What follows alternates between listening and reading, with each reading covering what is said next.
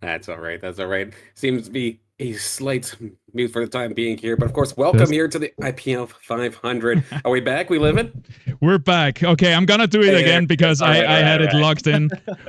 Welcome, ladies and gentlemen, to the IPL 500 Grand Finals. My name is Paz, or Illumination, and I'm joined here on the caster's desk with Silent and Caveman. And we're gonna have us a beautiful grand final. Silent, I know you have been casting by yourself yesterday for 7 hours straight.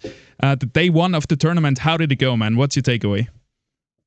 It was an absolute crazy couple of hours, and the tournament just storyline wise, there was so much to talk about. New faces making upsets, players that we would expect to be making it into the semifinals, even the grand finals, falling short, and it just is adding up here for this IPL 500 to have more than likely, in theory, a first-time winner here for IPL. But there is one person looking to play spoiler that could have their first repeat. So lots and lots of interesting topics as we'll go along through the stream today. Yes, sir. That sounds great, Caveman. How you been doing? Have you played yesterday? Have you watched yesterday? Oh yeah. I've been tracking. Friday I even played in the sit and go. Just testing the waters, see if anyone's found some new comps that they're playing. Now it's been really good. I know we've got some familiar faces. We've got Narkesh, and we'll see if he can take another win from last week. We got I'm a Fishy, who I'm personally putting my money on right now with the highest win rate. But as Silent was mentioning, we do have someone who snuck in. I don't know if Silent wants to talk more about this player that they kind of definitely someone who I haven't seen in one of these tournaments yet. So it's exciting to see. Can he come in and make some waves? It'd be very interesting to see. Yeah, we're gonna have a look right here, actually. No, you take it away. I was just gonna say this is the top 16 from yesterday, the semifinalists, and the person in the 8 people in green are our top 8. Yeah, it was quite the crazy semifinals here. Of course, on Lobby 1, we're going to see Web3 Gaming TV. I feel like that one's probably not necessarily a surprise. Very high up on the leaderboards and performed very well in IPLs in the past. Ole Gazera, I'm sure, is going to be itching to get themselves a victory. I think it was in the last IPL 500 where they ended up playing spoiler to Slicks with that Monarch play. And they ended up winning that lobby, but unfortunately the first 2 games didn't go in their favor. They have another opportunity here. They can maybe find themselves with a grand finals victory here today. And the one player that I'm specifically going to be keeping an eye on, I believe their first time trying to compete in Illuvium, and yet they've made the grand finals, and that is Lukitz from Team Sura. It just absolutely crazy stuff overall. They were able to get a couple of lobby wins, but it was just scrappy play for the most part, finding seconds, finding thirds very consistently throughout the tournament, to the point where they're now here in our grand finals on their first attempt, which is pretty crazy. Yes, sir. That is it. That is all. And we are here in the top finals, in the best of 4 grand finals. And we're going to have a look at our general setup right here. So here we can see the IPL 500, how the format, how the structure is looking. We got the top 16 tournament players by IPLP leaderboard. Then we have the top 44 sitting Go Qualifier players. And we had 4 wildcard invites. All of these people make up the day one of 64 players, which then we took into a best of 2 to cut it down by half to 32 players, into another best of 2 to 16, and then into a best of 3 to 8 players. The competitors have talked to us, we've listened, and they wanted a semifinals with a best of 3. So that's how we did it this time. I think it went well. And now we are on to day 2 for the grand finals with a best of 4. And yeah, we have the prize pool, which is not bad. What are you saying, Caveman? Like 1,500 first place? That's decent. That's huge. I mean, you got to think back to like where any of these other games we've been playing in Web 2, like trying to get in this early in a game and having a chance at 1,500, that is crazy. And I know I'm literally like, should I be casting or should I be in the game trying to grind for this? I know that it literally brings my blood like up. Like I'm ready to play. I'm ready to see who's going to win this one. So yeah, super excited. And even second place, third place, like that's good money for like just playing a game. And remember that like this is a fun game to play. It's not some crypto like click this button like 20 times a day kind of thing. No, this is a real competitive esport game. And yeah, I'm really excited to see what happens here. Exactly. I always have the same excuse. Oh, I could win it all, but I'm here casting. But I'm looking forward to the days where I'm not casting and I can actually compete. And to be honest with you, I hope they beat my ass and send me back to the caster's desk so I can just sit here in peace and know that these are the pro players. And we know they are because we have had a lot of pro players also coming in from TFT and they had a hard time competing with our Illuvium pros. And yeah, we have definitely a strong competitive field.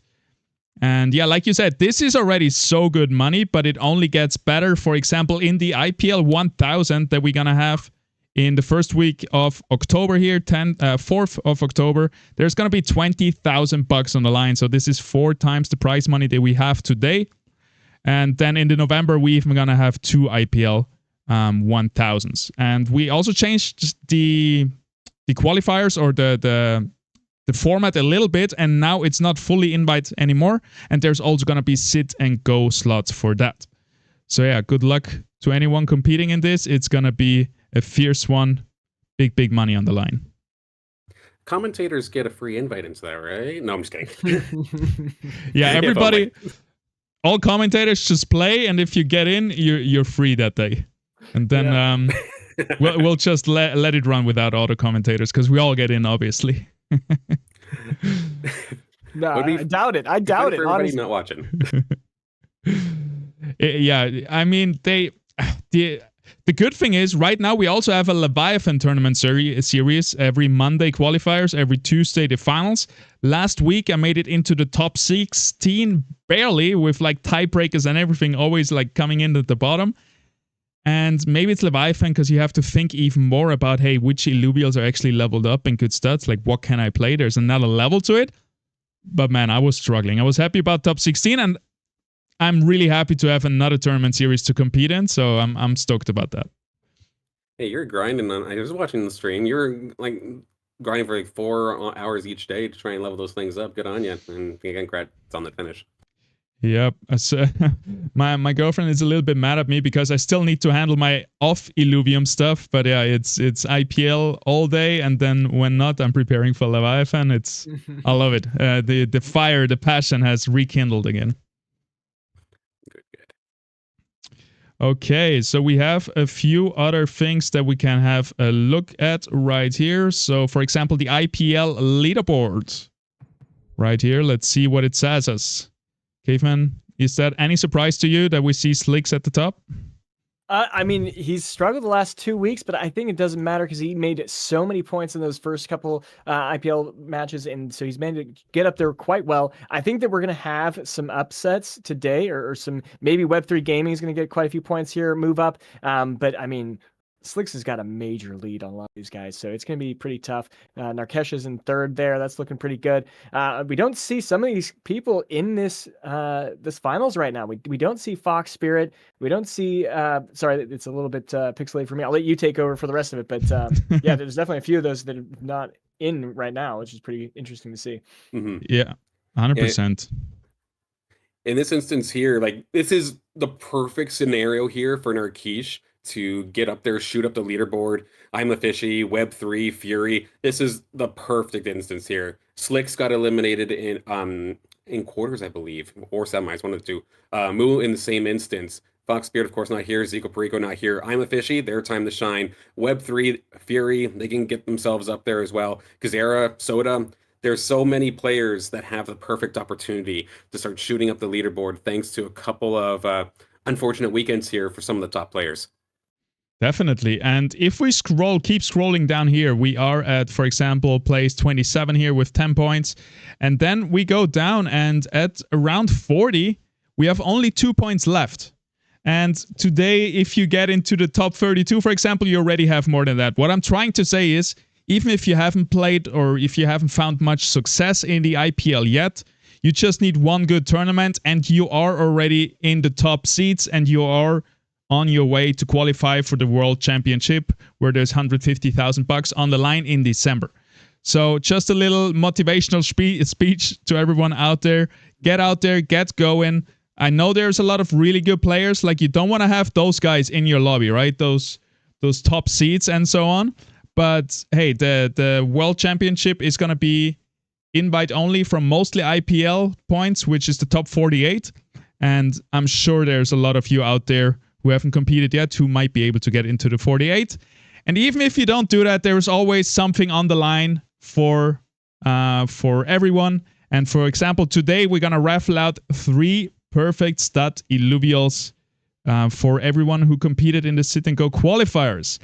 I think, Caveman, you played a few games in there, but I'm not sure if we can give them out for casters.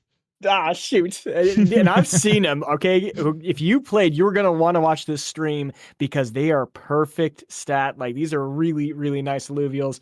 And one of them is over a good amount of money, too. It's pretty expensive. Oh, he'll go through them right now. Yeah, definitely. You want to see these. Yeah, so this is the last place. So we have 3 Illuvials. We're going to roll 3 times the dice. And if you... Wait, we lost Caveman. I'm sorry. That is my bad. Well, Caveman will be right back with us. So the last prize, the third place is Cuculus right here, worth around $60 when I bought it. Then we have Ripterus, tier 3, stage 2, perfect stats, $180.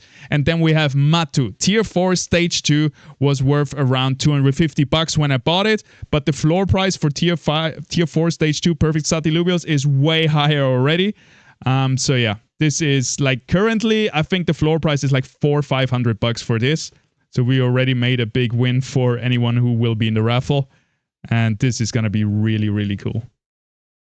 Yeah, I know I normally say since I'm casting, if I get drawn, re-roll, but I kind of like that Scorpion. Is there any possibility? No, I'm just kidding. But damn, those are some very, very awesome Illuvials. Congrats to anyone who ended up winning that one. And you got to think that Ripterus is going to be pretty good with this toxic buff that's going to be coming around the corner. If you've been playing on testnet, it's looking pretty good. Oh, I love to hear this. Because it is already quite meta, like the Ripterus, especially than the Riplands with Berserker. We've seen that a lot. Also in the Leviathan, I think. Definitely a strong unit, but I love to hear that it's getting even better. So yeah, I pulled up the floor prices right here. We're going to jump into the tournament in a second. But yeah, Chokul is the next tier 4 stage 2 here at $800. It's a thin floor, but there is a total of 5 Illuvials there. Absolutely beautiful. Crazy, whether it be for the value or for the competitive nature of it. I can't wait to see these in action. I'm gonna have to start going and like leveling up Illuvials. Like, some of those are going for thousands of dollars. Like, that's crazy. Oh my gosh. We need to get out there in the overworld. Yes, sir. Here we have the Artes is the lowest tier 3 stage 2. So also a little bit higher now at $200. And then tier 1 stage 2 is holding strong at around $60, but also the next one in line 70. So thin floors right here. And we got so many holders. So for example, if you go for the tier 4 stage 2, which 5 are listed right now, if we go on non-listed, we have 26. So yeah, definitely a lot of people just holding on to them and hoping to use them in the Leviathan tournaments that have been popping up. Absolutely. I find one of those, that's going to be my all-star. Like, I'm going to be keeping that thing for myself. Yes, sir. I think the players are almost ready to get into the game. So we're going to slowly boot it up. I'm really excited to get this first game going. It's going to be amazing, I think. Top 8 players, some of the best in Illuvium. If not who the do you have best. your money on, Paz? Who are you thinking? I need a minute on this. Silent, do you have a favorite already? I was going to bug you, actually. If we have the opportunity, can I see that through the qualification list from last time? I went through like 3 of the players and I left everybody else left to dry, but they absolutely should be shouted out here. But in terms of like a favorite, I guess in this instance here, it's probably between either Web3 or Narkish. based off of rankings and past victories alone. However, there are plenty of people that are more than capable to find this first victory here. So while I very well may maybe lean a little bit more towards Narkesh and Web3, I mean, I'm a fishy. They've got second, and I believe it was the first IPL 250. They're looking to get that victory. Soda would absolutely love to be up there. Maru, Furies, all extremely strong players. So I might be mainly focused on Narkesh and Web3, but the potential for upsets is huge. And I'm looking at Sota.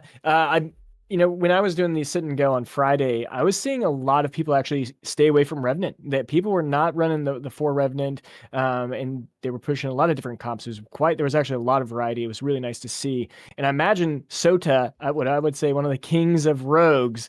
He's just slams rogue almost every time he can, and maybe that because everyone's trying other strategies, and he just sticks to his rogues. Like he could be uncontested with one of the better comps, and maybe that's what's pushing him forward. I can see that moving forward. Be interesting. Oh, absolutely. Because of course there may be compositions that are, I guess, kind of favored, maybe a little bit stronger than others, but at the end of the day, you got to pilot them. So even if you play something that might be a little bit on the weaker side, if you know how to position your units and your alluvials properly, your positioning itself and your timings can make up for maybe that lack of power that someone just picking up what would be a strong comp but doesn't know how to pilot it really can do. So yeah, even though like we did see a decent amount of Rogue Revenant, but Soda's just very, very good at it, and because of that, they're here in the Grands. Yes, sir. That's it. We can also quickly, the players are loading into the game now, so we're going to have it up in a second. We can transition real quickly over here to some player profiles. We have Web3 Gaming right there with, I think one number that really stands out for me. He was, by the way, I think the first seed to come into this finals with the most points here in the semifinals. He has 2,840 games total played, which is just insane. If we compare that with Fury's 3,000, oh my god, Q0 2,000. Then Maru, Red, a newcomer with 700, but yeah, 2,200 for Luke Keats here, who is, I think, first time into the tournament in like a grand finals, you guys said. Mm.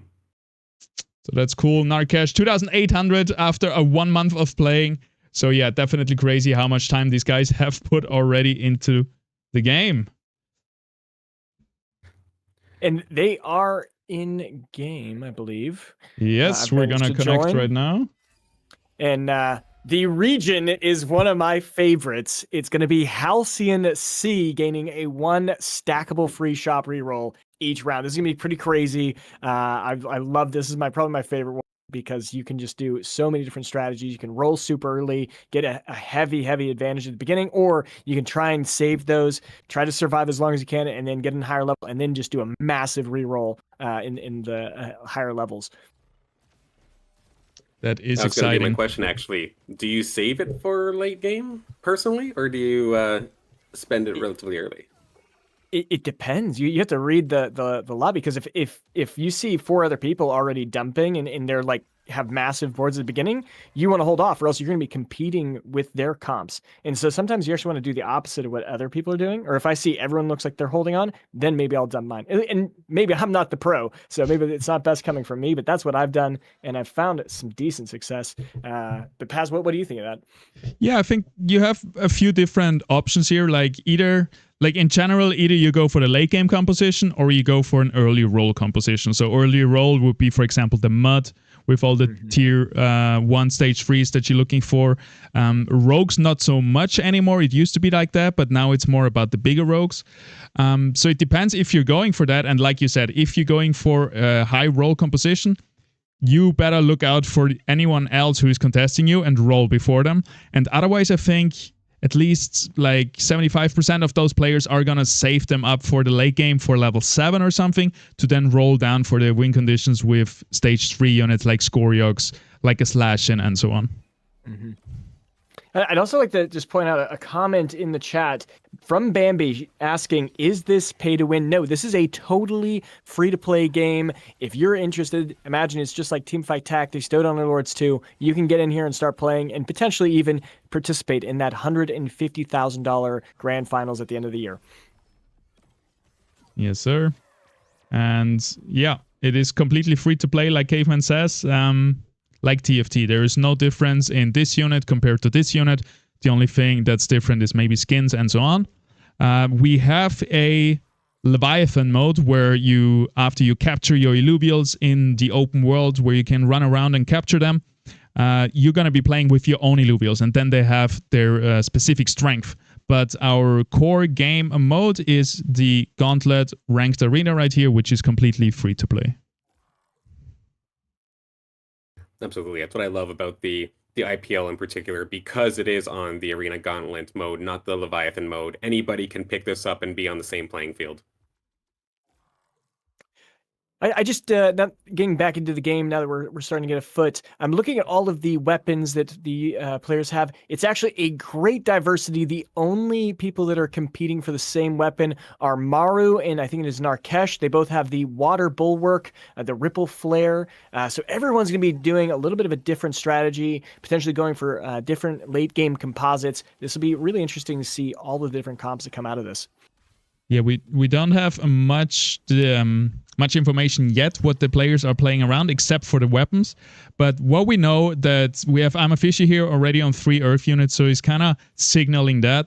And yeah, we're going to see how that goes. We can play a little bit King of the Hill is what we like to play here. So we're going to follow the lowest player at first, Soto right here with 90 points at the moment, and whoever wins this match, we're gonna follow that person along and so on until someone wins 3 in a row. And I wanted to also quickly mention, if you look here on the right, we see all the Illuvitors. These are like special profile pictures, and all of them have one except Maru, currently in first. And I reached out to Maru and wanted to send him one, but we couldn't find his favorite one yet. So at latest after the tournament, we're gonna get that figured out, and next time he's gonna have a profile picture in here. So get that. If you come on here, make sure to take off your Illuvitar. Paz will be sending them to you, all right? 3 Illuvitars coming from Paz. Yes, sir. All these Archies, all these tier zeros, these Flishes.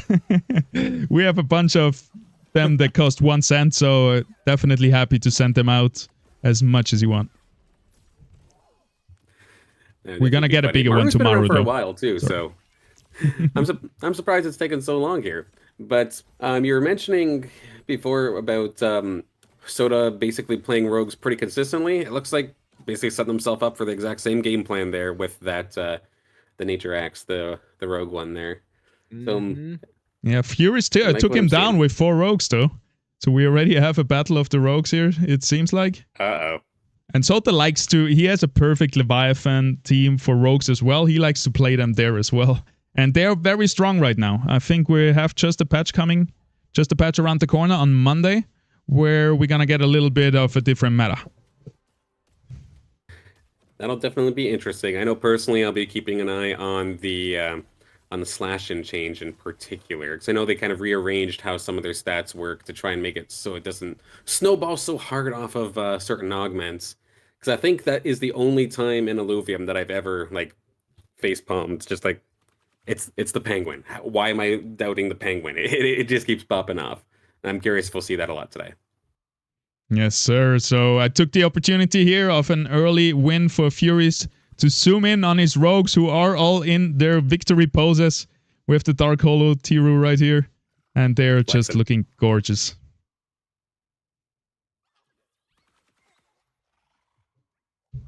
Now, even the camera work, even the observer system, the fact that like this observer system is still relatively new, all things considered.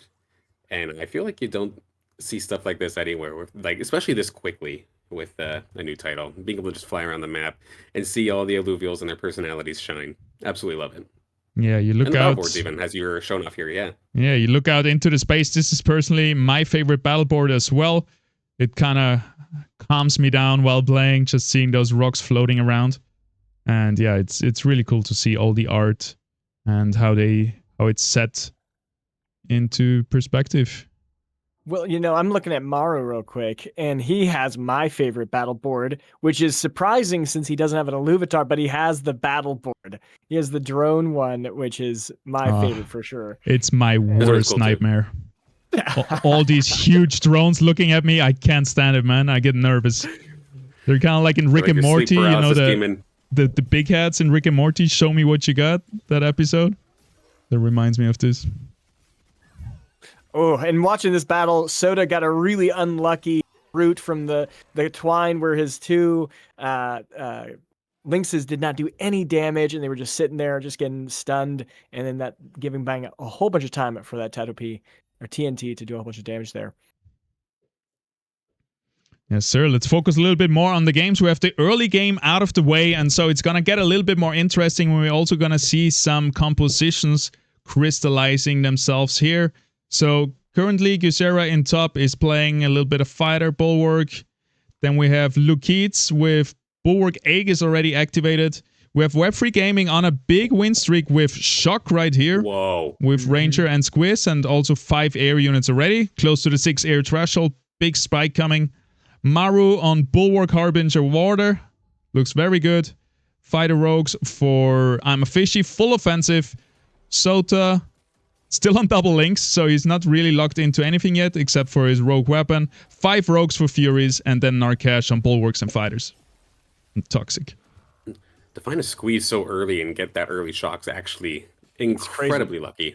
Yeah. Yes, sir. Okay, I think only like a 1 or 2% chance for that. Yeah, I think we can declare Maru here our first King of the Hill. We followed him along a little bit. Let's swap over. Oh, that was not... Was it? Yeah, it was Maru. Let's swap over to Web3 Gaming. Let's see how he does it. He finished first in the semifinals, and he's looking strong right here. Yeah, of course, having that squeeze for that extra firepower, there's constant damage going to be raining down here from Shock as well. The fact that it's always targeting squishy targets, which usually ends up being your backline or your damage dealers, is just so extremely valuable as well. But plenty of air units. If there's one thing that I did recognize throughout the tournament, streaming it yesterday, air seems to be the favorite of pretty much everybody. They try to splash it in, or not even splash it in, they try to go heavy on it and then splash something else. It's air shock or air inferno or air and earth. It's really ridiculous just how much air that we do end up seeing. Battle now on hand here, and we're seeing the lightning come down. Now the squeeze gets to drop the thunder and gets the resets. It's not going to get it this time even, but did not even need it. It's just going to be able to Zerg swarm this one. That lure is not going to be long for this world. There it goes. Easy. Yeah, I mean, Soda's really focusing on economy. Just those 2 Lynxes, they're all stage 1. He hasn't rolled a single time. He's just trying to get up to that level, the 70 gold mastery points, so that he can build up that interest and really focus for his reroll comps a little bit later down the line. Yeah, I'm still on Web3 Gaming, and it's crazy how much damage sometimes the Ranger can do if you use him right. I think this has been one of my favorite weapons, the Galewind Bow right here. Super strong. I also like to go for the Executioner here, and then my second choice is usually untargetable on ability cast. And 15% execute range is so strong. It is one of the few weapons I see that turns that Ranger into that late game threat. But now taking a look at this battle here with Web3 and Lukeets. Lukeets opting for a very, very early Nature Wildfire composition. 3 bulwarks, 2 Templars on top of things. Already having that Crunk in the front line to try and hold the line. But the squeeze does not care about your front line. It'll just shoot towards the back. But there is the Archos in the back. The big gold turtle going to hold the line, trying to keep their damage dealers, that little fern in the back that is completely loaded up on augments. Just let it free fire. It got low. The Ranger is trying its damnedest to take it down. It is going to have to be forced to run away. So close here. That Fern is extremely low, but now the front line is going to start overwhelming things. The Fern could go down, and it's probably not going to matter. The King of the Hill has been dethroned by our newcomer, Lukeets. And that is a wild Wildfire Templar build. It was round 11. Here we had Wildfire and Templar. That is the power of the reroll comp. Obviously, they're pushing that. So we were talking about how some players will just use their rerolls quickly. That's clearly what Lukeets did. Sota, on the other hand, has been holding. He still only has stage 1s. So that was just that fight that we were noticing earlier. And you can see I'm a Fishy's also going with that. He's only got the Railu. You can kind of scroll through and see very interesting different strategies people are taking. Yeah, I was having the Crunk leveled up right now is crazy. Yeah, he looks so strong right now. I'm looking at Lukeets. Like you said, the 2 Wildfire, absolutely crazy. To unlock this early, it's obviously not that hard, right? You need a stage 3, tier 3, stage 2. So it is quite available, but definitely harder than others to unlock, and it has done the damage. He has to sustain with 4 nature, plus the Fernite, the Fern in the back, just doing so much damage with the stacking attack speed augment right here. So I'm curious to see how this is going to be involved. Maybe he's going to go for a Blaze Knight, at which point he's definitely in a good position. Oh, and this is looking like a synergy or a composite box. No one's utilizing it, so they must be moving units off and on the board, trying to figure out what they're going to do. Can we see it right here, what it is? No. You saw a lot of people getting... Go ahead, sorry. Oh, I was just saying, opting not to use it as of right now, it looks like. Yep. Gonna save it a little bit for later. So we see Lukeets versus Sota here. The Rogues versus the more sustain heavy composition. We got 3 Empath, 3 Bulwarks, 2 Templars. So it's all about resistances and healing. And the Fern is gonna be the main damage dealer in the back. And it's looking already very strong. The focus is on the Stabbin right here, who is getting taken down. So the Augmatized Rogue is already dead.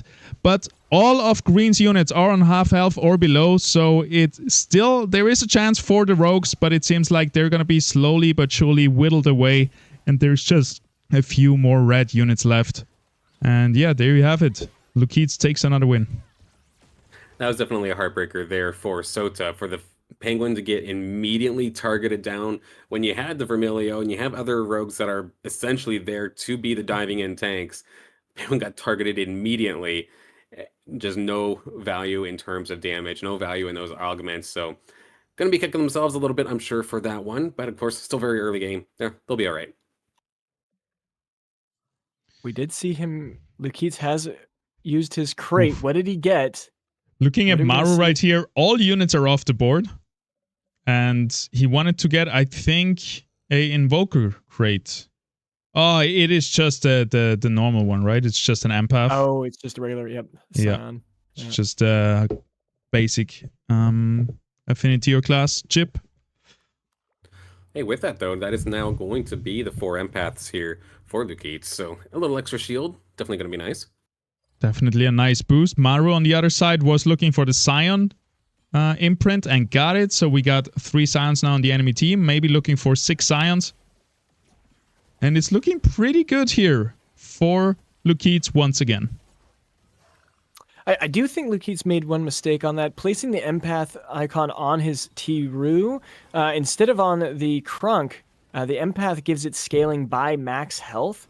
So you actually get more of an effective shield, but he might have cared more about keeping that T-Roo alive, or not T-Roo, the Riley alive a little bit longer. Railu. Wow, I can't remember the names of these units. So my reminder here is that Bruce Lee is obviously the legend. And that's why the stage 3 is the Ray Lee.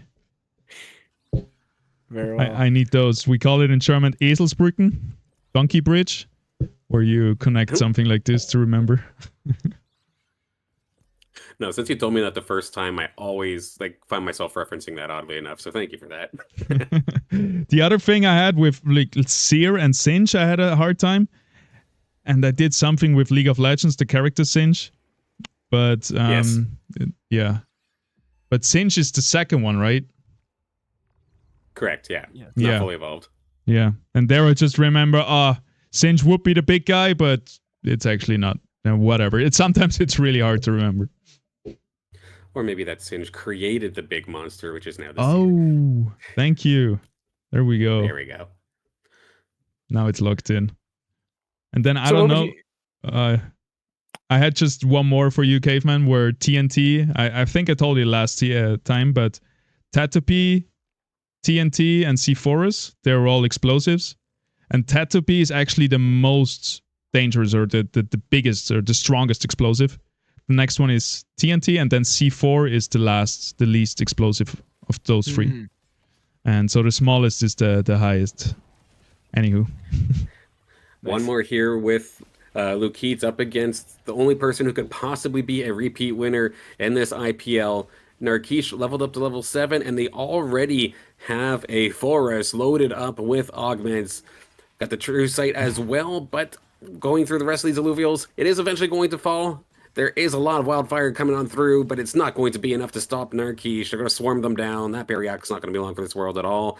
And there we go. Our King of the Hill has been dethroned. Narkesh, the winner of the IPL 250 right here, taking down Luke Keats. Very nice, very well played. And we see Forest definitely the highest damage dealer, but closely followed by the Toxic Aegis Ranger. Also one of my favorite weapons here, the Ripple Flail. Feels very good to play that one. And that Forest is being amped by both those Aegis units, getting a whole bunch of bonus stats. That's why I was able to chew through those defenses so quickly. Yeah, I think it attacks pretty fast as is, especially since it has that power diverter on it.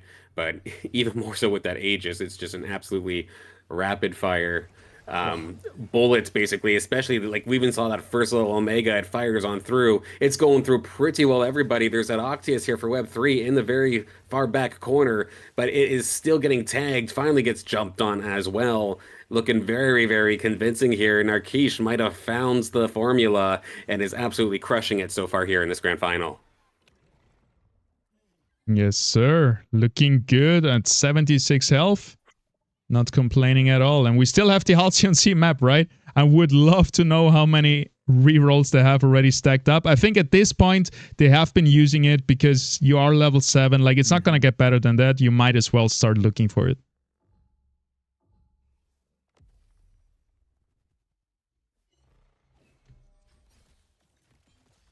Because it's essentially, that's free money sitting on your bench, right? So you do want to use that in some extent. Otherwise, you're just throwing away value that could be on your board. Absolutely. We had a couple of these players starting to get what I would consider like scary low. Once you get like below 50, Maru, I'm a Fishy, and Fury. Oh, and all Soda below has 50 now. Soda has already finished the slashing. Uh-oh. Oh, Ride Plants Plants with augments, though. There we go. There come those free rerolls. So we're gonna see those huge, big Stage 3 teams with all their win conditions activated way sooner than we usually see them. And yeah, Narkesh on the win streak now as the Ride Plants, and this is gonna be deadly. I love to see this. Narkesh versus Sota here. Perfect slashing versus the perfect Ride Plants. 3 augments on them. It's gonna be a clash of titans. And you can see them just constantly moving, shifting. They're trying to get the advantage over the enemy. Oh, last second moves all over the place. You got to keep the slash alive. You got to keep the Rye Plants alive. It is looking good for both sides. Little underdog could very well be that little Ramphy, though, if it finds the right Omega shot. It does manage to get a little bit of a chunk onto that Rip Lance, but immediately the Rip Lance just looks like it could not be bothered, gives it a little sting and moves on. Oh my God. And now that they swarm down that Penguin, it is curtains. As if the Forest wasn't bad enough. Now you got the Scorpion wreaking havoc on the field. You're very right. The Ramphy did 3,300 damage, so very close to the Slashing's damage. And there we can definitely see the main carries right here. Slashing 4,700 compared to the Rye Plants with over 8,000 damage. So yeah, a very, very strong team coming here from Narkesh. Maybe not the right augments on the slashing yet. Missing maybe the flat attack damage, flat attack speed, and to get him going. Like an air imprint is kind of like a non-existing augment, so it's kind of only 2 augments, I would say. Yeah, like it works, but it's probably not the optimal one you'd want. Yeah, it gives you 7% dodge chance or something. So yeah, definitely looking for a third augment right there. And we also have no legendary augments yet. So even though we have a lot of stage 3 units, we don't have these crazy items on them yet. And it's going to come very soon. We're going to have here the fight versus another rogue versus Furies with the ramp fight. Big Cardelox holding the line, tanking 4 units, given that Ryeplant's plenty of time. It's going to heal up every time that Ryeplant stabs, basically. So it's going to be able to sustain quite a while because that Toxic's just healing it right back up. How much did that Cardelox heal? Over 1,000. He is feeling healthy. My goodness. I love the victory animation of the forest. That looks great. Yeah, Toxic seems to be very strong. Also, now he found the Caradulux just with random rerolls, even though he's level 7. So it was hard to find the tier 1 units. And that's going to be super, super strong. If he finds a composite chip later for Toxic, that's going to give him a big boost as well. And see, Narkesh has also set himself up for a variety of different compositions because he's got the forest on the back line too. So if he runs into air, he could decide if he wants to switch that as the main carry. But I do see air comps being his weakness because he doesn't have any true sight right now, and that could mean that his Ryeplants is missing all of its autos. And we're looking here at a big Jotun on the left, trying to force its way in. Now it's versus the Ryeplants right here, so the big main carries are facing off each other, and it looks like an even duel until the stun comes in from the Fernite, and Jotun is going to get the better of the Ryeplants, and with that is going to take down Narkesh right here. I mean, you called it running into the air comp. What might have made things difficult, and that perfect one-on-one battle between the carries went exactly in the favor of I'm a Fishy. Beautifully done. I do want to draw the attention over to Fury Hype, though. 8 health and a dream. They have no more room for error. They have to have perfect Illuvium here. Otherwise, it might be an early exit here in this first game. 8 health and a dream it is. Oh, and he finished the Seer. Behemoth online. Oh my god. It could be 3 Behemoths too. Oh, he's fishing and he found I'm a Fishy, and that's really, really tough at 8 HP. You don't want to have that. I don't see him winning this. I think that's gonna be it for Furies. And the bond is about to change too. It's gonna be 3 Behemoth. I'm 99% sure. This is Unfortunately here for Furies as well, they don't have Phantom, so even if they're trying to go for the Hail Mary with the ramp fights, it will not crit, so you can't find any of those big one-shots that you're probably looking for. And we're seeing, unfortunately here for Fury Hype, their team is absolutely getting melted. That Polar Bear is going nuts. The Seer is going where it pleases, spinning on top of your face. That's an early exit here for Fury Hype. Yep.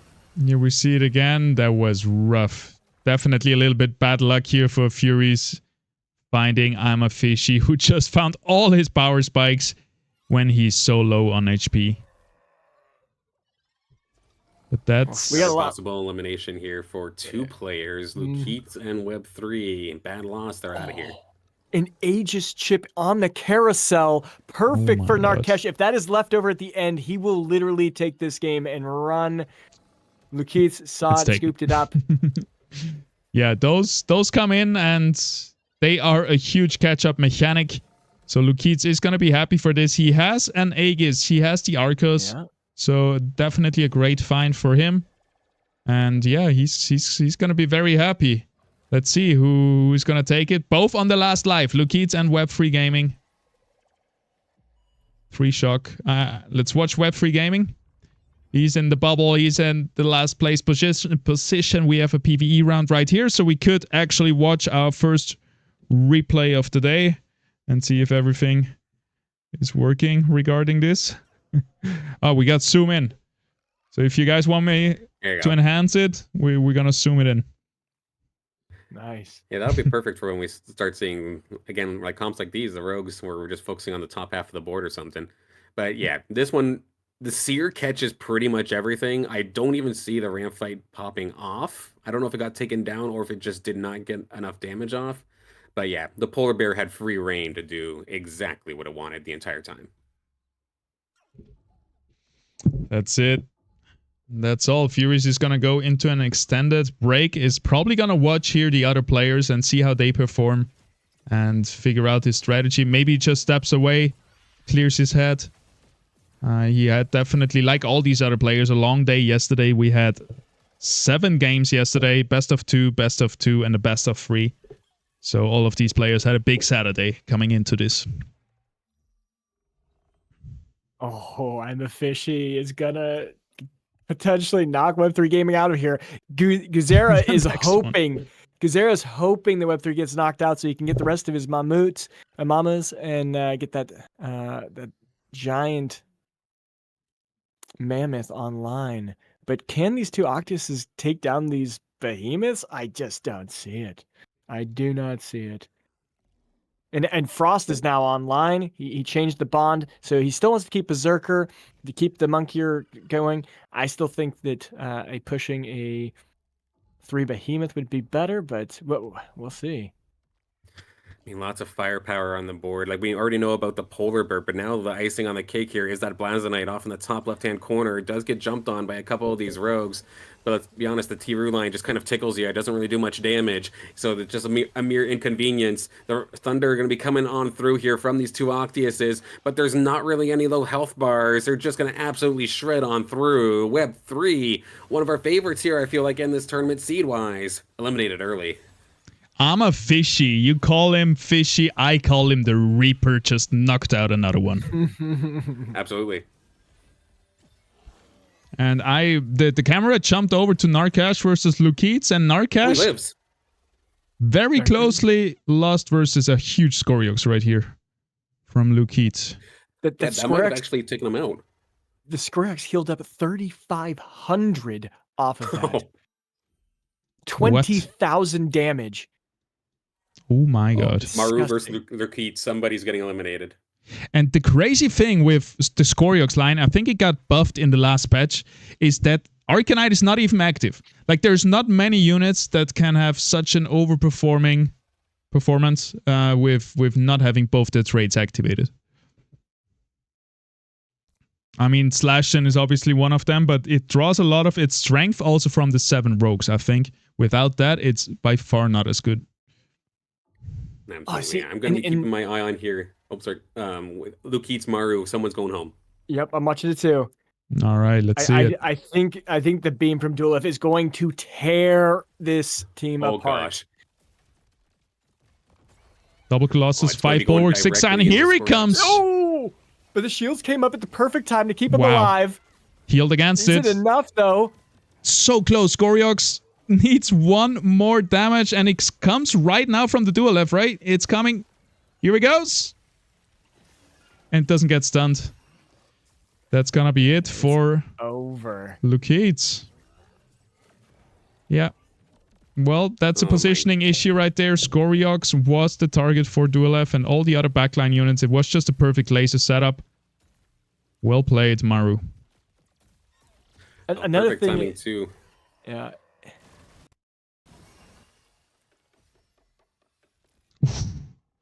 I'm a fishy versus Sota. I know we should be watching Maru, but look at that team. I'm a fishy is scary with the behemoths. And the Blaze Knight. Come on, man. Alright, but who is Maru playing? Let's stay with the bottom. Let's see them getting knocked out or actually making a comeback of the century. Maru Narkish now. The three toxic should help chew through some of the healing, but if this Gnarl survives, that front line's gonna be too thick.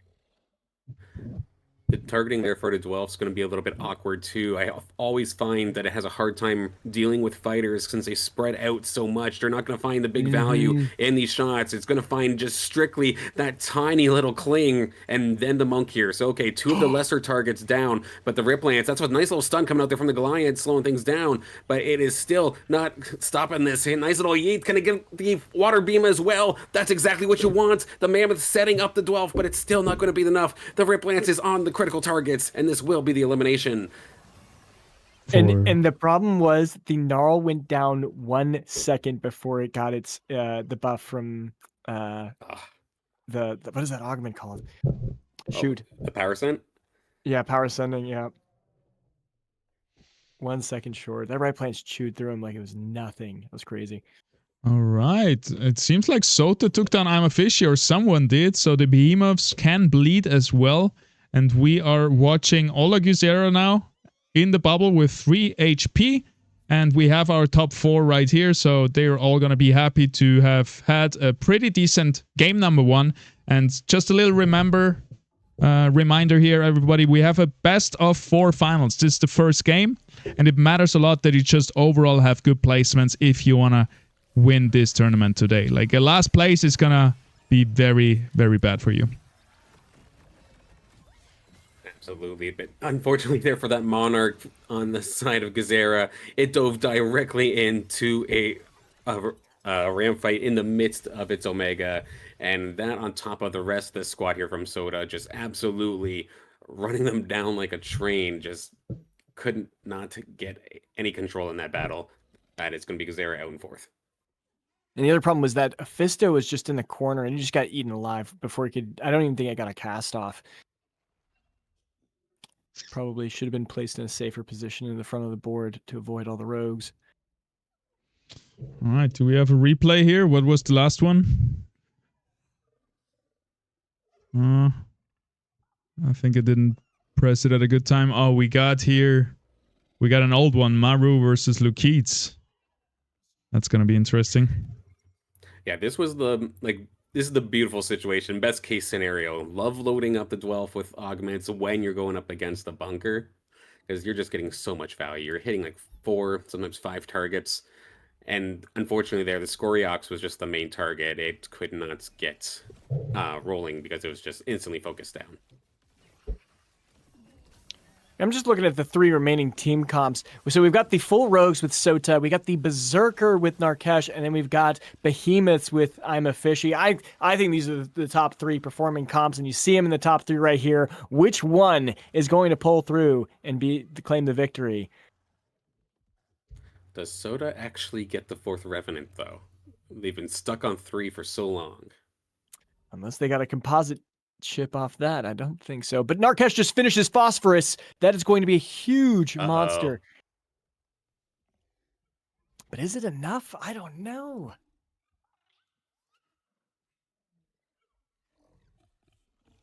It's going to be rogues. Possible elimination now here for I'm a Fishy if they can't deal with these rogues. And this ram fight going to have a bunch of the damage alongside the slash in should be very, very scary. And with the way that this ram fight's augmented, it's looking for a cast extremely quickly to try and turn the tides. But that Seer for I'm a Fishy is very ready to catch. We have a little reposition here, last minute coming out with the Blaze Knight going in the other corner, and there's a slash in on this side of the battlefield. So here comes the Ramfight Omega taking down almost everything from the red team, but it's not yet over because we have still a Behemoth Jotun right here who is trying its best with the Blaze Knight, but it's not going to be enough, and that's going to be the end for I'm a Fishy. 15,000 damage from the slash in. Remember? Off. That second augment, that helped a lot. That third augment, the Void Cleave at Legendary, that's definitely a big boost. Yeah, much more effective than just the air imprint. That's for sure. Yeah. And the ram fight, it did good damage. Like when it needed, like that burst damage was important, but crazy that slashing just did triple the damage. Oh, Narkesh is still not sure what he wants to pick up. He's just sitting in the center. Or did he think he picked it up and he didn't find it? Maybe he's trying to see body block. Yes. Yeah. Trying to see what Sota is going for. In the end, he went for just a Fury component. Sota air chip. It's gonna be happy about that. He has 4 air. Maybe he can get to 6. We see a Phosphorus here on the side of Narkesh. So that's gonna be scary for Sota. And he's got the immunity prism, which is going to be giving a bonus ability to that Rye Plants because he's got the highest attack speed. Yes, Rye Plants definitely still the focus here, augment-wise, because if we look at the Phosphorus, Tier 5, Stage 3, the best and rarest unit class in the game, just has a Bulwark chip and a support immunity prism here. bold move here from Narkesh. He's actually going to have the Blotto do the catch, but have the Rip Lance right there as well, directly beside that ramp fight, which I assume we're going to see take to the skies. Right here, the Rip Lance is already half health. It actually did not chunk maybe anywhere near as much as I was expecting it to. It's still doing such a fantastic job. Yep, Slashin's down. One big carry is gone here for Sota. And actually, it looks like so far so good here for Narkesh, but a couple more of these health bars are starting to drop on down. But the big ones, the 2 carries, the buddy system now between this Phosphorus and Rip Lance is coming on too strong. They may have dropped low, but they immediately heal it right back up, and they have plenty of firepower to back that up. One more time here for Sota. Can you make the adjustment? That is nuts. Narkesh in the end finding all his units and also very natural counters to Sota's rogues. And maybe it was just luck or maybe it was just superior positioning, but taking down this slash and secured the win for him right there. Without that, there is nothing going on. So we're going to have a good look here how the reposition is going to work out. There is this Blotto sitting in the backline invulnerable for full 6 seconds. So that's very, very bad for the rogues. But we're going to see once this guy falls, where we're going to go afterwards. Slashin stays here, goes over to the right side, so he's going to have an easier time here. That's really good for him. Got the true side on there as well. He's avoiding that Cardilox, which he was stuck on for a long time. He's actually going to be chewing real quick here. Taking down that Twine. Now he's moving on to the next one. Monk here's down. He's targeting the Phosphorus. Can he chew through the Phosphorus fast enough to turn on the right plants? Not fast enough, and it is over. Sota taking second place here. GG's Narkesh, the winner from the IPL 250 from last weekend, taking the first game here in the grand finals of the IPL 500. Man, a very, very close one. Like, granted, they finally got the Phosphorus down, but there is still the Rip Lance and still plenty of other backup. Beautifully done there from Narkesh to get this first win in this grand final. Yeah, and we can quickly check out a little bit more of the stats. We see the slashing with 14,000, right? But it was not enough. Like, it had a perfect positioning, but it was by far not enough. I guess the healing made all the difference. If we see here, a lot of healing on the left side. And then on Sota's Siri. A lot of meat. Yeah. Not even an Adorado. There was still an Ador in there. The one thing that I feel like might have been missing there from Sota, I was just checking out the drone augments. I don't think they had a lick of Omnivamp in there, which that's usually the icing on the cake for having your slash and go absolutely bonkers, right? And unfortunately, it had plenty of damage, but did not have that sustain. So once it got jumped on, it was cursed. All right, everybody. We're going to go back into the studio. Players are getting ready for the second game. And it's going to be Caveman and Silent over there. See you in a bit. Wild start there. Game one looking pretty feisty. The Rogue Revenant managed to make top 4. We had a Behemoth that made it, but ultimately it was the Berserker pulling through. And I know we were talking about it right before the stream started, but I'm thinking Berserker in this next patch will be a strong competitor for taking the first place on most matches. 100%. I feel like with the testnet patch coming out, it kind of opened the eyes to a lot of players to other compositions that maybe they've not necessarily have been trying.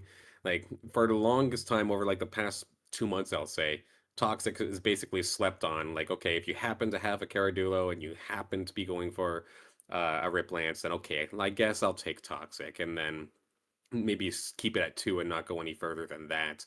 But all throughout the tournament yesterday, I've seen a lot more times, even in lobbies where multiple people were pushing for 3 toxic, 4 toxic kind of compositions based around fighters, in almost like the testnet patch opening their eyes to that composition, and then they would be doing well with this even when contested. And that's the part that kind of scares me a little bit. Even when contested, they were still able to get up there, which does kind of remind me a little bit of Rogue Revenant of old. Not so much now. There's usually 1. But when you start seeing 2, maybe 3 of these team compositions in the top 5, that's when things start getting a little scary. Yeah. Yeah, and I mean, I'm taking a look more on Narkesh's team. He had 3 Aegis as well, because he managed to get the Blotto and the Archelion. And then the Ranger was an Aegis too. So that's just buffing that Rye plants to the extremes. And yeah, just giving all of those buffs, that's huge. It's just so beneficial. Those resistances, the attack speed, the attack damage, making it basically its own tank, but the additional damage and attack speed on that Berserker unit just able to chew through. And he also got unlucky with his drone augments not getting any Omnivamp, but he did have the Mendo Skeleton and the Toxic. So every time he took down he got a kill, he gained his health, he gained more resistances, and he was able to get stronger and stronger as the round went on. Really, really good. And yeah. Absolutely capitalizing on the situation. Then I do again like that 3-8, just basically turning at least one of those units into an absolute hyper carry. But it does look like everybody ready for a raffle? Paz going to hook you up here in just a second with our first raffle of the day.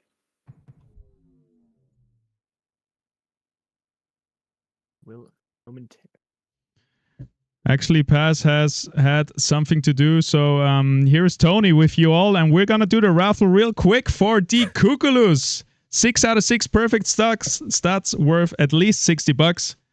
And we're gonna see who is gonna be able to win this one right here. Just in a second. We're gonna spin the wheel, we're not gonna wait any longer, and then we're gonna hopefully get Paz back here and be able to jump back into game number 2. Whoop. Never mind, that was the wrong wheel. We have another raffle coming up later on today. Actually, this is the wheel that we're going to be spinning. We have 300 people here who all competed in the sit and go yesterday. And whoever wins this right here wins the perfect Cuculus. Torque Syndicate. Congratulations to Torque. They are a very active player in the community, so awesome to see that. We're gonna kick it back to Silent and Caveman, and we're gonna do more raffles later on, so don't go nowhere. The wheel that was about to get rolled on. No, curse you, Tony. But no, congratulations to Torque Syndicates for finding and winning that Cuculus.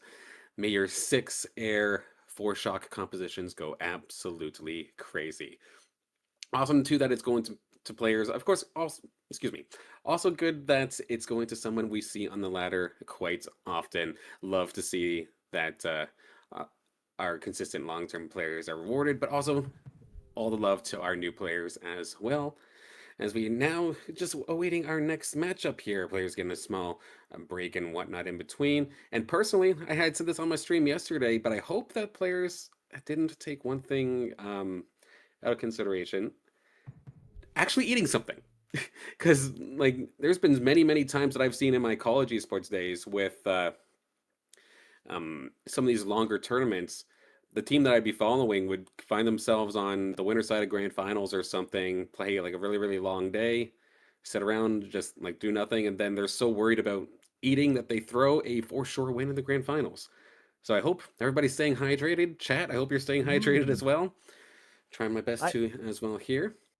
I have not thought about that. I've never eaten like halfway through a tournament before. I need to do that moving forward. Well, like a little snack here's the thing, like we don't do it in traditional sports because obviously running and having a big meal and then going to run is probably a terrible idea. You're going to get sick.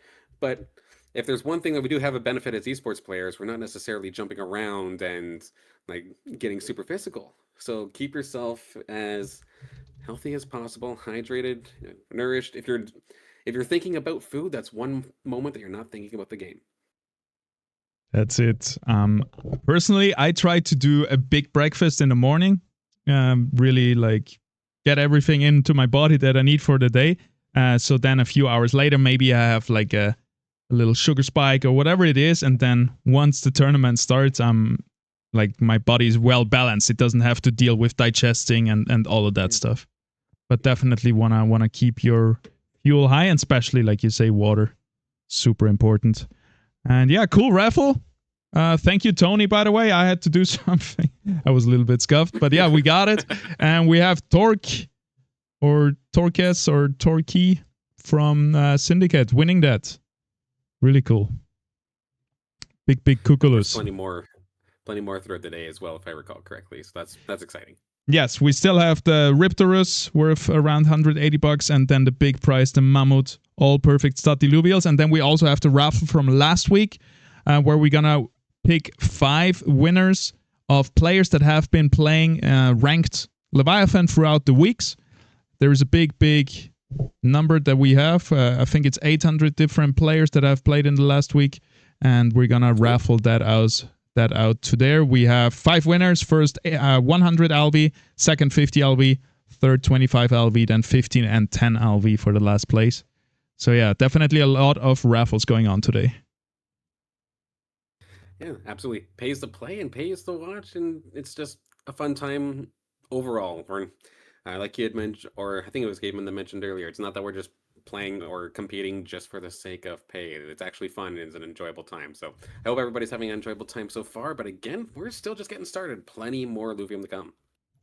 Yes, sir. And we will be integrating viewer raffles as well going forward at one point. To just say thank you for all the dedicated viewers that come in every time. Shout out to you, chat. You're not gonna go empty-handed much more longer, and we're looking into integrating raffles for you guys as well. Okay, I think the players are loading up the game right now, and we should be able to join very soon. We're just gonna see if everybody can connect correctly. And we're going to jump into game number 2 in the best of 4 in the grand finals right here. Everything is still open. I said earlier, it's not good to take last place here, but you can definitely still win with a last place. You just got to pick it up now and really perform. We have 3 more games. So with the bigger sample size of best of 4, it's going to be a little bit more competitive setting here. Yeah, you can probably come back and win with 1, but you definitely can't with 2. So a couple of these players are on the hot seat now, given how that first one went. Like, Fury's definitely going to be a position where they're sweating a little bit. Web3 again, I'm sure is probably kicking themselves after that one. And then everybody else, of course, still plenty of time to get the job done. And you can't go do it the other way either. You can't win the lobby and then just kind of get too comfortable here. So with Narkish, with Soda, I'm a Fishy. That's a great start, but you have to keep it going. Yes, sir. And what was really interesting with that reroll comp last time is just how quickly people would get their units. Like that slashing was done so quickly. That Rye Plants was done so. The behemoths, that was the fastest I've ever seen behemoths completed so quickly. These players probably have an exact number of rerolls they need and amount and what level, and as soon as they hit those 3 thresholds, they immediately dump everything, and then they hit, and they know that if they do that first, they can typically lock in those units because they played so many games. Some of these players have hundreds of games each week. It's absolutely insane what they're doing.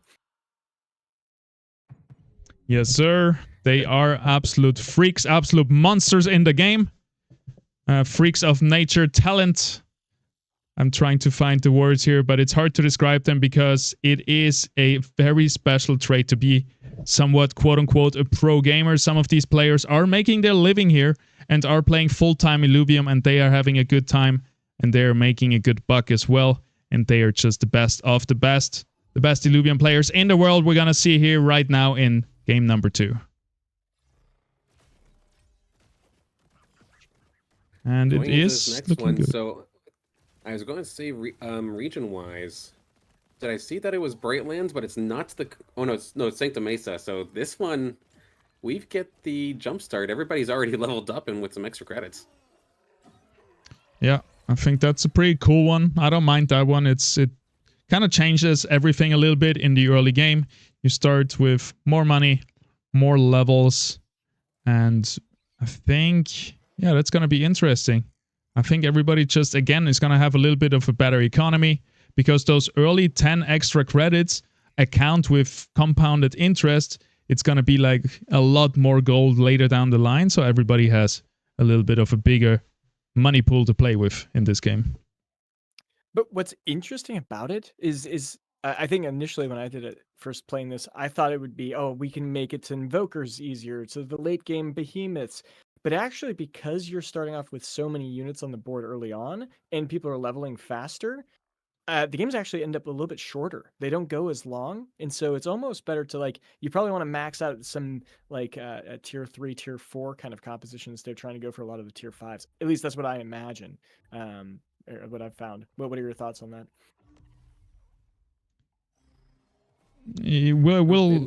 We'll actually see how it goes here. Yeah. Gonna be interesting. I'd be playing it backwards then, if anything, because normally, I was in that instance, it's like, okay, maybe I can just like take a bunch of hits early, and I'll be at 70 for like much faster than I normally would be. But again, if somebody is like hitting the gas and like stacking up some huge teams quickly, I then do really have to pivot as to what I eventually end up going for. More so just kind of play what other people are not. And is that going to be a composition that I'm actually comfortable with?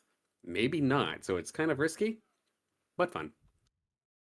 Wow, I just watched Maru and their Fire Croco did 2,300 damage. That was a bit crazy with the triple fire.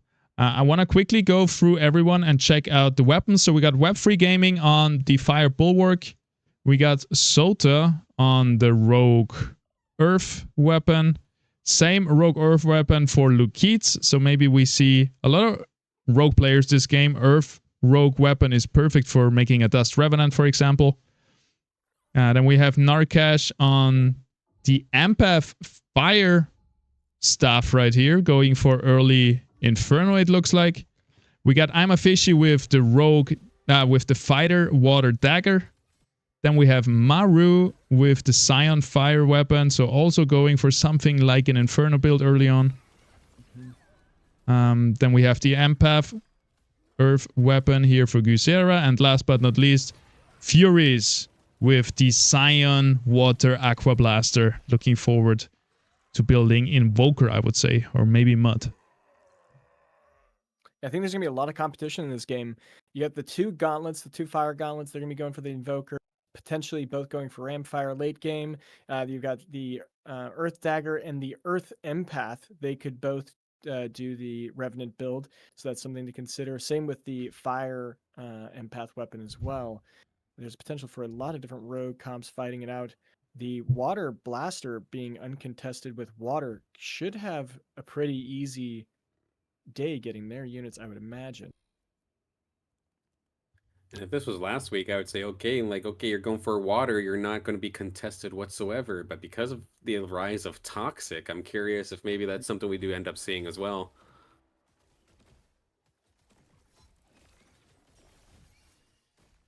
I'm watching Lukeets right here versus Web3 Gaming. They're both on a win streak, 100 health. And it seems like Lukeets is going to get the better of Web3 Gaming. Web3 Gaming here for many, many years already. Lukeets, I think, his first big tournament, and he's doing great. Or they.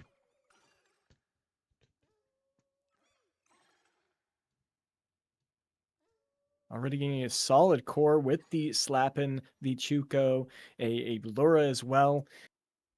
A lot of units to build up for the nice slashing.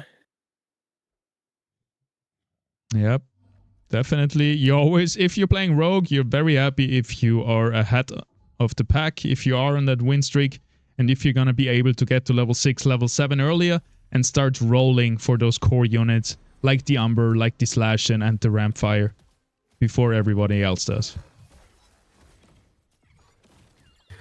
One thing kind of heartbreaking to see here for fans of Fury Hype, once again, either opting for a loss streak or just finding themselves on the loss streak. Taking a lot of heat early in these rounds, already down to 77. Because they're a similar situation. So But a couple of these players that we need to see a kickback have a hard time so far. Water chip though, right off the back, and Furious is going for Nice. the water. That is going to be good for him. Yeah, already having 4 now that Riptor is in play, so it may be not looked at very often, but the opportunity is there. Curious to see where that goes.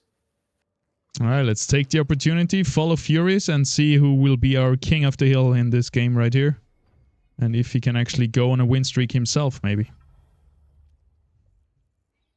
Interesting team here coming out from Furious in the early game. We got stacking Omega Power on the Fleesh. Scion activated with the Ranger. And 4 water going with that. So a lot of big casts coming in, but now re-augmatizing onto the dash right here. which I find interesting with the legendary augment, evasive veiling, plus the stacking omega power, plus the phoenix surge. Surge is going to be a very, very strong dash right here. It's going to jump into 2 lynxes. I'm actually looking, did he just straight up sell the Riptor? I don't even see it anymore. So that is the awkward part about water comps, is because you can go the Scion route, or you can go the fighter route, or go the rogue route with the dash. Looking like the rogue route is going to be, that is a very furious thing to do. Really loving these rogues for the most part. But in the back line, then Targetable is going to save its bacon for at least a little bit longer. But does it have enough speed to deal with 3? I do not think so, especially since that Lynx has that Eternal Hunger. Not this time. That Lynx. Wow. Needs to get the 3rd Atlas to get that Harbinger online, and that can get a significant push. But just not having a composite activated when most people have theirs is going to set him back. Yes, sir. We didn't have a composite in both of these players, but who needs a composite if you can have a Lynx with a legendary augment dealing 4,200 true damage? The white bar that you see right here is true damage, which means it ignores all damage reduction, and every hit is going to go straight into the flash. I know, Caveman, you're not the biggest fan. You might want to see a rework. I think it's a great gimmick, but maybe it needs to be lowered, like lower its stats a little bit, so it's not that strong, but keep the true damage.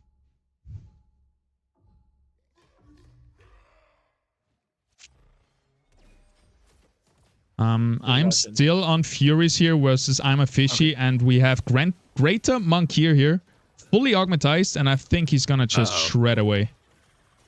I mean, at least in this instance here, yep, I was just about to say exactly that. The Harbinger was there, but a very, very similar situation. But a 1v2 is much better odds compared to last time.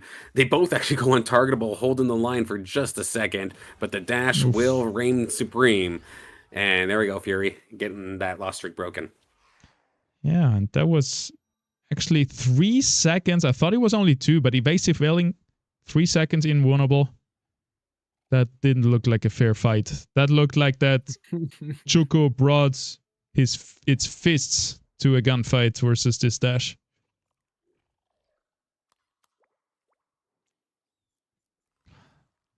Yeah, pretty much. And now Fury also now has the Alfie online. This does bring them up to 6 waters now.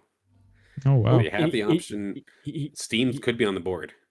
He also brought the Klingon because you can get Toxic now as well. He's going to rebond, get the Harbinger Toxic. It's going to make that Ranger a little nasty. Yep. There it is. Yep. We have locked one Grokko here into the middle. It's a Lessifier Grokko, so nobody's going to miss it too much for now. And it's going to take the space of the Kling once it goes down. So really strong bulwark line here coming out for the green side. But it looks like there's just not enough damage.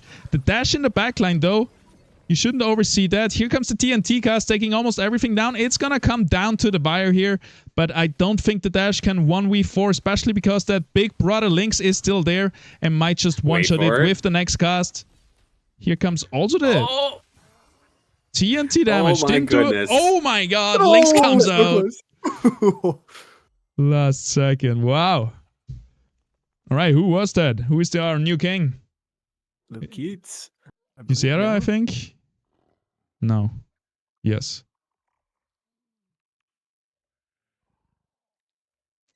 Yep. Doesn't matter too much. Anyone has a favorite? Do we want to check out Sota? How does he still keep 100 HP in here?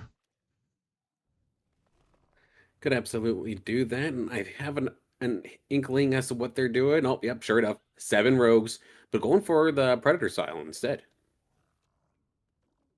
Oof. Sota. Online. Everybody got, or many players got the Nimble Lynx. Usually the stage 2 is such a big power spike in the early and mid game. So whoever is able to get those is usually doing very well, especially if you have a fitting legendary augment like this here. Yeah, that Lynx is going to be absolutely brutal to deal with. Tons of Omega power on top of it as well. Lots of Omnivamp, do that Internal Hunger. And it's just going to shred anything that it can. One more shot here onto this Greater Monk here is going to be enough to allow for the rest of the team to clean on up. Beautifully done here from Soda to keep this winning streak going.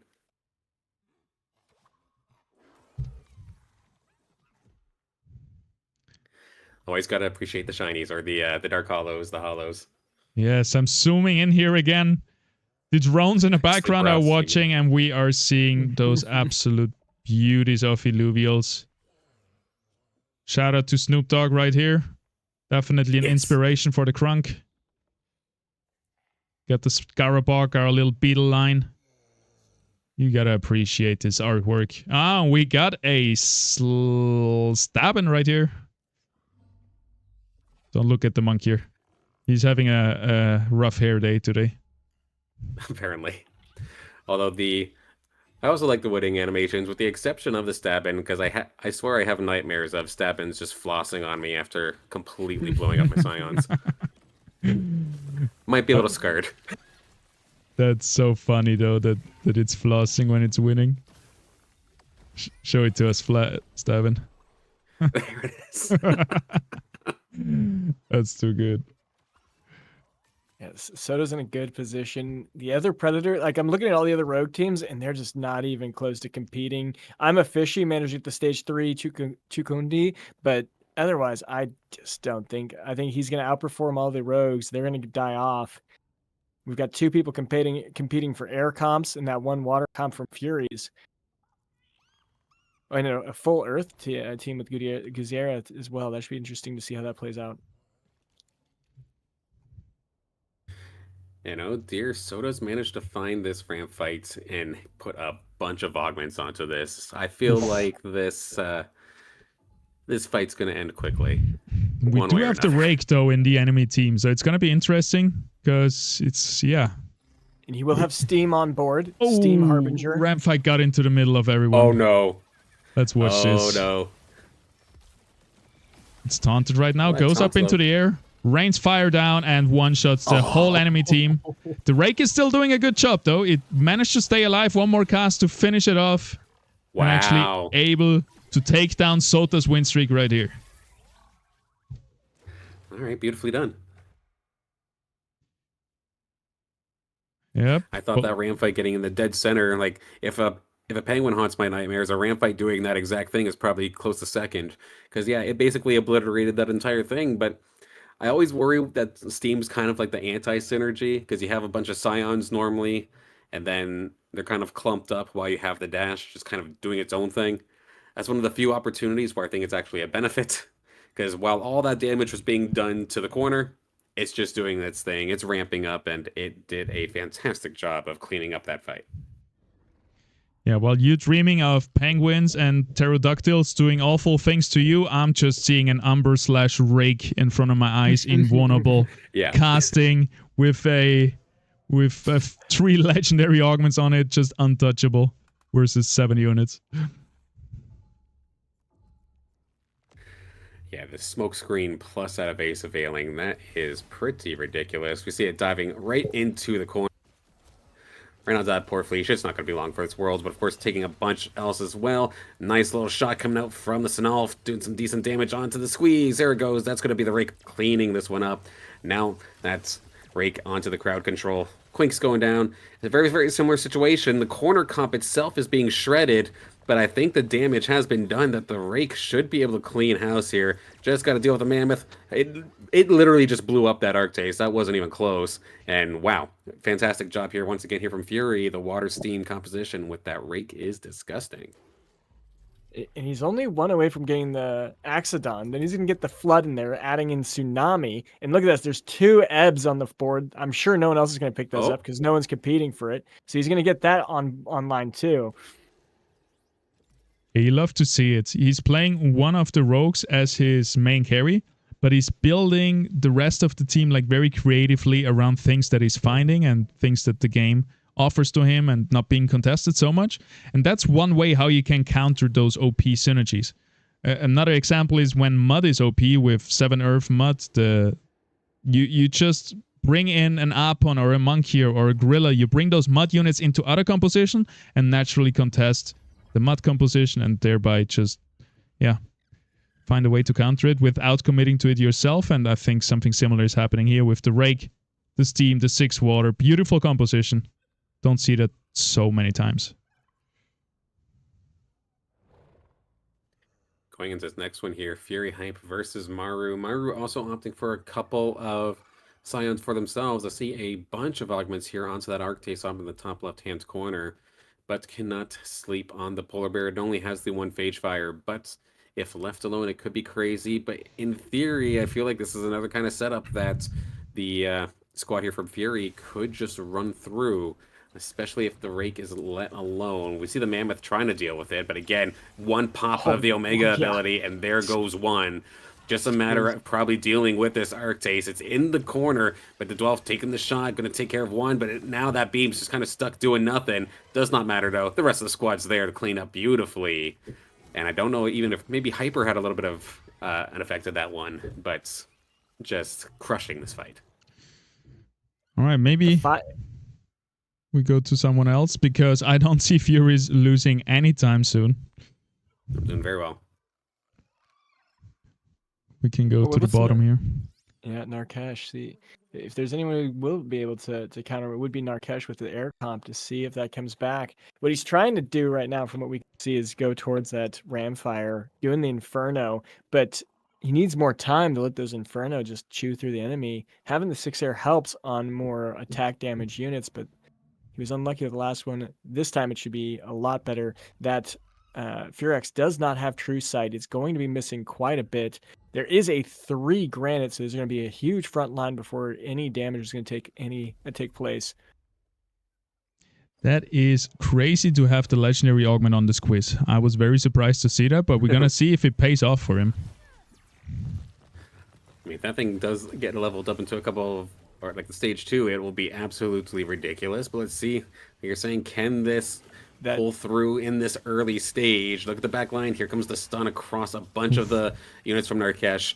But now the front lines kind of chase on through. Look at the Ranger in the corner, but the reinforcements have arrived. They may have low health, but if anything, this is exactly what the Squeeze wants to see. Knock it down. It still doesn't take it down. Doesn't have enough time. Kazera's squad onto the Ranger. Can it jump onto the Squeeze? It does have that evasive ailing to buy some time. The reset. Wait, was that what even happened there? The granted, the shield. It's somehow still surviving. No, the Goliath does fall. Well, I guess I'm gonna eat my own words because this augment on the Squeeze was actually exactly what was needed. That was a ridiculous round, but you'll love to see it. I had some other criticism, and it was against Maru's augmentation. So, what do you guys think? If we check out Maru, he has times respite on the Arctase. And I tend to disagree because it gives you 5 seconds immunity, but usually after casting, you're up in the air anyway and kind of immune. Yeah. So I would give this definitely to the Choco. Yeah, there's definitely a lot of better units that could be, or just on the Squiz if you're trying to keep him alive to do things, and that he's taking damage in the back. Or I'm actually thinking maybe on the mob, because like then you're also the attack speed, Veltrax and everything. Like if you put those 3 augments onto the Choco, I think he has a overperforming Ice Bear right there. We're gonna follow. I think he's trying to keep it alive. That's the main goal. Just keep that unit alive as much as he can. Let the Inferno chew everyone alive. And he did get the Ramphion, so he is trying to go for that Ramfire, but he's contesting it with what was it? Narkesh, but Luke Keats already has a Ramfight and an Arctase.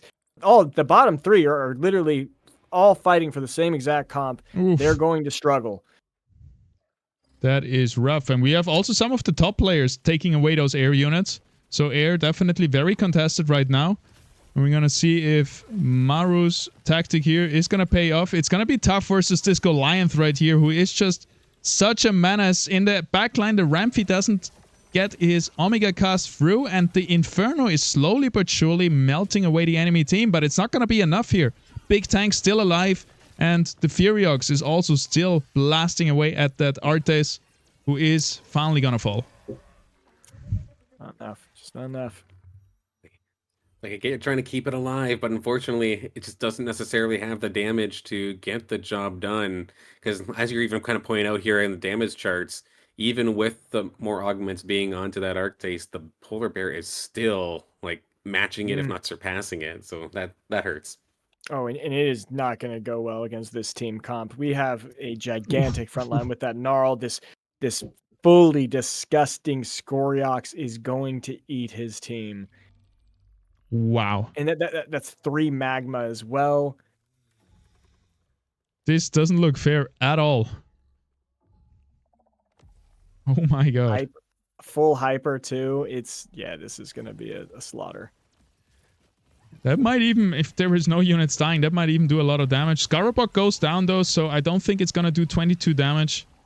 But yeah, there is, I don't think, no chance for Maru to win this round. So much damage and so much tankiness and sustain on the side of Web3 Gaming right here. Ouch. And it's just everyone has the Veltrax, so the true sight's there. So these 3 air comps pretty much lost their benefits, and it's not gonna. Yeah, they're gonna fade out pretty quick, I think. No, definitely be rough for Maru here. If they can't beat Narkesh in this one, they'll fall out in 8th, and after having a 5th in the last game, could very well make it just extremely difficult for them to find their way up the board in these last couple of games. But I mean, granted, they do have that fully evolved polar bear now.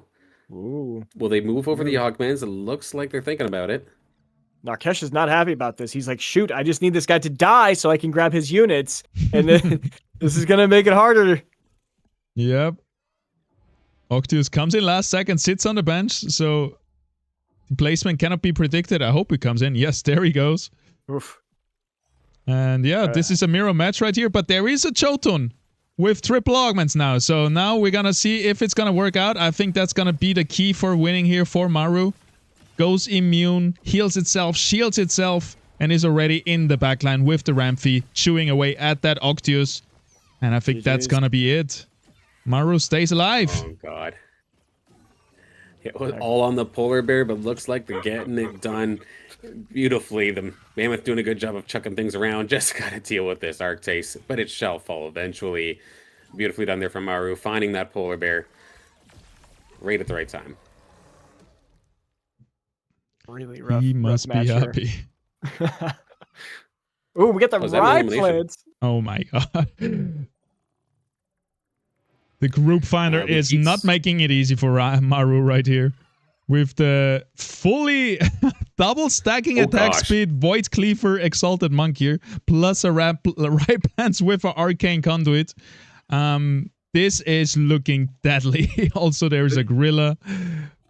3 Mud. 3 Muds locked in. Toxic is in. Predator's in. And a Wildfire. 3 Berserker also with the Ranger. Oh my god. Is he on a win streak with that? Yes, I'm a fishy on the top. 69 health. This is just meant to be right there. Oh god, absolutely brutal. Gonna be looking to see how these fighters here from I'm a fishy end up doing. Can the Jotun hang on here? A nice little shunt there from the Mammoth to shove the tanks away, but now we're kind of seeing the swarm collapse in onto this polar bear. They've got so much healing, so much shielding, but can they hit their targets? It's damn well gonna try, but it is not going to be enough at the end of the day. That is gonna be Maru, I believe, falling. Maru's out. 7th place, and then Luke Keats in 8th as well.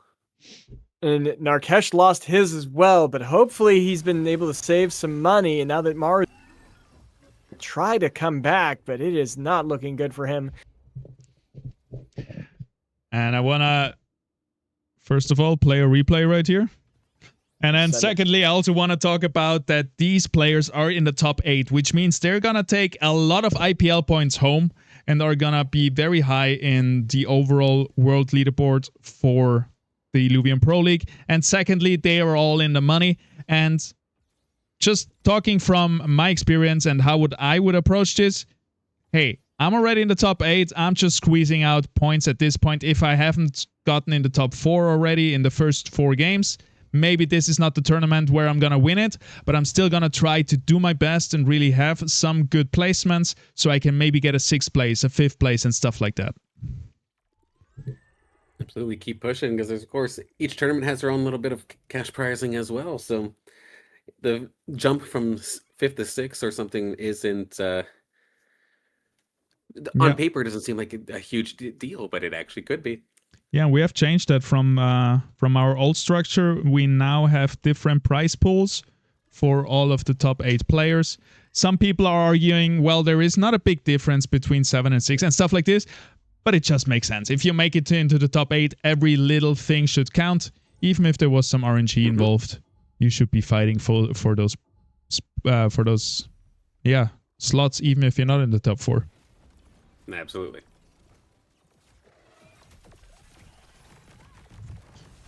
And we got the PvE round right here. I'm just looking through the different comps, and we have literally 6 different comps here. This is beautiful. Each one a little bit different. Maybe I'm a fishy, Guzera doing a similar comp, but otherwise it's a very, very cool spread. I'm loving it. This is incredible to see this time. Shout out to the Illuvium Arena team, because you love to see it. I know there is always some people in the Discord who are like, I don't like this, I don't like that.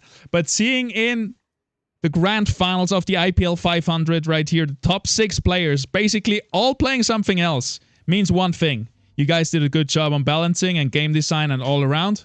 So big shout out and thank you for this awesome game. And look at this. He got the Umbre online. I love I was calling out Furies from the beginning, and I'm hoping that this Umbre can just chew through, but I'm still scared. These Berserkers are going to be nasty. Nervous here for Narkesh. Of course, won the first lobby, but can they keep themselves alive here in this one? They have the emergency button there with that evasive veil. They're in the back line, but the Scoriox is currently untouched. Can that second Omega pop off? It gets killed before it comes out, which means it's going to allow for that Scoriox to run amok through the squad. Your winner from last time is going down. Yeah, so Narkesh won last game, right? And he won the last tournament. So I think everyone else except him is very happy to see him in 6th place right here, giving them a chance. Because if Narkesh, for example, wins again and wins 2 games in a row, he's going to be very hard to be taken down. But this gives a chance, gives an opportunity to everybody else to catch up in points.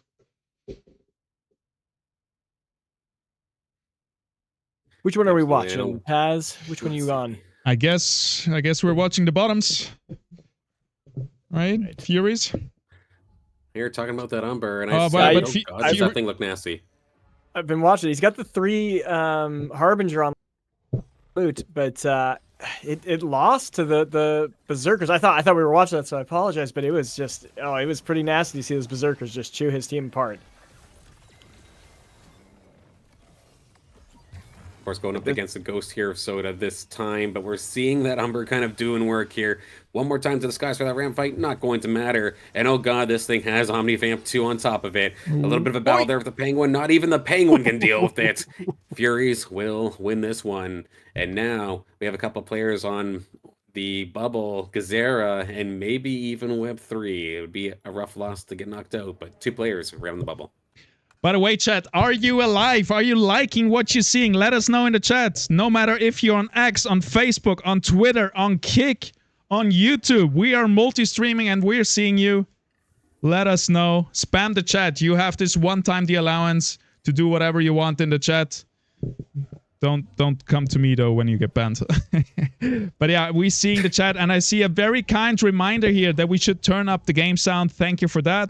We're gonna boost it up so you can actually hear those Illuvials groan and scream and cheer. This is interesting.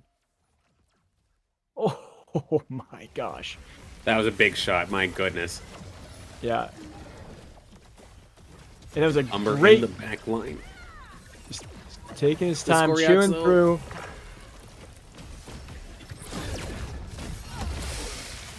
Jeez. Absolutely crushing this one. Fury is still doing a very good job. That was enough to actually eliminate Web3. Zero and Guzera's out 2. Fury's moving to the top 3. So does number 2, and I'm Fishy leading with 1. What happened? But I think this is the end with Furies. He could not beat him last time, and it did not look easy. He didn't have 3 Harbingers online, but I think the only way Furies can get this is if he rolls for a dual F and gets 3 Steam online. It is not looking good here. Man, I do sound settings for 1 second and 2 people are out. Web3 Gaming, pretty unlucky, down to 0 points. So that was exactly what was needed to kill him. I think Furious is gonna take this because I'm a huge fan of the Mammoth, which he just unlocked, and this time it has 3 Harbingers, and it's gonna be big. So we'll have to see here. I'm a fishy, taking to land, opting for the 4 mud composition. Is that enough to slow down the pain coming out from this Umber? And one more time, Omega coming on through, taking care of 3. This backline here for Fury has been absolutely mauled through. But has the Umber snowballed enough? There's a lot of low health bars. We've seen this before. And no, it looks like Fury is going to actually take this. The drones are throwing me off here, but the Umber is last one standing. Well played, Umber. It's a story as old as this patch, or even longer. Like, Umber is such a beast. 20k damage, 4.5 in healing. That is pretty nasty. Oh my gosh. And I was hyping up Mammoth so much, and it underperformed like crazy. 3,500 health tanked. That was really bad. I didn't think that would be that bad. I mean, those things are extinct for a reason, right? No, I'm just kidding.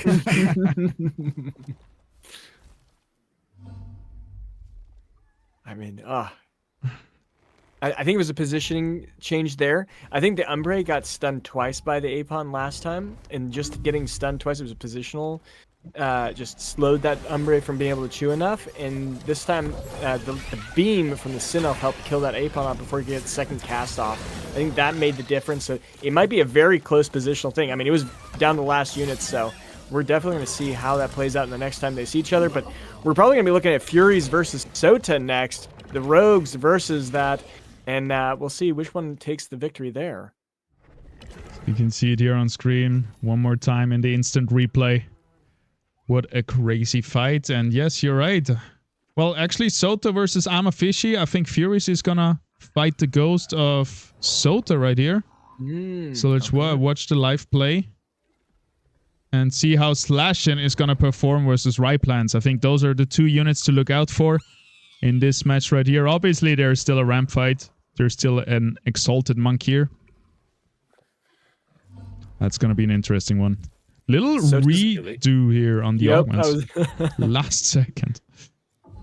At least this time here for Soda, they do have the combat rhythm. They will have lots of Omnivamp on top of that internal hunger augment on that slash, and it is going to be absolutely brutal to see.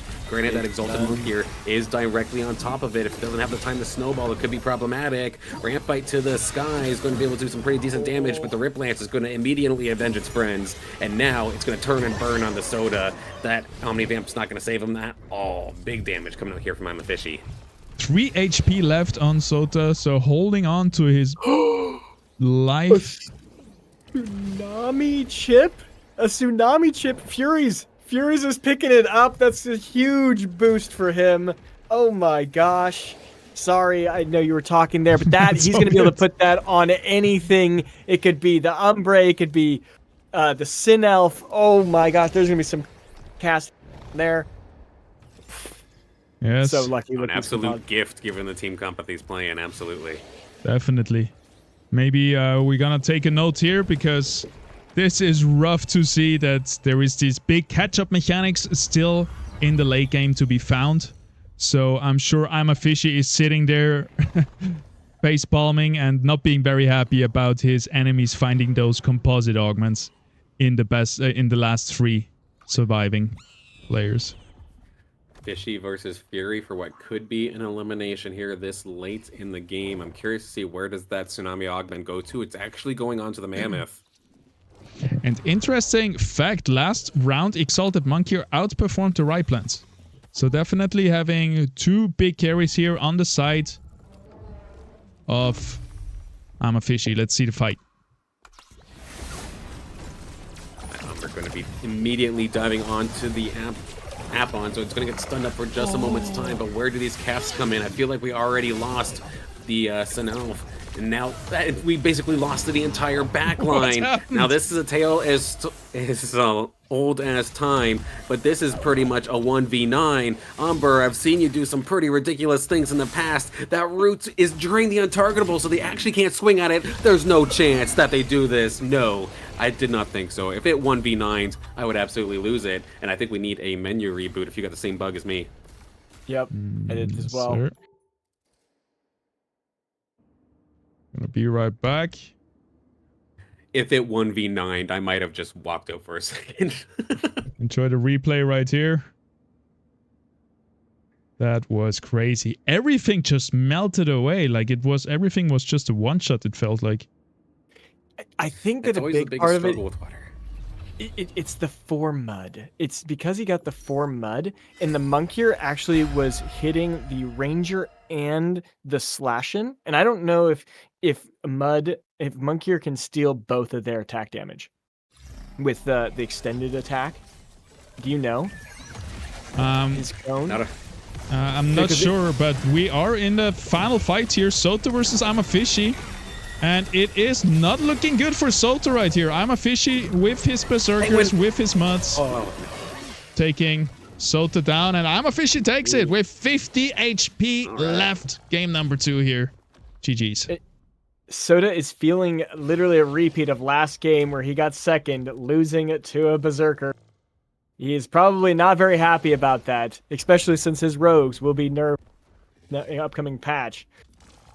He might also be happy though with 2 second places, 14 points. He might even be first in the scoreboard right now. We're gonna go over to the scoreboard in a second and actually gonna go back into the studio.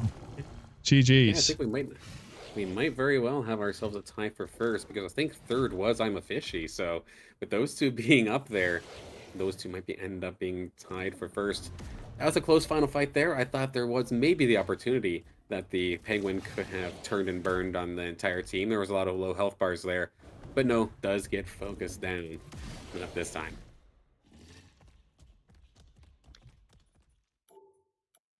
All right. I'm thinking back to why this Mud team was doing well with Berserkers. When they steal the attack damage of these carries, that just amplifies them so much, and then they're able to just go and chew through the rest of the team. And if you only have 2 carries, those Muds, if they get on them, it's GG. You have to keep your carries away from the Mud units, and each time I think that Slashin or any of the main carries were just getting caught and immediately attacked either by the Ranger, the Monkier, Apon, or that Gorilla, and that just really, really was unfortunate for all the teams that had to fight against that. No, it definitely makes sense. I know I personally always sleep on Mud, and this was example A as to why I should not. Yeah, I'm actually right now trying to build or trying to fuse perfect monkeys for Leviathan Mud build on Monday.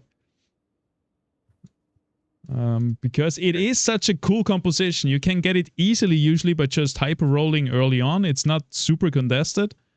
It can be, but it's just overall I think a very solid composition that you can always throw in there. And now our CEO and co-founder Kieran Warwick loves to play Muds. He has brought this composition back into the attention of the public. I was gonna say, isn't the quote-unquote Kieran builds Mud Berserker? I think so, yeah. Playing the Muds, but without Earth. Type of thing. I see. So right here we see the scores.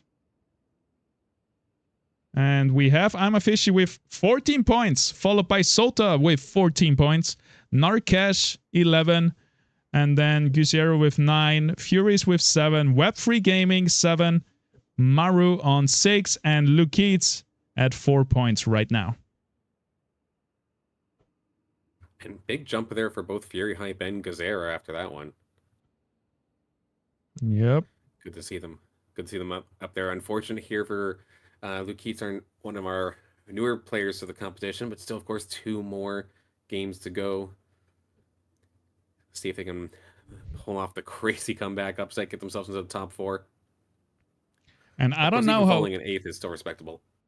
Yeah, I don't know how he feels about it, But I like to be in this position. Obviously, it's better to win. But once you kind of have not so performed so well in the first 2 games in a best of 4, for example, now all the pressures of you're the underdog and you're fighting for things like 7th place. And like, I love this moment where I'm like, okay, screw it. I'm just now my new goal is not being last. And I think that's, I don't know. I have fun doing that. That sounds like the mindset of the week. No, I'm just kidding. All right, I guess we have to battle it out. I'm taking this personal, right? No, I get it though, because the expectation's not on you anymore. All the eyes are focused on everybody else. And that is your opportunity. I still remember like many years ago when Illuvium started doing the first tournaments. I was so nervous. I was like shaking. And then game after game, tournament after tournament, it got a little bit better. And now, years later, we're here commentating and also tournaments. It feels like I'm not stressed much anymore. But definitely grand finals, top 8, there is a lot of nerves in it as well. Like even the top players, they getting a little bit affected by that, I think. Even like just like the PB1 wave challenges where there wasn't even a reward, I'd get anxious going into those. Like, okay, we're finally going. Like everyone's watching. Let's see if we can do it. You know? Oh man, good times. Yeah. Doesn't help too. You have that small little element of the unknown. You can have that game plan. Like, say you're going for a re-rolling composition, you can do everything perfectly, and sometimes it still doesn't go your way, and then the nerves are already there, and it really hits you when you realize, I didn't get anything that I wanted. My game plan's not working. How do I salvage this? Then we get to see who cooks under pressure. That is it. All right, guys. We're going to go into a quick raffle draw. I don't think we'll need Tony right now. We're just going to do it straight from here. It's going to be for 200 ILV, which currently is, ILV is like 15, like $3,000. If I'm doing my math correctly. That's like the whole prize pool, and first place is 100 ALV, which is $1,500, as much as first place here in the tournament wins. So maybe we have to restructure that a little bit, but it is going to be one person out of 800, and we're going to go over and roll the dice. All right, we are... Sorry, I wanted to say it's really great commentating with you guys. Bye. All right, we are right here with the roll. Again, one more time, I explain it. 200 ALV on the line. First place gets 100 ALV. That's what we're going to roll for here. Right here. We have Moonpie with the highest weight. So depending on how many games you played in the last week, you get more and more raffle tickets. Which means Moonpie has gotten a lot of raffle tickets, and then it goes all the way down to just one raffle ticket down here. And we're going to spin the wheel and going to see who it wins. Again, this is for the first place, 100 ALV. Good luck, everybody.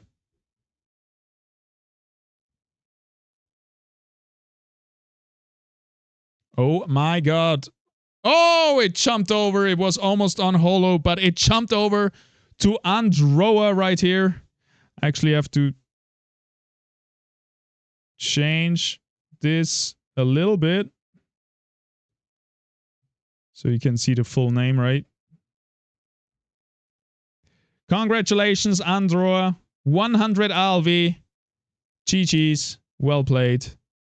There you go. Okay, we're going to roll it again for the second place. 50 ALV on the line. Without further ado, let's press that button and see who can get it. Good luck to everyone. It's going to be in the middle of the weight. It's not going to go to the big boys.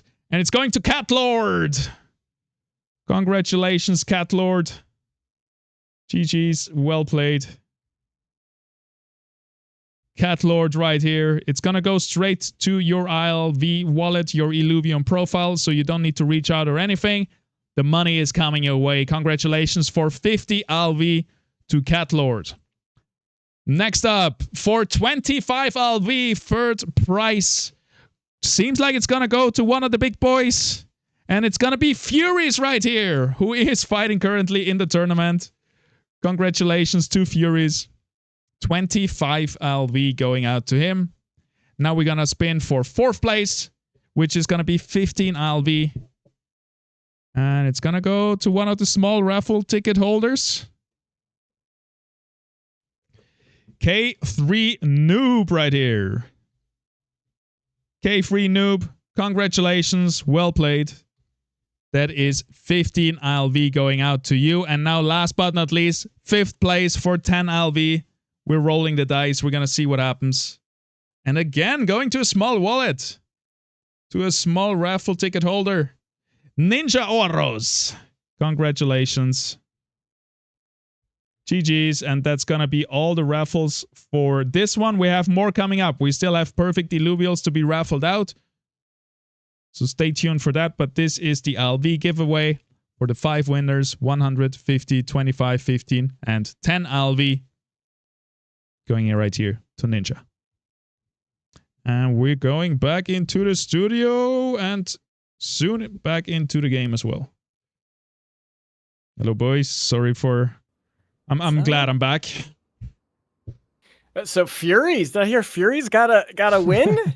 Oh baby, he can chill. That's when you can relax. Like, oh, I already won. Now I'm just chilling. Yeah. Shoot. Someone tell him. Those practice games paying off. Yes, sir. He does have. Wait, let me check. 1,800 raffle tickets. So a bit of a bigger chance than one raffle ticket at the bottom. So someone just told him too. He's like, "What? I won? And then, I want more raffles. It's my gambling day." Yes, sir. All right, we have the match go. We're gonna go soon into match number 3 here in the best of 4. 2 more games to go, and then after that, we're gonna also interview the 1st, the 2nd, and the 3rd place. So make sure to stick around even after the games are over, because this is gonna be my favorite part, seeing maybe the faces and the voices and the people behind the Illuvitars and seeing the winners, and yeah, asking them some questions and see what they're all about.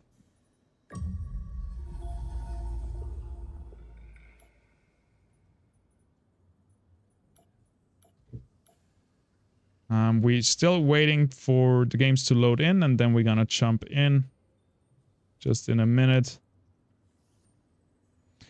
So did we all say our favorites? Should we double check if who is on track right now with it? We didn't call favorites, did we? This guy. Right now I'm getting cooked. So I mean, it is what it is there. I said I'm a fishy. So I'm feeling pretty good. I'm feeling pretty good. Oh yeah, I didn't say it yet, which is kind of unfair to say it now. So I'll pick someone from the bottom 4. No, I don't want to. Oh, it's hard. It's hard. Let's see. I would say Furies. He's been doing really well. And I think last week he came in 2nd as well. So yeah, I think Furies has definitely good potential to join the upper ranks here. And the game is live, I believe. Nice. You ready for a long one? Oh, it's gonna be a long one. Brightland Steps. Now this is where it gets interesting. I'm really excited to see a real high competitive game in Brightland Steps, because I feel like this is where I struggle the most. I want to see how they play. What are the end comps they're creating? When are they rolling? Because it ends up being not necessarily like trying to greed as much as possible. It's who can roll and get the units first and secure the win conditions to actually be able to take this victory. Yeah, one of my favorite regions out there. So for everybody who doesn't know, we have 30 health more. You can see it right here, which makes a huge difference. The game is gonna go like what, maybe 10 minutes longer, or maybe even 5-7 minutes, whatever it is. But those few minutes in the end is gonna accelerate those team compositions so much. We're gonna see full stage 3 teams, and yeah, it's like shopping in Toys R Us without playing. It's gonna get crazy. And without paying. You guys had that on TV where there was like a show where kids get like 5 minutes in Toys R Us. They could run around and grab everything they wanted into one basket. Always wanted to do that, and that's how this feels.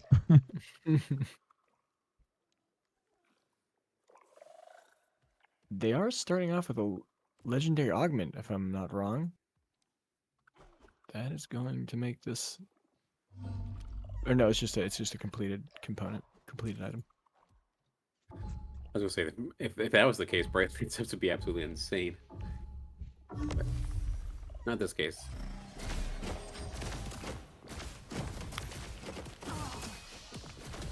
I know personally, when being on Brightland Steps, I am completely A-okay with just getting battered and bruised and just taking a massive lose streak, because then once I have a very greedy economy, instead of having maybe 20 health left, I have like 55, and it's much more forgiving. Yeah. It's so great. I think the number one rule in Brightland Steps is don't spend any money until you're at 70 gold, your maximum income.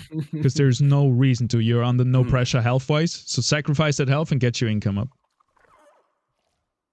Or do you guys have other, like Caveman, do you think there is another tactic as well where you could maybe... Win streaking, if you can win streak. Oh, but it's a risky, because if you mess that up, then you're going to set yourself behind everyone else. But if you can keep the 130 and keep it strong, you know, you can spend an extra 20 to 30 gold and still be looking pretty good. Yeah, that makes sense, because also everybody is going to be playing the game very slow, so you can get ahead of that curve of the tempo very fast and be ahead of everyone else very, very fast. It's one of those things you gotta be scouting, seeing how many people are actually going to compete for that win streak. If you see literally everyone's greeting, maybe slam a level, do a couple rolls, just get some extra stage 2s just to give yourself that edge, and then you know, you also have to be confident in your positioning, and if you have those, then I would say go for it. Yep. And we see Web3 Gaming Sota are the guys on top. Let's see if Sota can do it again. I believe he was last time holding on to his win streak and 100 HP very long. And Sota's been doing this purely off of position. He's still level 3. Web3 Gaming is level 4. Are they going to roll it all to try? Is he going to stay at level 3? So he's not going to... He's holding on to the golden rule. Don't spend a single mastery point early on in Brightland Steps, I think. And he's not going to risk it for the win streak, which is so hard to keep going. And he's just gonna accept this defeat here versus Furies, who has a Scarabok, by the way, on level 5. So I don't know what happened there, but yeah. 5 Earth this early, that's a lot of grit and resolve to go through. He does have the links, which could chew through all of it because of that pure damage. So watch him win, because this Ranger's tanking. Not quite enough. Yeah, it's holding on. He's looking good, but there it goes. But now, there it is. Yeah. Wow. Okay, I want to follow Furies right here. At least for a few games. I don't think anyone can take him down. But he did it out of a loss. He's not on full HP anymore. He pushed hard. And he just... Well, that's my GOAT. That's what I voted for. He's currently sitting in 4th position. So he knows if he just gets like a top 4 in the next 2 games, he's going to make he's going to probably get up to the top 4 in the overall rankings. So I think he's just going to play it aggressively, not necessarily playing for a win, but playing for a top 4. Would definitely set them up for success going into the final game. Of course, being in 5th right now, not comfortable, but at least you're not too scared. But yeah, putting yourself into a position where you're you're on the podium, or you're almost on the podium with 4th or something along those lines would be absolutely perfect, even if it does mean giving up a victory, like you said. Gonna have an easy time here versus Maru, I believe. He's gonna have an easy time versus most other people, like we said. Most are gonna save up and not gonna push for much levels or board strengths. Everybody here is hyperactive though in the enemy team. But that's gonna be it for Maru. Fury's taking another win. And just a little update, Web3 Gaming has secured his win streak into the PvE round, so he is looking really good. That is perfect. So that's what you want to do, guys. If you're lose streaking or win streaking, you want to take it at least until round number 7, where you get basically a free lose streak or win streak gold income, because you can't lose or win this one. So yeah, it's just really good. If you carry that streak into round number 7, you did it all right.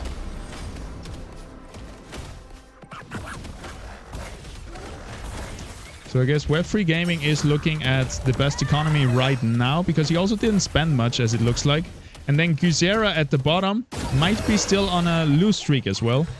We don't have visual indicators for that, but I want to watch the bottom guys and actually see, for example, if Maru versus Guzera play and they want to preserve their lose streak, if they're like trying to put in the worst board. They're trying to just play Felicious and lose on purpose, and that can get really funny if both people try to do that. I feel like that is actually kind of happening right now, because you look at all, like, say from 3rd onward, they're all within 10 points of each other. So, like, I feel like everybody was trying to lose streak, but at the same time, who's losing harder to try and keep it? We got I'm a Fishy also with 5 Earth.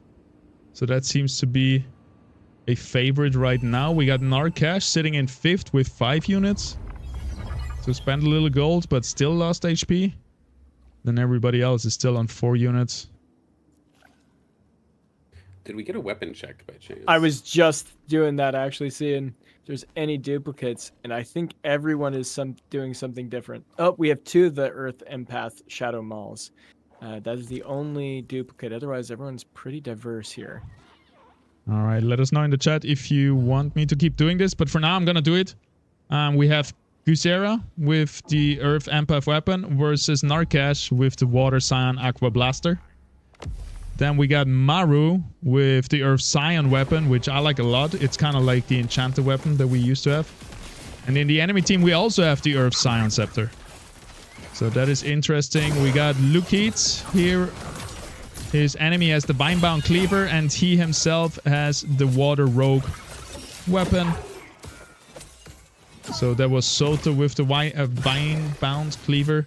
Then we got I'm a Fishy here with the Scion weapon. We saw that already. And we got Furies. I don't know what he has, but we're gonna check it out in a second.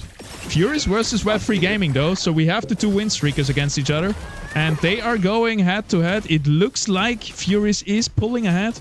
We cannot tell yet. There is an app in play. It's gonna heal very soon. The Flish is gonna cast very soon, and it's gonna be enough for Furies, taking down Web3 Gaming and his win streak. That's big. Gutierrez has managed to keep losing. Lukeets did win that round, I believe. So he broke his loss streak, and Guzera is the only one still on a loss streak.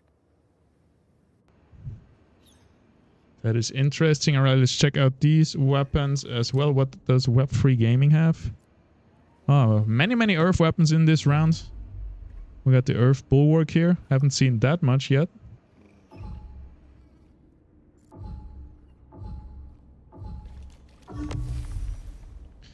Narcash, was he the guy who played the Aqua Blaster also last game? No, that was Furies. Oh, yeah. So maybe Narcash taking some inspiration here from Furies and trying to go also for the water steam kind of build that we saw very successful for Furies. Or was it? Or did he finish? I'm mixing stuff up. Anywho, he's gonna lose here versus Narcash. Did well since nobody else really contesting it, but we'll have to see going forward.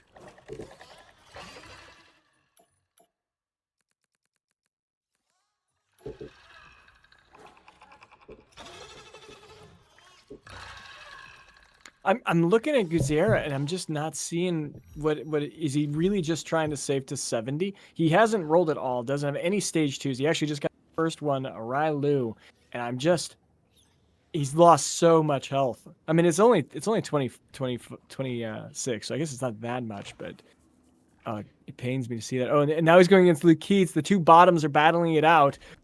Are they going to try and do any silly business here? We'll be able to see. Because Guzera is on that loss streak. And he's not putting in his Rye loose, so he is intentionally trying to lose. Yeah. And he should stay on that loss streak. Like you're saying, 26 already lost, but he's still above 100. So he's still looking very good, right? He still has more than you usually start with. There comes the Railu, though. I guess he does want to stop his win streak. His lose streak. And that might be the scariest little Rhoda I have ever seen. I've not seen so many augments on such a little guy, but peppering away here in the back line. Trying to now deal with this Ranger. It's going to have to try and roll away, though. Otherwise, it is going to get cooked, but it looks like it's going to end up being Lukeets who keeps this lose streak going. It's weird to think that we're thinking it kind of backwards here, like the loss is like the victory of sorts, but it's going to be more economy in Lukeets' pocket. Yeah, and interestingly enough, that Rota that you pointed out was doing almost the same damage as Volante and Vermilia without augments until its last roll. So it didn't really outperform much, and it's gonna be a big power spike once we see that stage 2 on a Revo.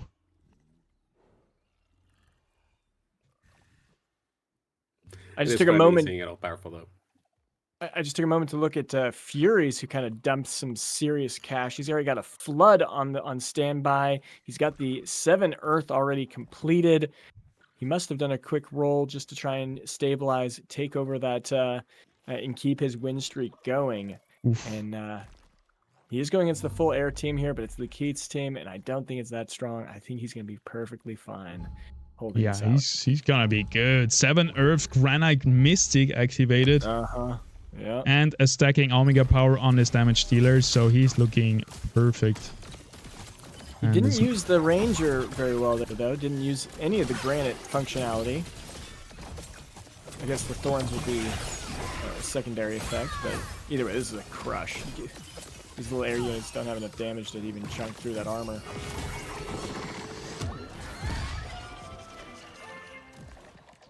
What is Sota building? He's also going onto a win streak. And we have Sota and I'm a Fishy currently in first place with 14 points, which is an average of second place. So definitely very strong performance here from both players in this grand finals of the IPL 500. Sota stays on the win streak, barely, versus I'm a Fishy. Oh, hang on. Ooh! Never mind. Oh my goodness. The last second turnaround. Yep, I'm a Fishy will be very happy. Taking out his contestant here with just a Ranger and taking away his win streak. I was Harbinger. He had a Harbinger online, and then when that Earthgrasp Scepter cast with almost no health, the mega power it gained was like over 200. That would pop anything as a final cast for sure.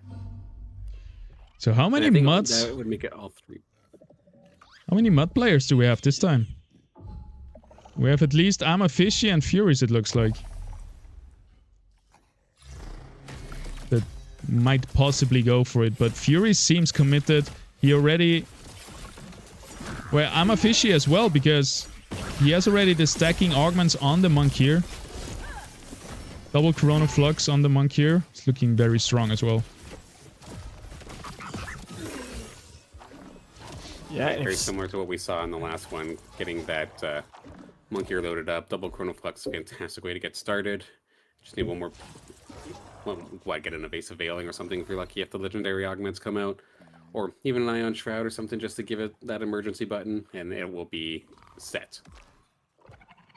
Yeah, and honestly, that's a good position for Soda to be in right now, because if Furies and I'm a Fishy start contesting over that, that's going to make really difficult for them to compete. If Soda doesn't have any competitors for Rogue, he might have a competitor with Lukeets. Lukeets might be going for it, but it looks like he just moved a whole bunch of units around. We'll see. Soda might get his Rogues all to himself once again. Secure that. Yeah, he got 3 Revenant online too. Sorry, I don't know what we're watching, but that's who I was just taking a peek at their comps.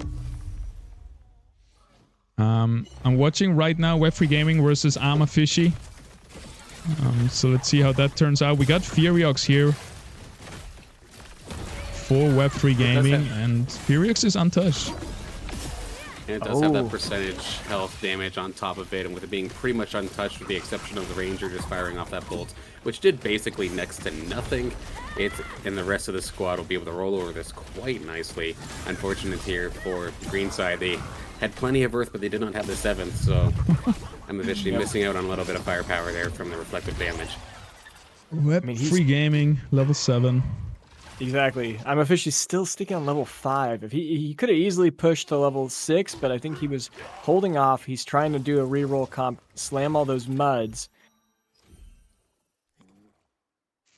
Yep, that is Be very tough. interesting. That is tough, Fury- but it looks like he wants to go for that, mud. And he's still quite far away from it. Mm-hmm. And Furious in the top is taking a lot of units, and everybody has some. There, I see some monkeys, some grillers. Everybody plays some Earth in their team, so they want to like half contest the mud units since they have been doing so well. Gotta say, it's making me nervous. All right, he's the person I'm betting on. You know, can't have him be knocked out. Furies needs to choke hard right now for me. I'm Fishy coming from Dota Underlords, not a TFT player as usual. You would see them coming into Illuvium Gauntlet. And he has found great success in the last months that he has joined Illuvium. Really cool to see. I'm still spectating Fishy versus Narkesh. We have the Monk here to watch out for with stacking attack speed, but it takes quite a while. We are 15 seconds in, it still is not firing away very fast. And it's These just... Scions coming up here has been pretty brutal, just completely shredded the front line. And yeah, before the Monk here could really ramp up, it was over. Alright, let's swap over to Narkesh, our winner of the last tournament. Let's see what he got for us. And he's also doing well in this tournament. I think he's in the top 4. Holding strong. Wow, every round has been a completed item. It's pretty crazy. Yep, you're happy now if you don't have a lot of health. Get to pick first. You can pick your favorite augment. I'm a Fishy going for the gorilla, just trying to complete the mud. Yep, missing out on 3 gold right here compared to a flare. Mm-hmm. But he's getting closer and I'm surprised closer. to see the Fern left out. Yeah, that is true. Also, the Vengeful Mantle is usually a pretty good item. Furies in second place was able to pick up an Ebb when he's already got a Flood. He might go for Mystic, trying to push over a Geyser. That'd be another good way to go, going for 4 Mystic potential. We He's got... got the Empath. I'm watching Narkesh versus Sota right here. That's going to be an interesting fight. And I think Sota is just way ahead of everyone else. He is level 7. He has most of his units on stage 2. And it's looking dangerous here for Narkesh. 3 Yeah, Revenant literally the only online. thing they need now is just the 4th Revenant. Yeah. Ranger managed to get into the middle of everyone, focusing onto the Furiox, but it might not be enough. It doesn't do much damage yet. There comes a lot of damage. Oh. And one-shots the backline. Okay. That was... Beautiful. What was that? That was just a Ramfy, I guess? Shoo! Yeah, it might just be a little rampy, but it still did pack quite the punch, taking care of 4 units pretty much all by itself.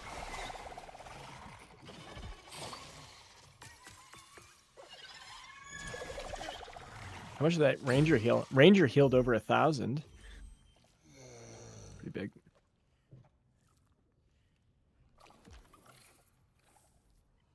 We want to check out Web3 Gaming. I see he's on a win now. What's he building? Let's do it. Oof. Fury's here in the enemy team. Already got a Goliath. That looks like 3 granite, is it? Yes, sir. 8 Earth.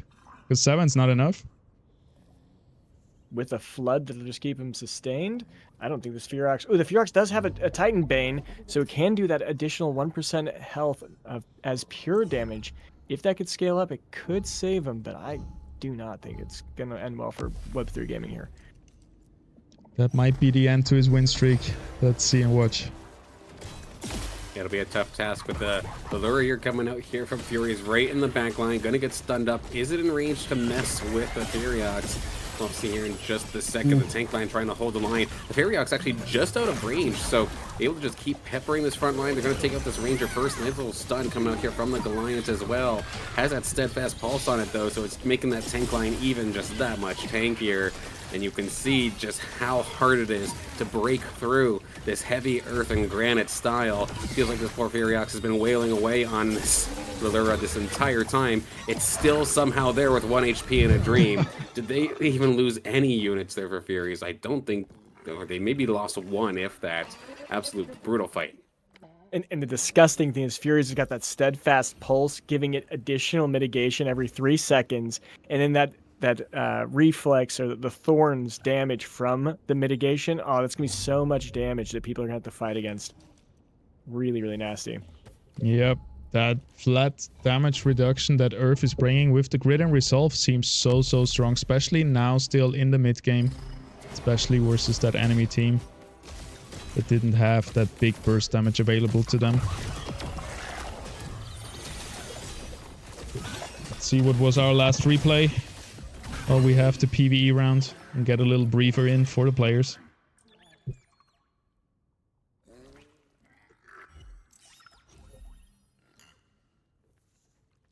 Oh, it was the Rogues. We're gonna see one more time what one-shot the whole enemy backline team. Then we're gonna swap back to life. Oh, the replay starts a bit early. And right there, the last little moment switch over for that Rampade. Got the augments on top of it as well. And may just be the little guy, but got a nice spot basically right alongside. And it finds a way through that first initial frontliner and just melts it from there. Easy as that. Back to life, we got Furies versus Narcash here.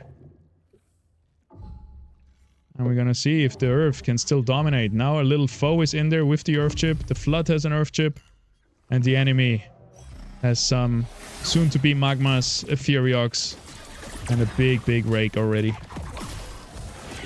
Trying to make the steam happen as well. We do have the break in the back line, but it's messing with the Flood, so it's just charging up that heal just that much faster. Not taking anything down just yet. Nice little shunt there right into the front line of Fury from that Mammoth, but rather even fight for the most part here. The Rake's still going nuts. The TNT's still pumping up damage as well, but the Goliath is still holding the line. But now that it's got the attention here of the Umber getting hit by the Omega, can it hang on just a little bit longer? It looks like there's just too much reflective damage. Even the Rake cannot get the job done.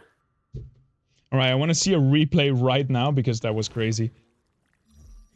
And there's the steam. I thought the steam might make the difference, but it just wasn't enough. And look at the...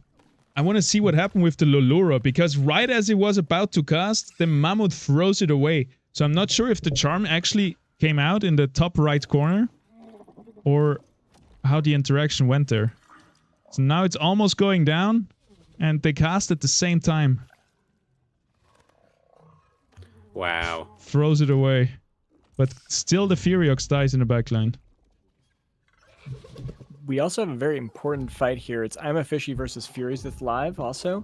The two mud teams, this will be key to see who is actually ahead during this fight as well. I'm a Fishy versus Furies, okay. Decided to go with the Axodon front line. That's going to be a hyper advantage to I'm a Fishy. I'm a Fishy has completed the Exalted Monkier and Exalted Gorilla, so he's got 2 mud online. 3 mud actually with the Ranger, and the Axon just seems like it doesn't want to die. The Monkier in the backline gets chunked away though, with all the AoE damage that's coming in, and it seems like slowly but surely Furies is taking the upper hand. I think the Flood heals might play a big role in this outcome of the match. And it's not just the Flood, they have a little door that's hiding down there that also healed 1,000.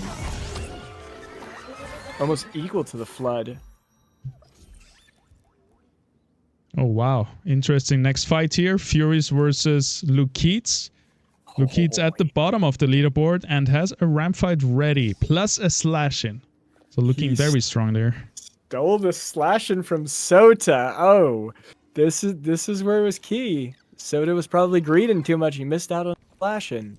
That Yeah. is going to be tough. Big shout out to Lukitz here. Realizing when to roll and what to roll for, and getting, I think, the strongest unit right now in the meta, slashing right there. A few more days before it gets probably nerfed in the next patch. Let's see how he can perform. It's gonna be still tough versus all the Earth units. Keeping an eye on that ramp fight. It dives all the way into the very, very bottom. Going up against the Ranger that's been invulnerable that entire time, but where does the cast come through? Now that it got a chance to move in a little bit, does it reach the entire back line? Not the entirety, but it does manage to take one down. Should hopefully open the door here for them to get that Penguin in there. It does manage to finally shred that Goliath. The thing's been basically unkillable this entire time. This is the first time I feel like we're kind of seeing the Furies bleed, and a beautiful timing here for Lukitz to get the job done nicely. Slashing, pulling through. 7,000 damage, but Goliath did 5,000 as well, which is crazy. So if maybe Furies had more than a tank as its damage dealer, then yeah, he would be doing pretty well.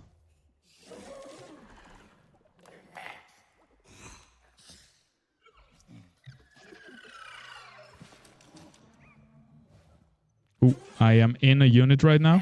I think somebody positioned its... He positioned the gyro onto me, onto my camera. So we're going first-person view right here. You see the... You see how it's... I love this. I should probably swap away, but I want to enjoy this moment for a second. Because you used to be able to do this on Scoriox a long time ago. Go into like his head and see through his eyes. But yeah, let's get out of here. We are free. Narkesh does have Steam online, so that Rake is going to be doing some good damage. Ramfight cast on basically nothing. Rake got cut apart with that slashing. Narkesh sitting on 8... No, okay, sorry, that's a bug for me. 25 HP. That's not a great position to be. Nope. But yeah, he has one of the roughest opponents out of the way here with Lukitz hitting that power spike with the slash in. I'm sure he's gonna go onto a win streak. Sota just losing his win streak right now. And if we look at Sota's team, seems like he has nothing right now. He has a Vermilion, but hopefully he has a lot of money back in the bank to roll down for all the units he needs. Because he still has above 100 HP. So he's sitting very comfortably up in first. I mean, what does he even go for, though? Guzera has a ram fight, 2 Arctases, and then Lukitz already beat him to the slashing. I think Sota's going to be in a really bad spot. He's just got to try and sustain and wait for one of them to die off. Yeah. Maybe, yeah. It's definitely tough for Sota right here, and that's what I meant earlier. Rogue being the best composition right now, everybody just picks one of their favorite Rogue units and includes it in their team. We're seeing ramp fights in air teams. We're seeing rakes in Scion teams. And so on. And the Gorillas obviously in the mud teams. So yeah. Sota's having a hard time here finding his rogues. Maro's looking pretty good. He's got 2 Invoker online. He's on a win streak as well with a fat defensive barrier with that Gnarl. You know how it goes, chat. We are in a PvE round, so we're gonna check out the last replay. And gonna see how this ramp fight doesn't do quite enough damage, but with the slashing combined, it's gonna be enough to just take down the enemies. Back to life, and I think back to Narkesh. Sorry. I'm going to be definitely keep an eye on Narkesh for this next little bit here. It would be definitely rough to see if they end up going from first in game 1, then having 2 rough ones in a row here. And at 25 health, that is scary. Now you're going up against I'm a Fishy, and that's a Rip Lance in your face. And Narkesh has 1 goal and 1 goal only. It's a number. It's 1 more dash. That's all he needs. Oh, no. Oh. But it seems like he's out of money, because right now he would be rolling for it. That is bad luck, just not finding the last unit. Especially because he's not really contested either. No, he's not. I mean, that's just bad day for him. Yeah, that's bad Really luck right bad day. there. I mean, at least they've got that Sinalf loaded up with plenty of Omega power, but where is this thing going to target? Can it find multi-target value? It's got itself, I think, a pretty decent shot going into that Sephoris. Gets right through that Exalted Gorilla. It goes through the Riplance as well, but the Riplance is able to get off while it's not really being targeted. Exalted Monkey are going to get thrown aside, allowing for the Riplance to get on through, and it's not being targeted. It's finding a ton of damage. It's finally going to get shunted away and does go down. But is there enough damage now here for Narkish to get it done? Barely able to do so. I'm Fishy taking a big hit there. That's going to be really looking really good for Furies. He's happy to see I'm a Fishy taking a hit there. That was a crazy fight. Mammoth throwing away Riplance, giving so much time to the Sinalf. The C4 going down with the Scarabox Stung was also huge. Umbre on the field. There we go. There it is. And at the same time, Scorex has been found by Web3 Gaming, so he's going to be having a big power spike as well. But this is looking good. We got the Steam comp that Furies was able to pull off last game with the 5 Bulwark. Very, very similar comp here. We'll see how this plays out. 6 Scion and Scion chip on the Axon and on the Umber. Umber looking at almost perfect augments right here with the evasive veiling, the stacking Omega power, and Scion giving him every time he casts, he will be immune. But for now, he's stuck on the Gazotep. So we're gonna check out what the ramp fight is doing in the bottom right corner, killing those bulwarks. And now we're going into the backline, which is now standing in the front line to dodge those rogues. And they're gonna be easy pickings for the rogues. So it's Umber versus 3. Umber versus 0, and he has dealt with them. Yep. Yeah, you love to see it. You love to see it, Umbre just go from no health to full health with one cast. Just ridiculous. Such a beautiful Illuvial right there. I think my second favorite right after Rampfire. And it used to be a Phantom unit. Little fun fact. Oh, God. It was a Phantom and the Rampfire was a Slayer. And they changed composites a few years ago. And I'm a Fishy sitting at 11 HP. Could be knocked out. Couldn't get that 4th mud, so he can't activate the passing of the mud damage to other units. It's probably the major thing that he needed. Even with the Rye plans, very interesting to see him failing there. Yeah, missing one I would up be on. jumping for joy if this works. Or if I'm a Fishy goes down, Soda's going to be extremely excited. Very, very interesting to see him not sell the Flood to try to fish for an Apon. Or the other way around, but I guess, you know, otherwise you die next round. We'll have to see. That's a pretty beefy front line here for this Riplance and Exalted Monk here to have to try and plow on through. Big beam coming out here from the Sinalf. It gets right through the Riplance. Some heavy DPS here on the side of I'm a Fishy has fallen. And look at this. That Aphisto in the back line's just been free firing this entire time. Finding resets. You might have full health. Does not matter when I have that legendary augment that crits on every lightning, or almost every lightning strike. That is going to be one of our leaders taken out last. And what's crazy is that's 3 invokers. If he gets a 4th invoker chip, yeah, that's gonna be nasty. That is going to be nasty. That might be above my price category. But if anyone has a leftover of Fisto Illuvitar, I think Maru will deserve it after this game. I'll send him at least a little Fleesh, a little Scion. See, and that's what you should be going for in Brightland Steps, I feel like. Anytime you get to Brightland Steps, it's time to go for Invoker. Try to get the Duel, try to get the Fisto. Load it up and get... It's really, really exciting to see that. And maybe, now that I'm a Fishy's dead and Seafrist is back in the pool, maybe Maru can re-roll, try and get that Seafrist back. I never saw that Ophisto has green eyes. That looks... Possible elimination here for Ole Gazera. Oh, I'm mesmerized, sorry. Okay, let's watch Guzera versus Sota. I mean, a lot of Sota's ramp been fights. Bleeding health badly. over his last couple of rounds. Was at 100, now down to 53. Like you were saying, the Rogues kind of running out of steam given how often they were contested. But of course, Gazera taking a big beating. The fact that they have 2 of these pterodactyls on the field is kind of terrifying, I'm not gonna lie. But is it enough to burst on through Soda? It looks like so far so good. The Monarch doing a pretty good job, but the Penguin in the back line with a bunch of friends as well. It's all up to the Monarch. Can it go Super Saiyan? Nope, not this time. That is gonna be Gazera out of here. Ophisto barely took a win there. Super close for Maru. And yeah, Gazera out. I'm a fishy out. Still very surprisingly. He just ran out of steam, I guess, I'm a fishy, and a little bit of miscalculation. Not enough money to find his Apon, find the Flood, and complete his build here, because he found everything else. Makes things interesting. So with I'm a Fishy being out, that was one of our leaders. That was, or tied for first, out.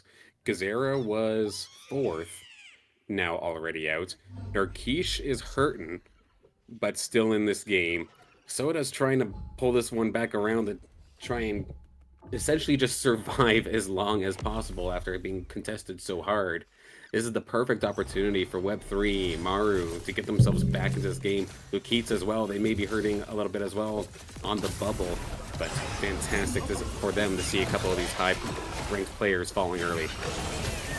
I mean, Sota is praying someone takes out Lukitz. He needs Lukitz to die. He's begging the gods right now, take him out of this game.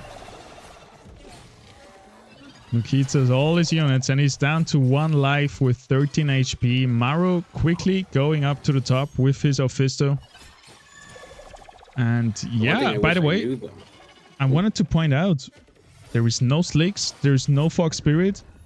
The OGs of Illuvium seem to be dethroned by the newcomers and some of the other OGs, like Sota, also a long time standing Illuvi head. Really cool to see him perform so well today. Yeah, it's really crazy to see them both get knocked out, and I think the quarters and then the semis respectively here. But one thing I'm curious, if Lukitz does end up falling here in 6th, was Soda patient enough to not have rolled already? Sometimes you still get trigger happy, even though you see it might be contested, that maybe you might get that extra, you might get lucky and hit one of the few left in the pool. Do they still have it in the tank? I'm not sure. Well, this battle is going to be amazing also, because we got Invokers versus Rogues.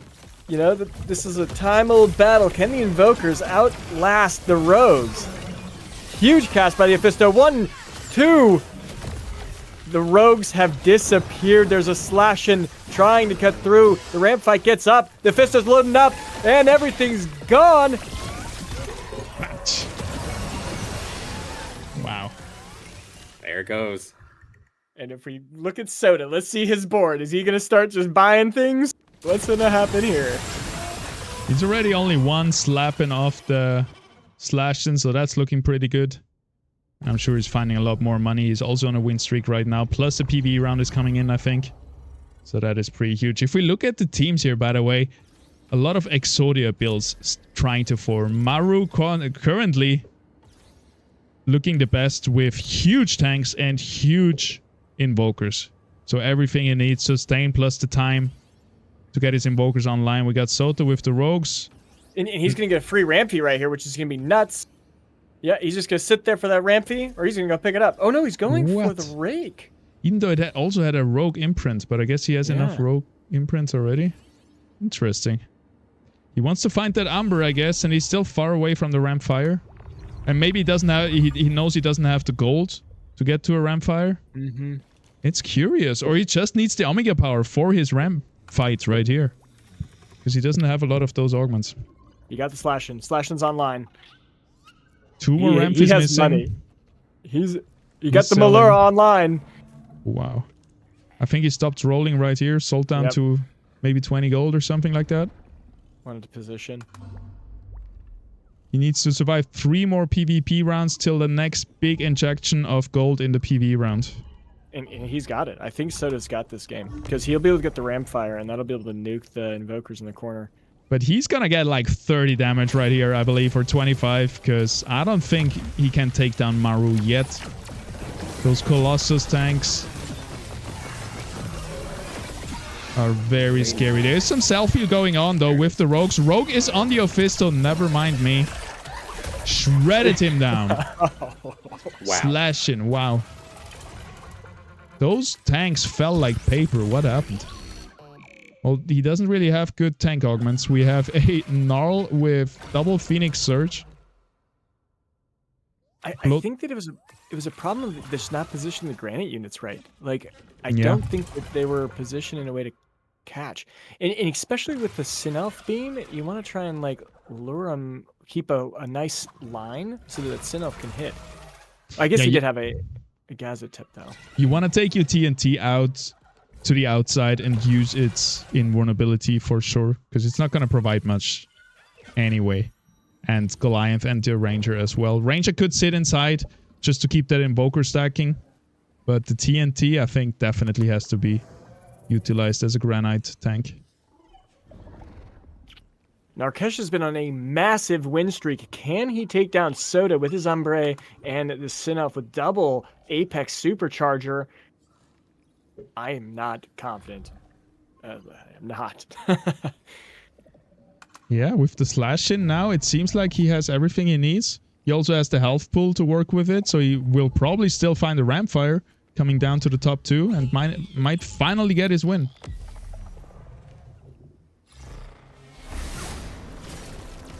It's gonna go very fast this round. Couldn't even kill the Artes. That's a terrible loss there for that Umbre.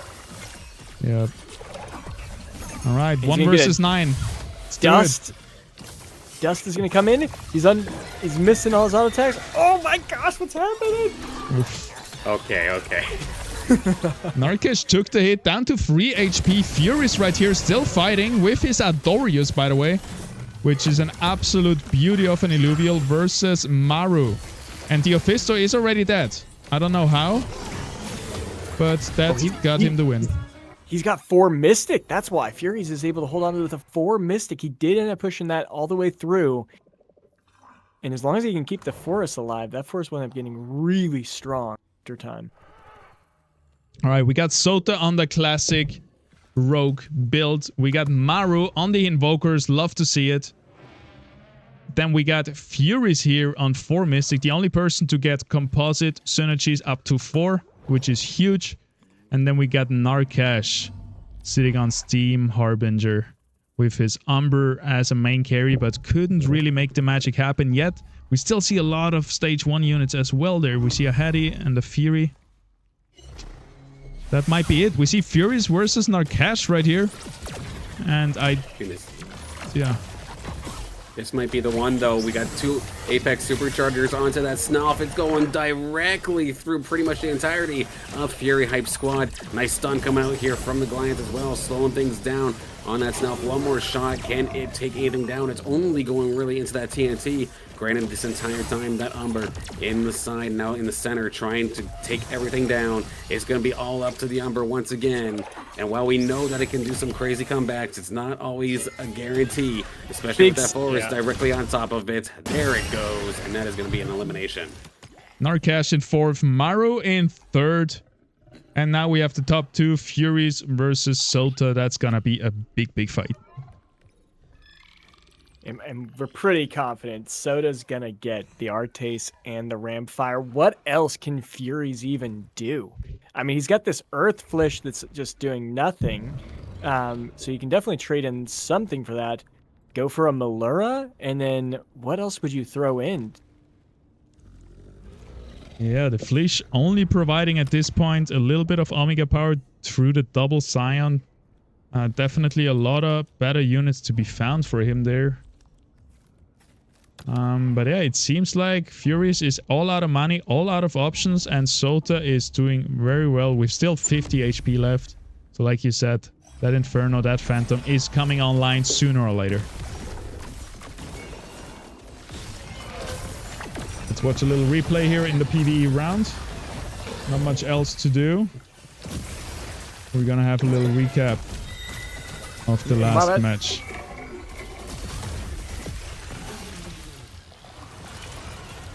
Well, actually, let's go back to live since this might be the last match in the game 3 of the best of 4 grand finals. And there's a lot to do for our players. We have a lot to roll for, reposition. We have a bunch of composite crates here that have to be used. Yeah, I mean, if he gets 4 granted, that could be game-changing. Furies, if he actually got a composite crate. I don't think. No, I think maybe it was just ornaments. Yeah. I think what Otherwise, he should be. Go ahead. they would have removed the Illuvials to find the composite. Mm-hmm. Oh, he's trying to go for maybe a Titan ore?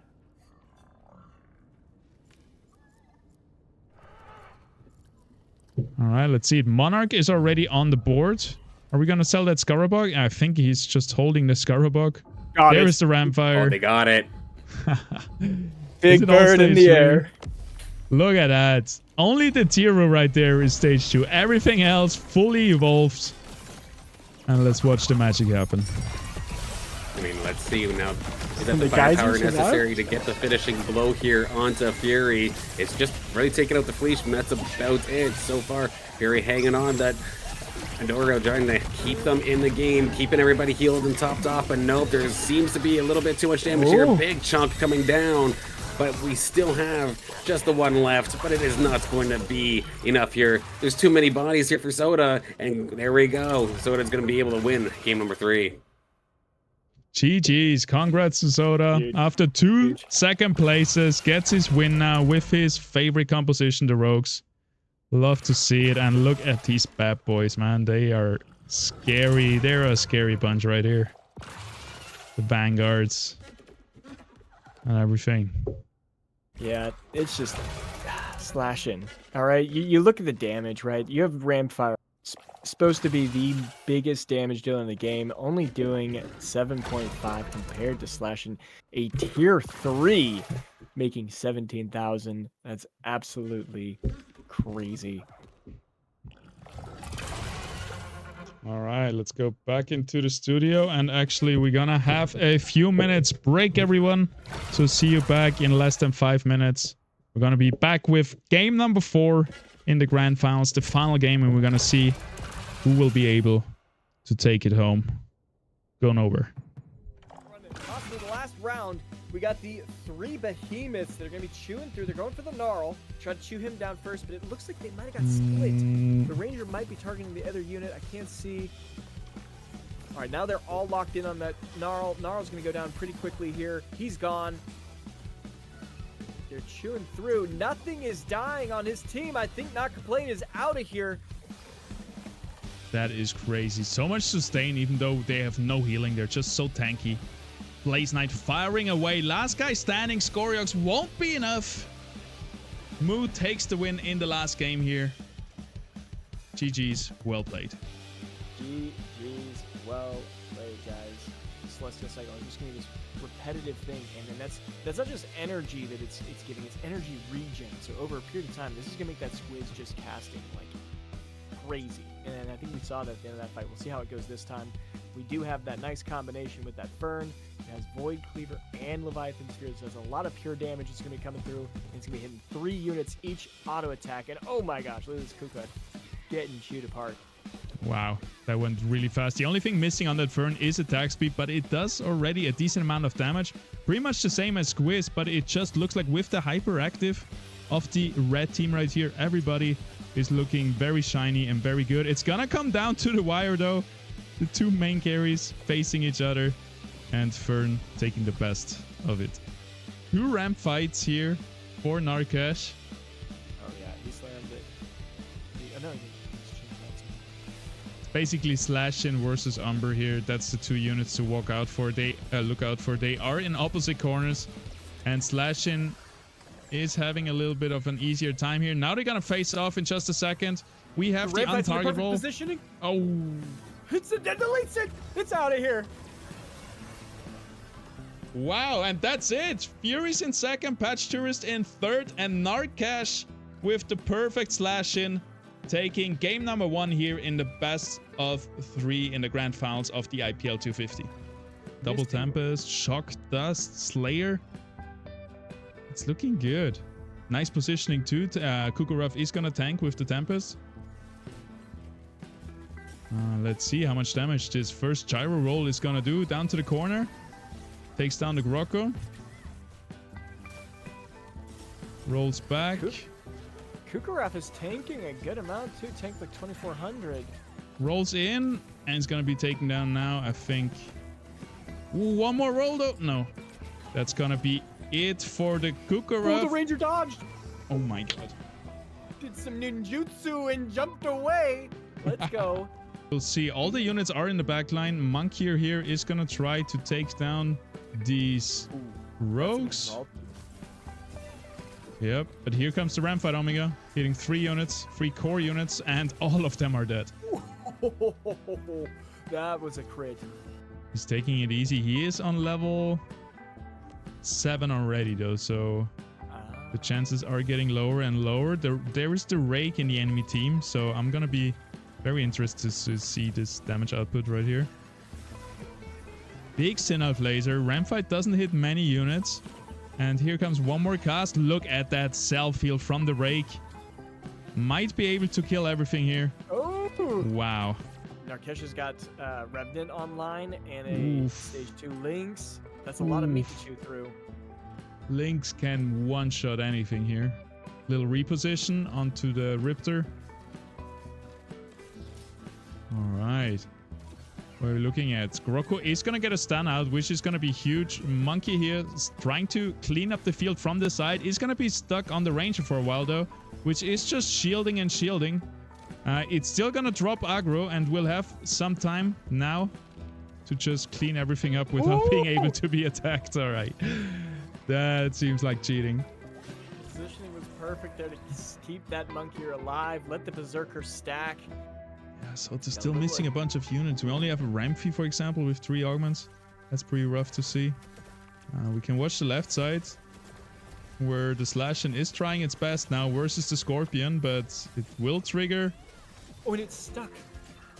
It's okay. That's not stuck. Oh, no. Ooh. 4 units on the Scorpion. Got charmed. Here comes the other. Oh my god. It's over. He got him. Okay. Well done, Soden. Alright, I'm watching Furies right here with his Rake versus Patch Tourist, who has built a decent team as well with 4 Mud, 2 Predators, 2 Harbingers. Very classy team. And Furies did just get 5 bulwark off that, so that's it.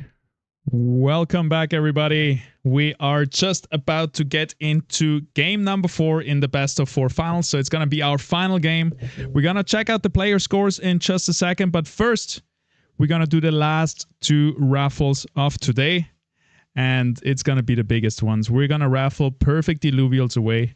And I want to show them again one more time to you guys before we do that.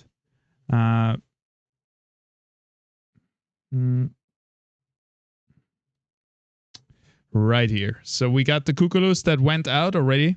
We have a winner found, a new home found for the Kukulus already, but we also have Matu right here. Tier 4, Stage 2, perfect stats, 6 out of 6. There is currently only 4 other Illuvials on the marketplace that are similar value and strength. So the floor price right now is $800. We bought this bad boy for $250, and that's gonna be our grand prize. But first, we're going to roll out the Riptorus. So we're going to go in reverse order. Now it's going to be for the Riptorus. We have seen Toxic. We have seen the Ripelands. This is a core meta unit at the moment. And I wish you all the best luck of finding this bad boy, of winning this bad boy right here. Here we are. There we go. Good luck, everyone. I want to remember this raffle goes out to all the players who played in the sit and go. So we have a few hundred names here on the list. And if you win this one right here, Ripelands, perfect stats, Ripelands is going to be yours. We're going to spin it right now. Good luck to everyone. And then we're going to go for the Matu.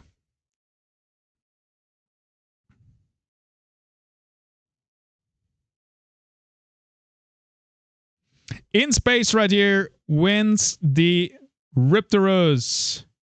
Congratulations. GG's. Well played. In space. Congratulations. This is a huge Illuvial. I am so jealous, but I'm really happy for you. All right, and then last but not least, the biggest raffle of the day. Good luck, everyone. We're going to roll it out. Matu right here. You cannot win 2 times. It's going to go to someone that played in the sit and goes.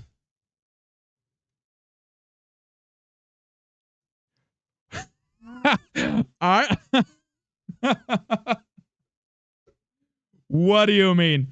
All right, so for those who don't know this name, this is our CEO and co-founder of Illuvium, Kieran Warwick himself. He apparently played in the sit and go qualifiers, and he just won the grand prize of the stream, which is cool. And just in case, I'm gonna spin again. And we're gonna see, maybe he gives it to that person, maybe he takes it and raffles it out on Twitter. I just don't wanna make this again. But congratulations to Kieran. Well played. And then second in line would be Ores. But yeah. Hey, Kieran, fair and square, won that perfect stats stage to tier 4 Matu. And I think it should go to him, because how cool is that? You got your CEO of the game competing with the others and then winning in the raffle. That is absolutely crazy. Well, we're gonna see how that goes. Congratulations to all the winners in any case.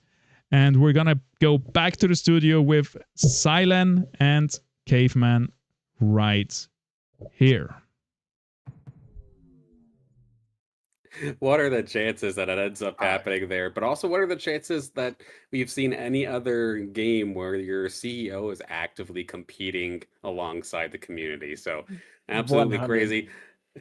100%. I mean, see. it still it reminds me of the early days before we even had a game to play. It was just the community being hyped about what Illuvium was going to be, and Kieran would be in there playing team fight tactics with us, and then he'd be giving away land. I remember still one of the players came in and managed to steal 2 tier 3 lands from Kieran, or maybe it was even more.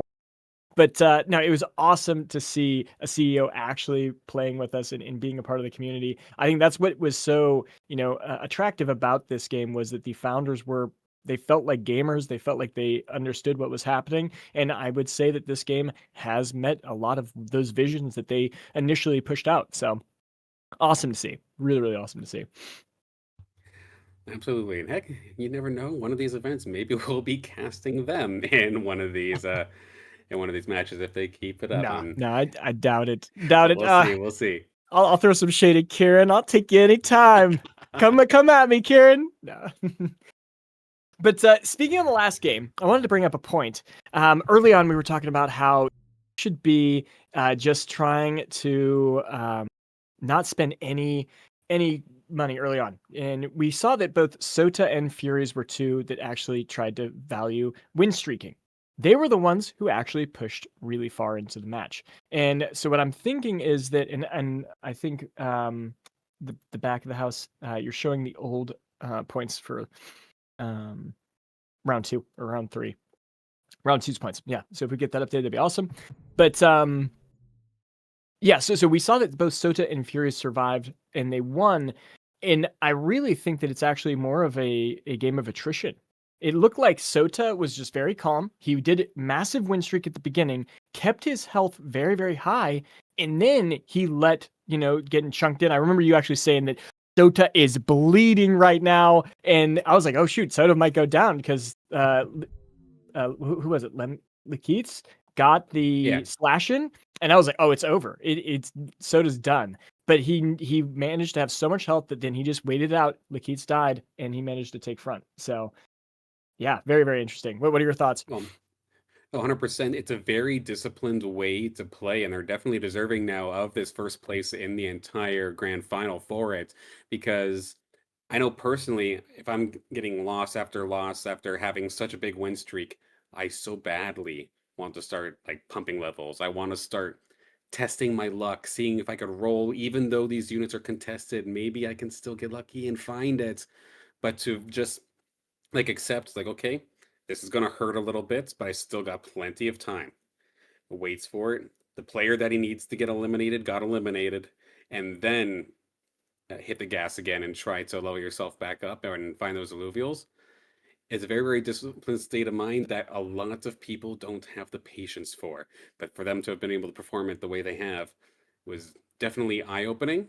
It's showing just a way to play the game in general, but especially for Brightland Steps, that it doesn't have to be the way that, at least that I always thought about it, where I'm just taking hits and loose streaking being kind of the way to go. No, you can get a big enough lead that you can take some mid-game hits and be fine. So it was definitely eye-opening, and that's one of the things I love about casting these Illuvium Pro League matches, because I'm learning things every day, just like all of you. 100%. Well, let's go down the list, pointing out where the rankings are currently. We have Sota clearly leading the pack with 22 points. He's feeling really good. Then we've got Narkesh with 16, feeling pretty solid in second. And then we got I'm a Fishy at 15, Fury's at 14. Then there's a bit of a gap. Maru definitely can't secure that first place anymore. So that person is just going to be trying to get as many points as they can, get a better placement, get a little bit of a better prize pool. Then we got Web3 Gaming at 11, tied with Guzera at 11, and then Lukeets all the way down at 7 points. Hopefully he can, come back, get a good win here, and move up in the rankings. But it is looking pretty solid. I'm a Fishy. My bet. Oh, he's got a big chunk down to 15. It's gonna be tough for him to come back. Soda's got to choke hard for him to do it. But I'm a Fishy did. I mean, that's what I'm saying though. Like, Sota right now is in such a beautiful position that you don't have to play for a victory, I feel like. Nope. Play for third, play for fourth. So if you want to try and like shoot ahead early, depending again on what the region ends up being, but you shoot ahead early, and even if you shoot yourself in the foot a little bit and get knocked out in fourth, you're probably so far ahead now in this lobby. Second, first is a fantastic grand final. Yeah. And you can afford one. But I mean, obviously you're going to shoot for the stars and try to go as far as you can and in every single game. But the safety net, this is probably, of all of the IPLs, the biggest safety net I've seen going into a final game. It's not a guarantee, of course, because something could absolutely crazy happen. So it falls 6th, 7th, or 8th. That does open the door. Narkesh, I'm Fishy. They're there, but it's quite the distance. Still possible, but pretty crazy nonetheless. Yeah, I mean, what is it? Narkesh has got to get a first, and Soda's got to get a 7th or 8th for him to flip it. If a lot of things have to go in against Sota for this to fall apart. And I'm sure Soda's going to slam Rogues, and he's going to and he'll contest the best comp in the game, and he'll either hurt whoever's trying to go for it, which if anyone wants first place, they're going to probably try and go for that as well. So he's either going to hurt them and slow them down and then take them with him. And as long as he gets, 5th or above, he's going to be still in first. So I imagine that we're going to see that. If I'm recalling correctly, too, Narkesh in these last couple of games, or at least these last two, have had like a rogue kind of based style as well. So it might be weird if first and second are playing for the same comp. Well, awesome. I think we can bring it back to Paz if he's back in. And there he is. We are indeed back in. And we are in the finals. And it's crazy. Sota is, 6 points ahead? What do you mean? Yeah, I didn't expect that at all. I'm really happy for him. And I just did the math real quick with the tiebreakers. Sota would have to be 7th, and Narkesh would have to be 1st for Narkesh to win. So it's possible, but Sota is definitely in a very, very favorable position right now. And looking at our region, we've had a great variety of regions today. We have Crystal Shores, where the draft rounds are going to be replaced with Stage 2 versions. Yes. What a better way to end this off on. This is going to be absolutely wild. Are people going to intentionally lose streaks so that they can get the best units on the board? We will see. I think you have to, right? I think this is my favorite region of all, because it just feels so good finding those Stage 2 units on the carousel. And you get so many Stage 3 units again in the late game. It's going to be great. Yeah, which region gives more gold, do you think? This or the Halcyon Sea +3? Or the reroll? I don't know. Like, which one of those actually gets you the biggest end game? Or even Brightland Steps? Like, what? Yeah. All of them. We'll have to pull the stats up for next time. Yeah. I would assume the +3 each round is huge, right? That adds up to hundreds, above 100 mastery points in the late game. That's pretty crazy. All right, I think we have weapons have been chosen, and Sota right here is working again with a Vinebound Cleaver. He's not going to change his strategy now. He's going to go for the rogues yet again. And his opponent right here in this match has the Galewind Bow. And almost is looking to 2-on-1 here. Nope. Not this time. One of the other amazing updates in the patches coming out next week is the ability to, when you scout, it doesn't do the fast forward. It's an instant. That I cannot wait. It's going to be amazing. I thought it was almost a feature, not a bug. I liked that, like, little recap what happened in the other rounds. Okay. I'm gonna miss that, but fair enough. So quickly going through the weapons, we got Furies right here on the Earth Bulwark weapon. I think he had that last round, but I'm not sure. We have the Fire Bulwark weapon on his enemy. Web3 Gaming right here. Then we got Narkesh on the Nature Empath Staff. We haven't seen that much yet, so that's going to be interesting to see what he builds with that. Guzera here is also on the Vinebound Cleaver, so we have already 3 of them in the game. Definitely there's going to be a lot of people contesting Sota. And who is missing? We have here the Ripple Flail, Water Bulwark for Arma Fishy. Luke Keats has also the same Ripple Flail. And that is it. I know personally I love the Ripple Flail. Even though it's a bulwark weapon, it might as well be a DPS weapon. Yeah. Yeah. It's so big. What was that last IPL Paz where we had a water flail one-shot an Umbre? Ooh. Yeah, that was crazy. With Mud and Harbinger, right? It was the Ranger was Mud on a few % life, so it got all the Harbinger buff. All of the dead Mud units powered it up. Yeah. That was crazy. Let's see what we're going to see with that weapon this time. I'm sure there's going to be at least one Mud player. And this time it seems like it's not going to be as hard contested as last time, but we got to see. Like those Monkey Berserkers, they are going like everybody wants them. They're like Tamagotchis in the 90s and everybody's grabbing them and training them. You're making me feel old, man. Come on. Yeah. Very, very true.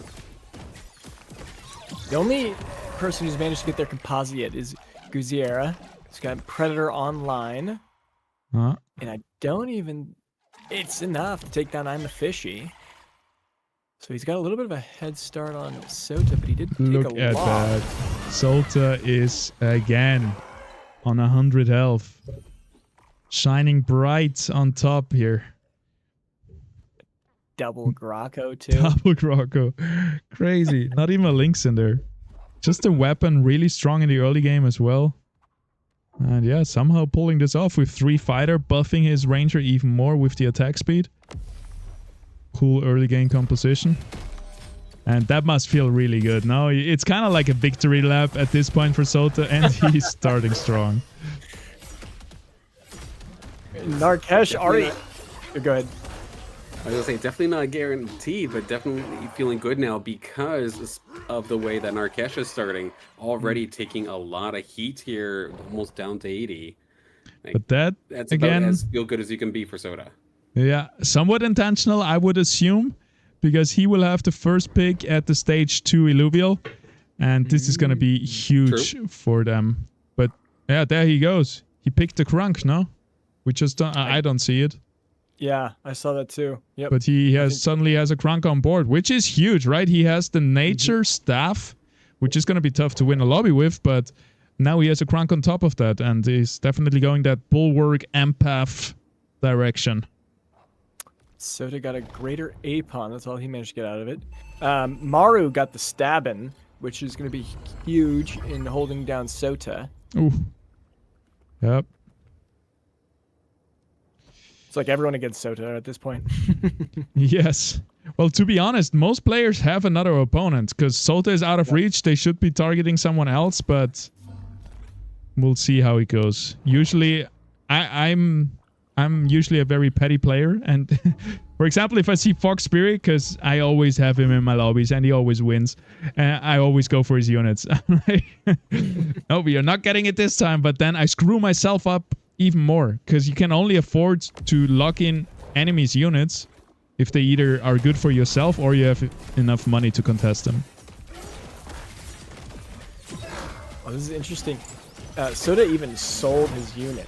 Like, he didn't even keep the Greater Monkey or Greater Apon. He didn't want that. Just trash. Full income. This is another tactic that is very good if you're on a win streak. Sometimes letting it go, realizing, hey, I cannot keep this up much longer, and just counting your losses and instead getting your income up to be ready for your income to take over once your win streak gold is all dried up. I think that's what he's doing here very soon. Yeah, but he won this fight. What? Yeah. Crazy. Yeah, now he found the links, which is perfect with the two Grokos.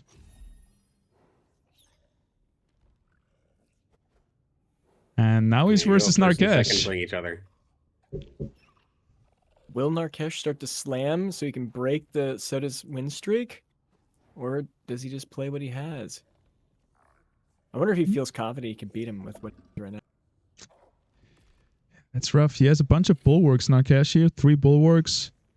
But he doesn't really... He hasn't found any power spikes yet. 3 bulwarks, 2 fighters. The Doka is only carry, really. In this positioning, I'm not convinced with this positioning. Ranger? Why is the Ranger not Wildfire? Maybe he still wants to lose and go for the second draft round because there must be somewhere a fire unit he could have swapped in that would have made his Krunk and his Ranger so strong. Having this Krunk up against all these fighters would be a wise choice, but even still, they just absolutely shred through. And without question, Soda's just going to crush this. Yeah, Narkesh is going to be playing the long game here with a loose streak in the Crystal Shores. And he's going to look towards another draft round later on in the game. Just want to point out there's like 4 people going for Cardelox, or at least Cardelo.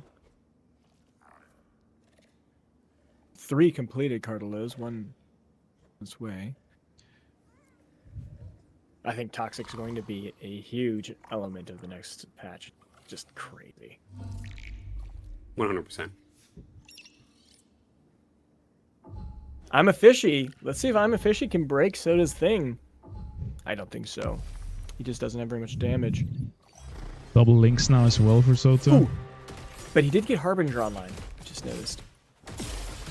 Yeah, but that Ranger is gonna die very fast, I believe. Gets 1 more cast out. Yeah, but the double linkses are still alive. Ranger found a nice entry into the backline as well. Soda just positioning really well. Taking Yep. the win. Actually, never mind. Yep. I'm a Fishy got him. The reflective damage there from the Bulwark would have just been enough, and the streak will finally end. Ooh, yeah, 5 Bulwark. I didn't see that. Yeah. 5 Bulwark, Harbinger Axon with augments. Beautiful. Well done. Now I'm a Fishy taking the lead. Wants to carve out at least a second spot for himself. He can still win this whole thing if I'm a Fishy goes first and Sota last, I believe. So nothing is over yet. And since everybody is targeting Sota, it's going to be interesting. But with this win streak, he was already able to build up a decent economy. It's going to be hard.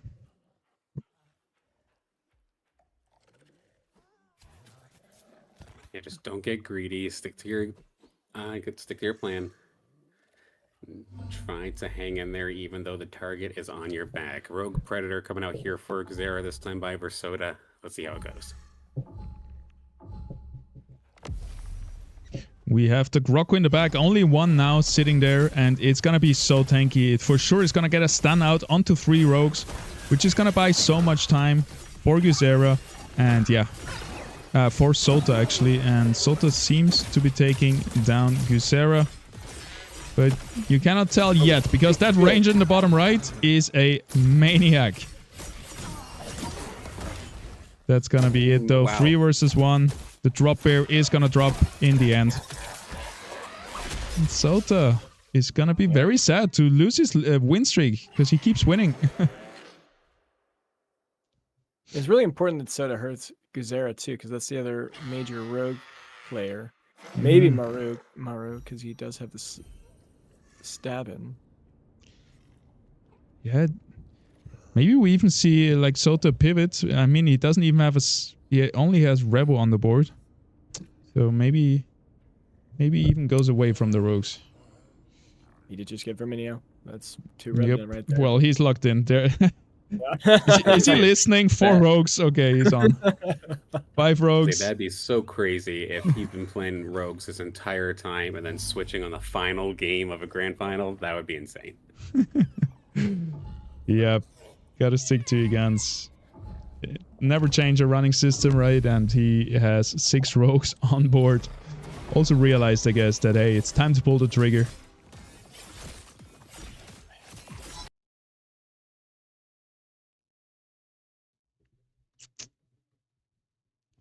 Okay, I have a little reconnect here. Gonna be right back. You guys take the lead. Yeah. No Do we wanna worries there. watch Narkesh? He's sitting at 66 already, which is going to put him in good position for this next drone. Not drone, but carousel. But I don't know what he's trying to build. I mean, he's got 2 toxic. Oh, he's got 3 toxic. He managed to get the Riptorus. Is he doing a full roll for it? He is doing quite a bit of rolling.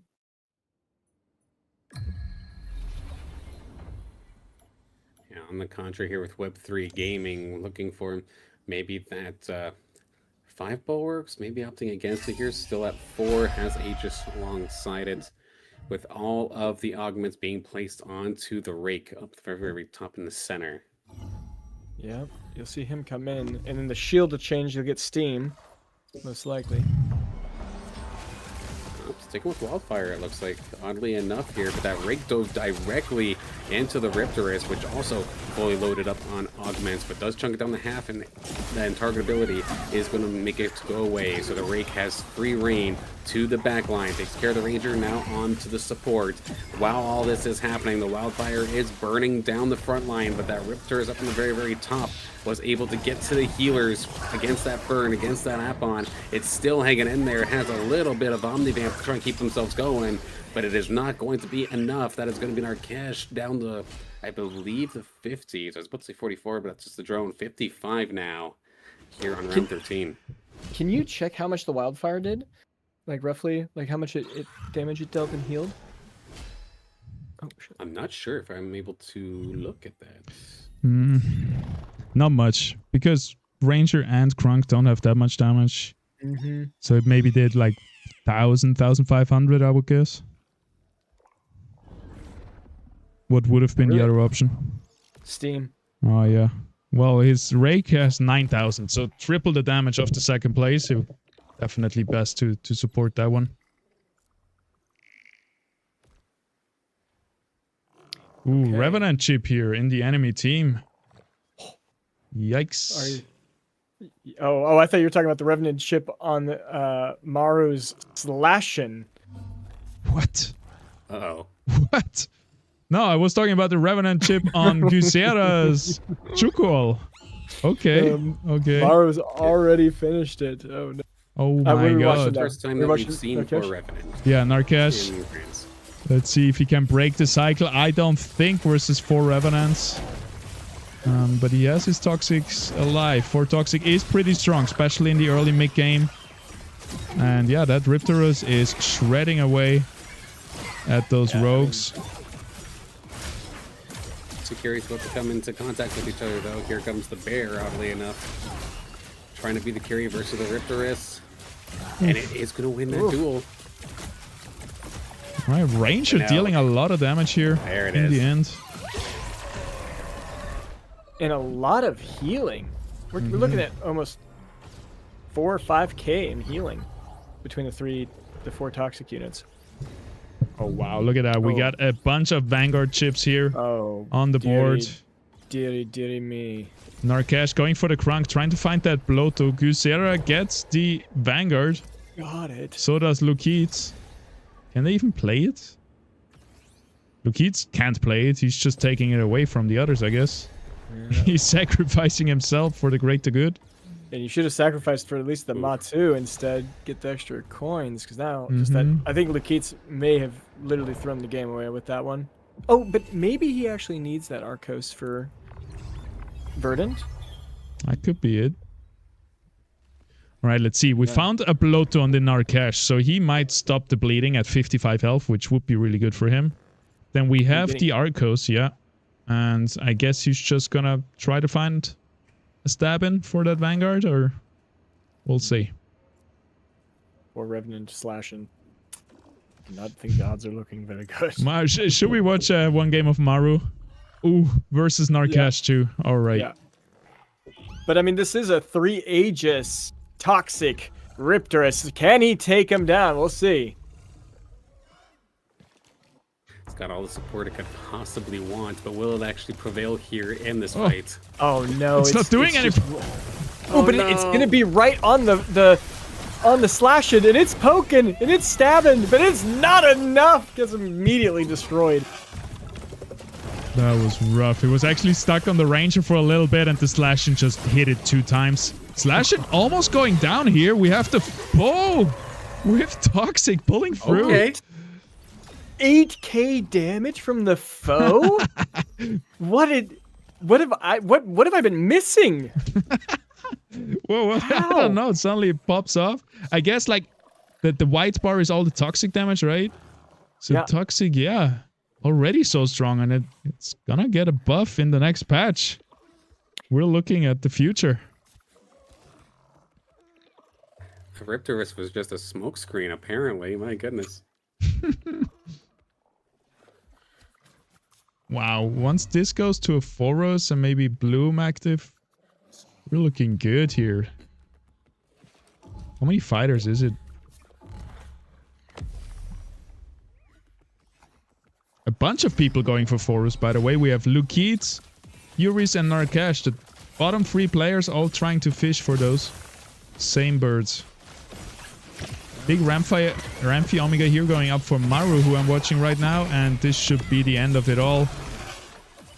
Vanguard, slash in. No problem this time, and I guess we just jinxed him last round. Because the slash in should have been good. Never mind. Oh my god. Oh, that was close. That was pretty close.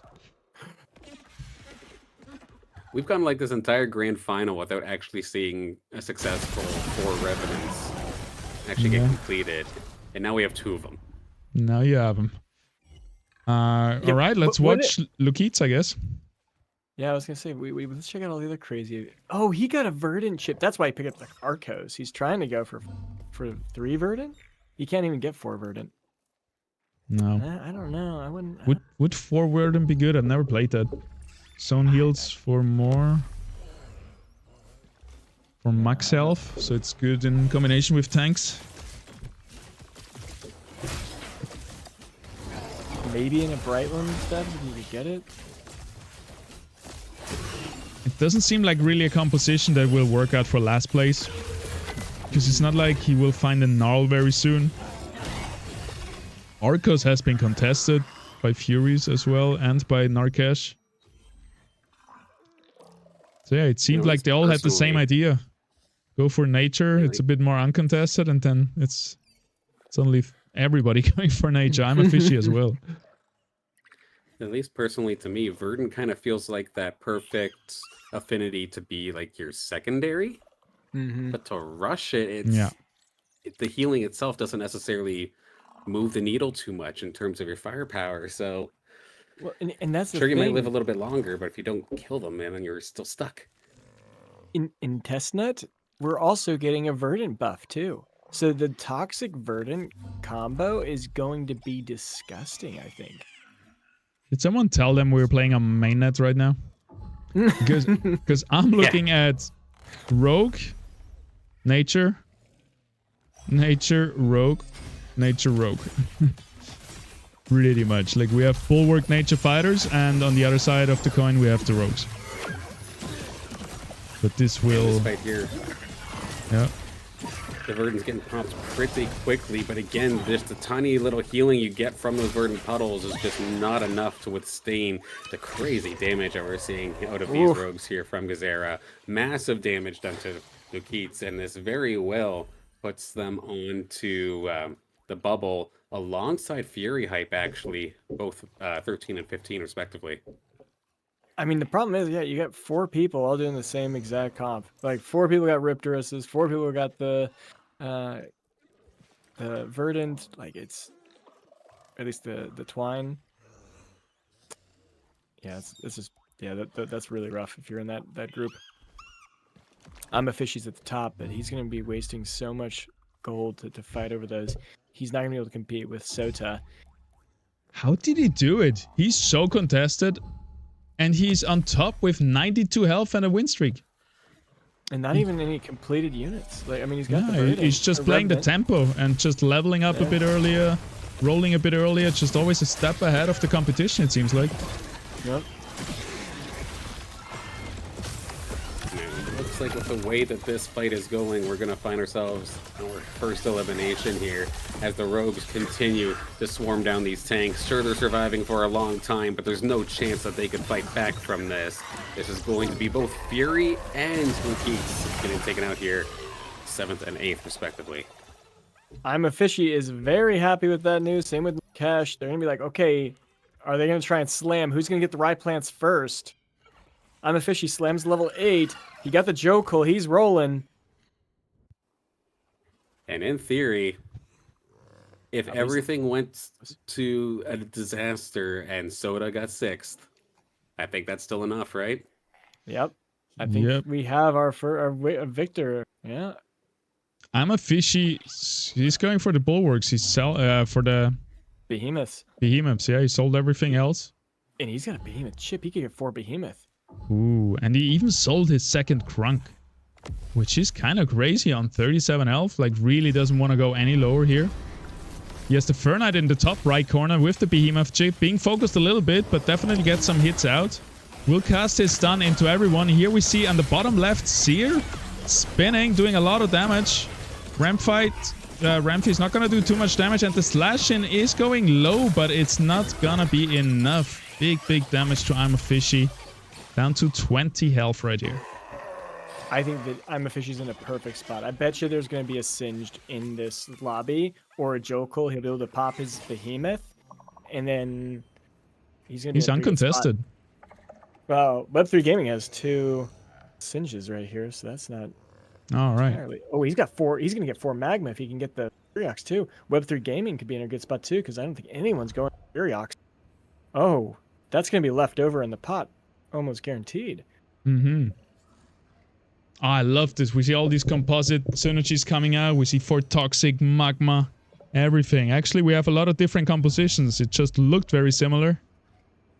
But one is going from Magma. Yeah. Toxic, Rogues. Behemoths. 4 Behemoths. Would love to see that. Definitely a strong composite. We'll have to see here if I'm especially can hang on, though. Immediately diving in onto that front line. The Axon going to be the first thing to fall. And here comes the Ranger here on the side of Fishy as well. Doing some pretty decent damage. Now that it has that cast off, it's immediately getting taken down. But look at Web3 Gaming TV's squad. Slowly but surely, as the magma spreads, so does the damage. And they chase them down. I'm a Fishy going to eat this one. Not enough for elimination, but they're so close. 3 left. I was sweating for him, man. I wanted. Ooh, and here's the carousel. What we got? Oh my. Slash in for Sota. There's a Rake. There's not really any... well, the Goliath is always good, right? 15 gold right there. And he can roll for it, at least. Same with the Fisto. Maru going Web3. for the slashing, but he has the slashing already. He's just oh no. What? Can he get 2 slash-ins? Look at that, he has a stabbing already. How did he get a stabbing? Oh my gosh. All right, what's he doing here? I'm a fishy rolling. Oh, I got just auto-placed on the board. Freaks me out here. I mean, I'd be rolling right now because Web3 Gaming's going for, and the Seer also. Like, this is, I'm panicking. Like, who's gonna get it first? Yeah, we got a PvE round though. But yeah. People usually wait till after the PvE round to roll, so maybe you should do it before that. I guess I'd just be scouting. I'd be like, all right, Web3, are you rolling? If you don't roll, I won't roll. But the second I see you rolling, I'm rolling. Mm-hmm.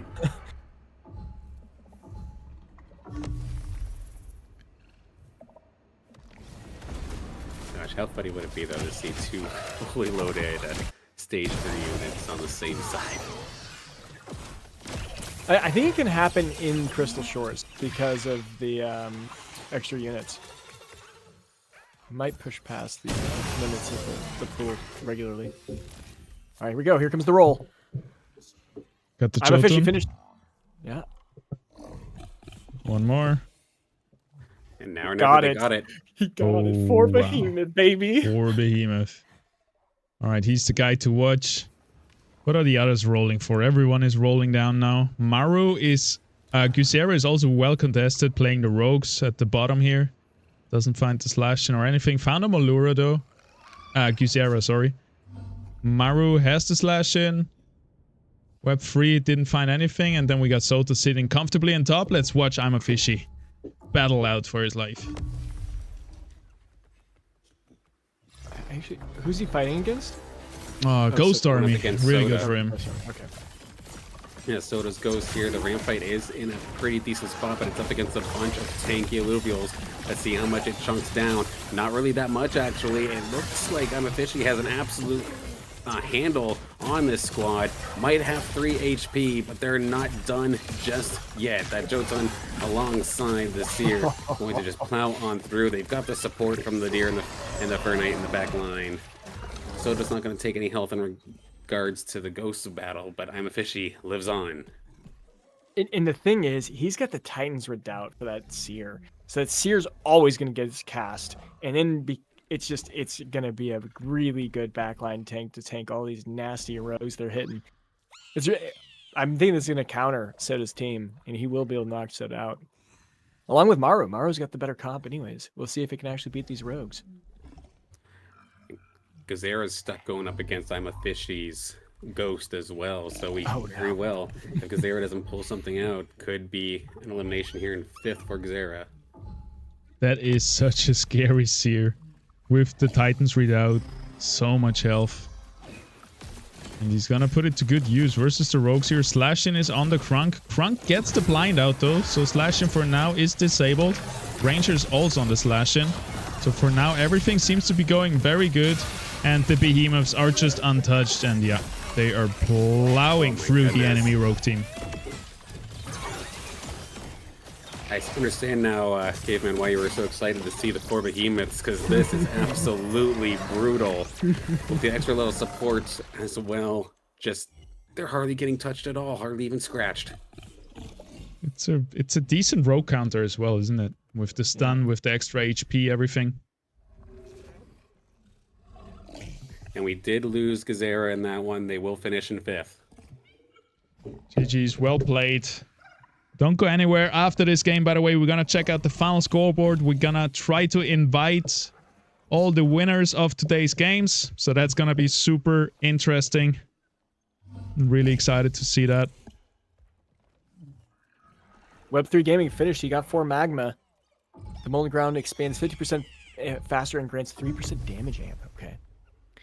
But I'm watching Soda versus I'm a Fishy. Will I'm a Fishy take on this massive team here?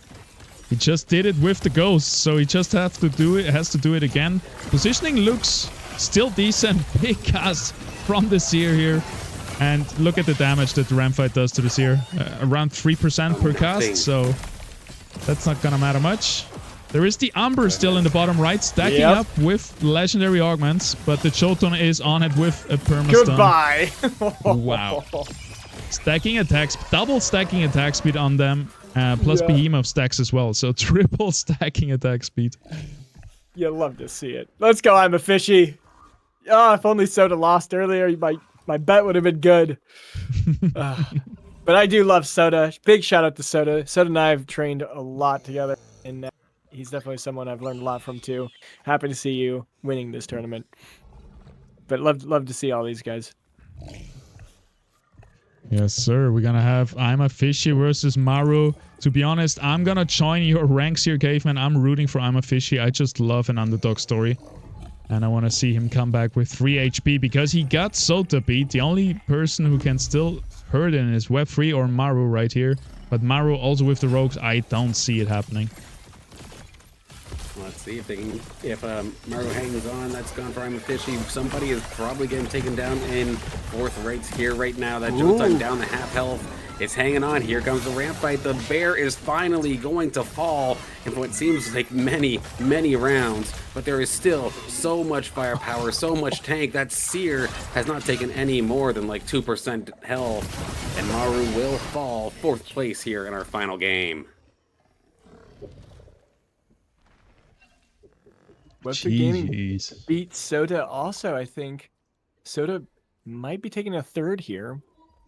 And then I'm curious if I'm a Fishy can beat Web3 Gaming. That'd be an interesting fight for sure.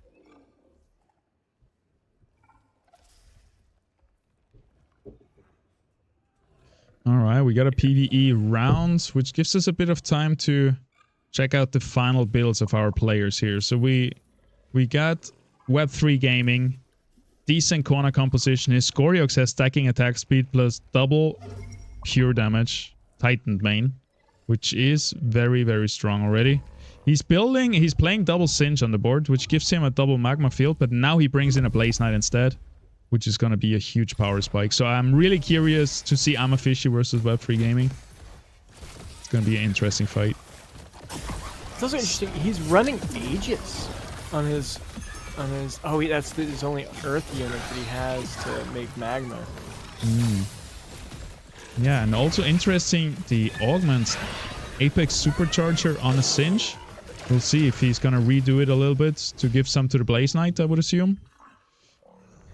Hey, this is what you wanted, but I guess it's against Ghost. Aye, yep. Ghost, so I'm a Fishy versus Sota in playing as well.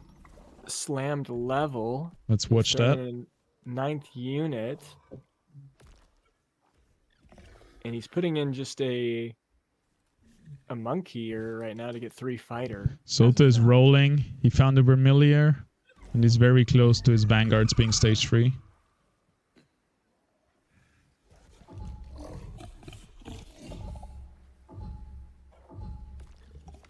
Little reposition. Ramp fight is on the left side. Gonna cast into everyone. But first they have to get through a Goliath and the other behemoths. Oh, whoa, whoa. As right now, though, that polar bear had to take the long way around. Its DPS was not a part of this fight for the longest time. Here for I'm a Fishy. Here comes the ramp fight to the skies. It's going to do a little bit of damage, take care of a bunch, but now it's going to be stuck here onto that Seer. Jotun off to the right-hand side is going to be able to plow through everything, including the Penguin. It's going to be able to run on through. I'm a Fishy. Going to get that one. And I think that's the end of the line here for Soda. Down to 0 HP. Knocked out just before the carousel. Which would have given him a slash in as well. And Web3 Gaming won his fight, and he's going to get this Templar chip potentially. Potentially. I'm a Fishy taking Toxic, interestingly enough, even though nobody needs it. Little misplay here, perhaps. Yeah, because he's going to get Templar. That's going to make him much stronger. Oh, yeah. but he got Artes. Oh, Okay, I'm so confused by both of these decisions. I think maybe the carousel had a little bug there. That could be where they couldn't pick what they wanted. Oh, yep, that's a possibility. Yeah, I'm still bugged out, actually. After all, we are still in open beta, and for that, everything has been running really smooth, really good, and it is looking Like we're gonna find maybe our last fight here, but I don't think so. It looks like Amafishi is gonna do the reverse sweep right here. Oh, we get the Riptorus. He's adding Toxic in somewhere with the Riptorus. You gonna add Oh, that yeah, to one true. of the behemoths? He's gonna put it in somewhere. All right. Where's the chip? Oh, we put it on his Goliath. Okay. Just getting that Toxic out there somewhere just to get the affinity, it looks like, but what could possibly be the final battle here if Unfishy goes down. Granted, they're looking extremely strong, but now they have to fight on Web 3's turf here inside the Magma. But so far, the Crunk is about to fall. The blind was not able to come out for another time. Does go down. Even the Seer on the side of Unfishy is starting to get weakened. Right now, the backline's pretty well untouched here. This could very well be the end, and I think it will be. This is going to be Web 3 Gaming winning our final game. GG's. Well played. Well done. Wow. Just a huge front line. Let that Scoriax go. And with the pure damage, that was really helpful against these big behemoths that have a whole bunch of health. That's definitely one way to chew through it all. That is cool to see. Well played, everyone. We're going to check out the final scores in just a second. It's going to update. And then we're going to bring up some player interviews in just a bit. It was a fantastic grand final all around, though. And of course, big congratulations to everybody who even made it this far in the first place. That's an incredible feat in itself. But we'll see, of course, slowly but surely, what our final positions look like.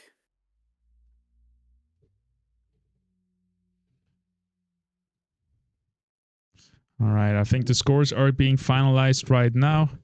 It will take us a minute. And then we're going to see them. Whew, what an exciting finale. I think what we can already say and who we can already congratulate is Sota finishing here in third place in the last match. And overall in points, he won this IPL 500. He will take home $1,500 and a lot of IPL points to qualify for the World Championship in December. Big congrats to Sota. Absolutely. Incredible stuff. I think you can call him the king of rogues with that. Managed to slam it 4 times. I think so too. Was it 4 times? Too easy. He has been practicing for this one. The meta was in his favor. And pretty crazy too, because in the semifinal, they were in a very tight spot. I think they finished 6th in the last game. They were nervous that they weren't going to be able to make it. Happy to have been able to see that they did end up making it in. I remember them telling me as well, they this is their opportunity, the one shot, one opportunity, and they absolutely capitalized. Congratulations, Sota.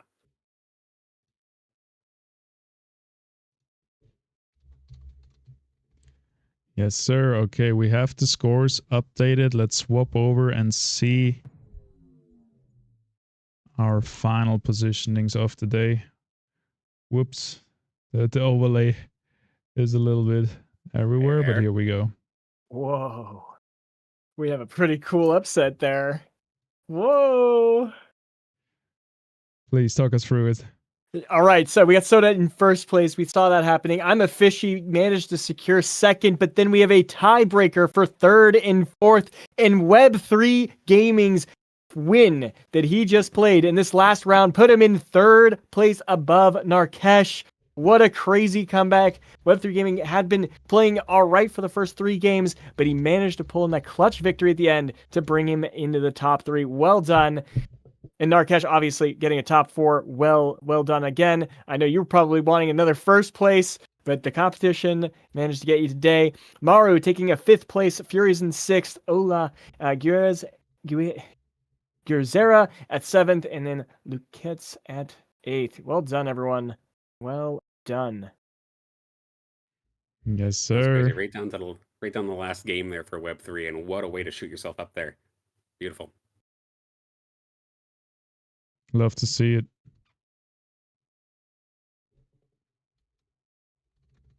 And this is Unofficial's second time getting second in an IPL, I think. As happy as I'm sure they are right now, placing so high, they've got to be like kicking themselves a little bit. And this tiebreak, I just want to break down this tiebreak too. They both have the same amount of points. They both have the average place. They both have a win. So it came down to who won. That was Web3 game. Managed to push forward 3. Really exciting.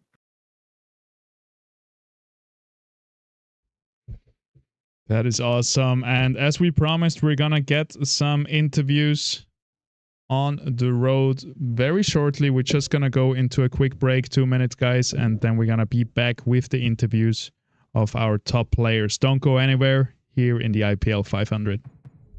Possibly the last round, we got the 3 behemoths that are going to be chewing through. They're going for the Gnarl. Try to chew him down first, but it looks like they might have got split.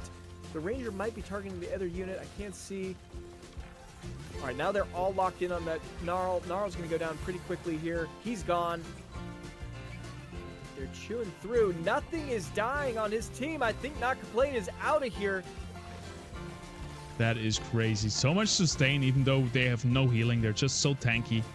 Blaze Knight firing away. Last guy standing. Scoriox won't be enough. Moo takes the win in the last game here. GG's. Well played. GG's. Well played, guys. Celestial Cycle is just going to be this repetitive thing, and then that's not just energy that it's giving. It's energy regen. So over a period of time, this is going to make that Squiz just casting like crazy. And I think we saw that at the end of that fight. We'll see how it goes this time. We do have that nice combination with that Fern. It has Void Cleaver and Leviathan Sphere. So that's a lot of pure damage that's going to be coming through. And it's going to be hitting 3 units each auto attack. And oh my gosh, look at this Kuka getting chewed apart. Wow, that went really fast. The only thing missing on that Fern is attack speed, but it does already a decent amount of damage. Pretty much the same as Squiz, but it just looks like with the hyperactive of the red team right here, everybody is looking very shiny and very good. It's gonna come down to the wire though. The 2 main carries facing each other and Fern taking the best of it. 2 ramp fights here for Narkesh. Oh yeah, he slammed it. Oh no, he just changed shots. Basically Slash-in versus Umber here. That's the 2 units to look out for. They are in opposite corners, and Slash-in is having a little bit of an easier time here. Now they're gonna face off in just a second. We have the on-target roll. Positioning. Oh, It's the deletes it. It's out of here. wow, and that's it. Fury's in second, Patch Tourist in third, and Narkesh with the perfect Slash-in, taking game number 1 here in the best of 3 in the grand finals of the IPL 250. Double Tempest, Shock Dust, Slayer. It's looking good. Nice positioning too. Kukurov is gonna tank with the Tempest. Let's see how much damage this first gyro roll is gonna do. Down to the corner. Takes down the Grocko. Rolls back. Kukurov is tanking a good amount too. Tanked like 2,400. Rolls in, and it's gonna be taken down now, I think. Ooh, 1 more roll though. No. That's gonna be it for the Kukurov. Oh, the Ranger dodged. Oh my god. Did some ninjutsu and jumped away. Let's go. We'll see. All the units are in the backline. Monkier here is gonna try to take down these rogues. Yep, but here comes the ramp fight, Omega. Hitting 3 units, 3 core units, and all of them are dead. That was a crit. He's taking it easy. He is on level 7 already, though, so the chances are getting lower and lower. There is the Rake in the enemy team, so I'm gonna be very interested to see this damage output right here. Big Synalph laser. Ramp fight doesn't hit many units. And here comes 1 more cast. Look at that self-heal from the Rake. Might be able to kill everything here. Oh! Wow. Narkesh has got Revenant online and a stage 2 Lynx. That's a lot of meat to chew through. Lynx can one-shot anything here. Little reposition onto the Riptor. Alright. What are we looking at? Grocko is going to get a stun out, which is going to be huge. Monkey here is trying to clean up the field from the side. Is going to be stuck on the Ranger for a while, though, which is just shielding and shielding. It's still going to drop aggro, and we'll have some time now to just clean everything up without being able to be attacked. All right. That seems like cheating. Positioning was perfect there to keep that Monkey alive. Let the Berserker stack. Yeah, so they're still missing a bunch of units. We only have a Rampy, for example, with 3 augments. That's pretty rough to see. We can watch the left side, where the Slashin is trying its best now versus the Scorpion, but it will trigger. Oh, and it's stuck. It's okay. That's not stuck. Oh, no. Ooh. 4 units on the Scorpion. Got charmed. Here comes the other. Oh my god. It's over. He got him. Okay. Well done, Soden. All right, I'm watching Furies right here with his Rake versus Patch Tourist, who has built a decent team as well with 4 Mud, 2 Predators, 2 Harbingers. Very classy team. And Furies did just get 5 Bulwark off that, so that's another Oof. big jump in power.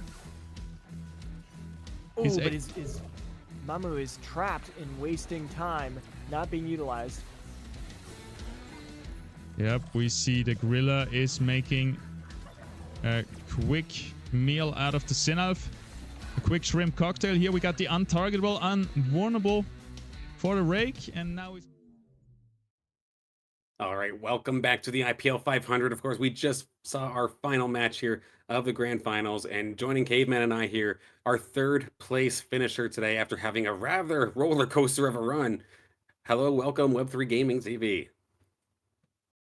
Thank you. Yeah, after game 1, deciding to go try Shock for no reason. I've never played that, and I don't know why I did it. And I'm surprised I ended up in 3rd place overall. Well, yeah, I'm congrats. That's so awesome. We were not expecting you up there, and then you just came out with this clutch victory right at the end. Were you feeling really good with that automatically, or did you just see an opening that no one was going for Scoriox? What were your thoughts? Honestly, my plan was to play Magma almost exclusively, just because it's just been working well for me. That was my plan coming in, and I'm sleep deprived after doing an all-nighter last night with the tournament, and then it's 2 a.m. here now. So it was a team I know well, and yeah, I was planning on playing it almost every game, maybe an Umbra, maybe a few other things, but thankfully not many other people were playing it. So it was open almost every game, like pretty much every game. And there's a few things that counter it that kind of countered me in the other games, but no one played them in that last game, so I was able to make it to the end, and then it does pretty well against Rogues, as you saw. What about the Magma team composition like really clicked for you? Because you definitely seemed comfortable with it. Like, what's special about it for when you're playing it? Say that again? What was the question? Oh, like what about the Magma team composition clicks with you? Like, what's special about it when you get to pilot it? Yeah, I think if you can hit Magma the kind of early to mid game, I find it really does carry you through to the late game. Just the amount of damage it does and the amount of grit and resolve it gives you, and it does well into Rogues. Yeah, it's just something I've just been comfortable with. There's a lot of Ranger weapons that you can use. You can access it through. I think there's maybe 4 or 5 different Ranger weapons that are good that you can access it. And yeah, I've always liked Scoriox. I like those kind of tankier builds. Yeah. Nice. And so, how long have you been in? We see Web3 Gaming TV. Obviously, I know you for a while. But how did you get into Illuvium? What other Web3 games why do you play this game? And why do you grind? Why are you competing in these tournaments? Yeah. Well, I can't recall how I got into Web3. It was probably through, Bitcoin or something like that. But I was always a TFT player. That was one of my main games. I never competed professionally, but I was always kind of challenger and, played with pros. And I don't even know if that was why I came to it. I think Illuvium, the IP probably caught my attention. And then it was kind of just lucky that they actually made an auto battler. that suited my genre well. So I pretty much, like been almost exclusively Illuvium for the last however many years. Nice. And so would you say it's the best Web3 game out there, or how does it compare? I think by far, yeah. Especially when you compare it to its Web 2 like counterparts, I guess. Obviously, autobattlers aren't they're not the most popular genre. Like they're not popular, but they're not, a shooter or anything. So an autobattler may never be the biggest Web3 game, but I think if you compare it to it, yeah, its counterparts. There's Off the Grid was obviously one that can compete with Web 2, and I think I think Illuvium's the other one that comes to mind that's can hold its own against Web 2 for sure. So I'd say top one for me, yeah. No bias. Now, one of the last things here before we close things out, which again, congrats on your finish here today. But is there any fun facts about you that the community itself might not know about you?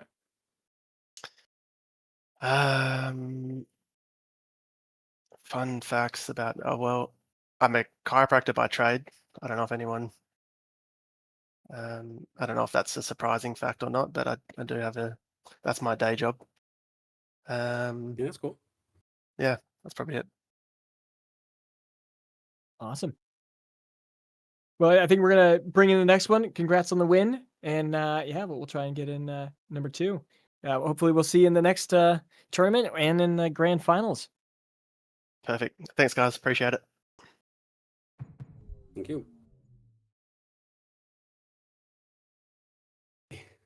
Yeah, definitely a roller coaster of a run there for Web3, but was good to see them pull it back there in that final game, getting that win. I think we're going to be eventually hopping on over here to our second place finisher. Hi. In just a moment's time. Hello, hello. Hi. There we go. I'm a fishy. Welcome. And we do have the name in needs to be edited on the screen, but yeah, I'm a fishy. Hey. Yeah, hello. How's it going? I'll ask the first question. You were my number 1. All right, so you failed me. You were supposed to win. All right, but congrats on number 2. How do you feel during this competition? What were the feelings throughout the whole tournament? Starting from the sit and go or just training. How do you enjoy just playing the game? Does it feel like a grind? Or are you just enjoying the game throughout the entire tournament? Do you feel like what does it feel like to be a part of these the Illuvium Pro League? Yeah, after IPL was announced, I really enjoyed the game. I played ranked a lot, and I'm trying new comps, and I really enjoy this. This tournament, I didn't play sit and go because I had invite because of IPL leaderboard. Nice. In the qualify, that was really hard. Actually, I didn't get it easily. I just top 2, top 4, and I'm in the final. In the final, I actually thought that I can win before the third game. It was very sad for me when I got top 8, but I'm really happy that in the last game I get top 2 and get the second place. Nice. Absolutely. That competition in that last game was absolutely crazy to see. That definitely had the opportunity to go all the way there. Now, in regards to yourself, now I've been seeing you competing, whether it be IPL or whether it be other community tournaments for a little while now. But how did you get into Illuvium in the first place? How did I know about Illuvium? Correct. Yeah. Uh, Actually, one my friend played this, and when I see announcement about weekly rewards, I started to play. It was in April, if I'm not mistaken. Yeah, and after that, I was playing, really enjoying the game, and improve myself. Awesome. Well, that's Very really cool. cool. But what is your favorite alluvial? What is the main comp that you just love to play? Is it that 4 behemoths we got to see at the end there, or what do you typically like to push? What's your favorite unit? Oh, actually, I love to play Toxic Aegis, but in this lobby, it's so contestable. So I just decide to play Behemoths because it's free units. And you, if I'm not mistaken, top 7 and top 8 was playing Toxic Aegis too. So yeah, I just go into level and roll for Behemoths. Nice. And which unit do you actually like though the most? Like which one do you think looks the best? The artwork is really nice and unique, or do you have a preference? I guess now Replants, he's really strong. So yeah, I guess Replants is my favorite level. Nice. Very cool. But I think we'll be letting you go for the moment in just a moment's time. But again, congratulations on what I think is your second place in the IPL, and that's the last thing I want to ask. I think because you got the first second place in an IPL 250, if I recall correctly, and now you Yeah, get yeah. it now. How like how does it feel being in that kind of position? The last question I'll give you here for now, because I imagine second place obviously feels extremely amazing, but at the same time, is there that little kindling of fire still there? Actually, both my second places was uh mm, with no chance to get first place because there is just so much different between first place and second place by points in the finals. So I'm not really sad about to be a second.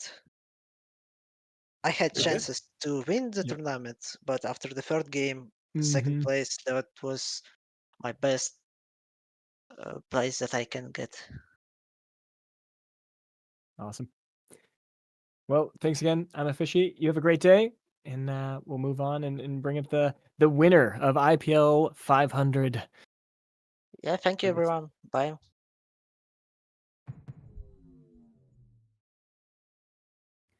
I mean, he That had was a really really, really, nice one.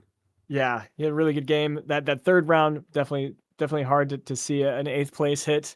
Hurt my heart, That but hurts. I'm sure it hurt his more than mine. Hello? Now, without further ado, your winner here in this IPL 500, Soda. Hello, welcome.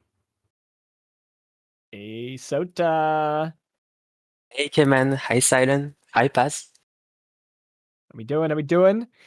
Um, there it is. We got the updated. Sota.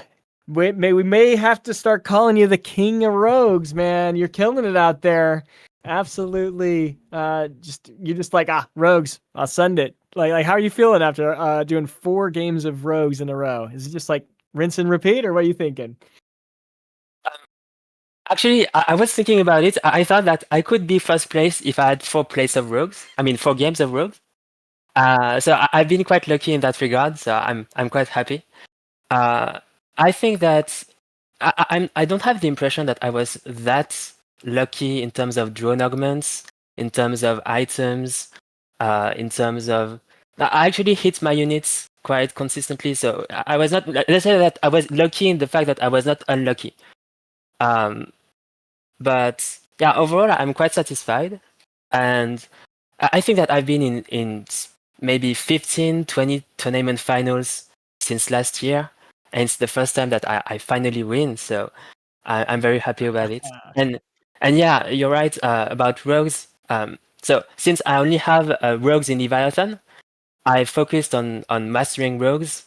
And even when I take coaching sessions with Slicks, I know there are other comps in the game, but I want to focus on rogues. And so it paid off this time. It was a bit of a gamble. Well, it seems to have paid off. Absolutely, and there were some instances where you're definitely contested. And I know I think back to I believe it was game number 3 on Brightland Steps. You got off to a fantastic start, but then there were I think 2 or 3 other people that were contesting your rogues, and this you can tell the steam started to kind of run out for you. You're taking hit after hit, but like walk me through your mindset of sorts when you're off to the fantastic start. You're losing a bunch of health very, very quickly, but to not panic and like move move forward with the next couple of rounds after the facts. Like, how's it feel in that position? I was not so stressed because I saw that the other rogues had low HP, and we were, since we were contesting each other, they were also not that strong. So I I think that it was very likely that they would die before me. So I was just keeping my money, high. I was not rolling too much, and the fact that I was so aggressive before and that I stabilized quite early made it so I had enough HP to tank this phase. But this phase was since I play almost only rogues, I was not surprised that I would be struggling at one point. It's very common in this phase when we are contested by one or two rogues that you have to wait until the other rogues die before getting a power spike and start winning again.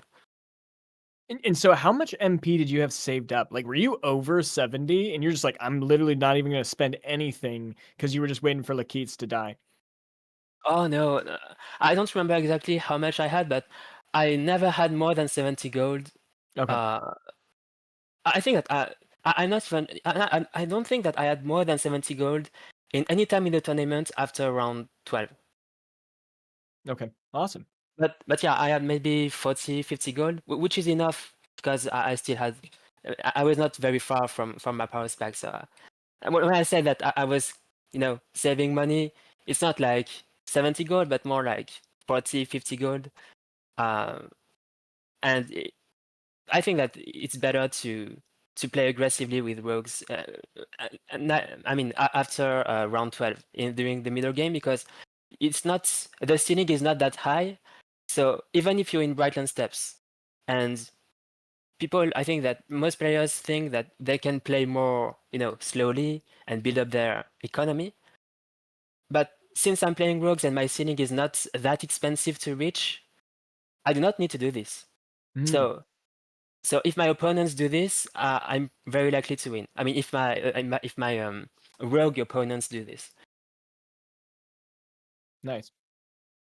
And so like it sounds like you've mastered rogues and that's like really what you focus on, and maybe you don't have a full grasp on other comps. I'm curious, what advice would you give someone who's just getting into it and they want to start competing? How would they get into the game? How would they get immersed in this community? What would be some tips and suggestions you'd make? How to start? So I would say copy. So that's what I do when I start a new game. I really love, when you start a new game and you are with other new beginners. Usually there are, I mean, everybody is weak because you're in the weak class.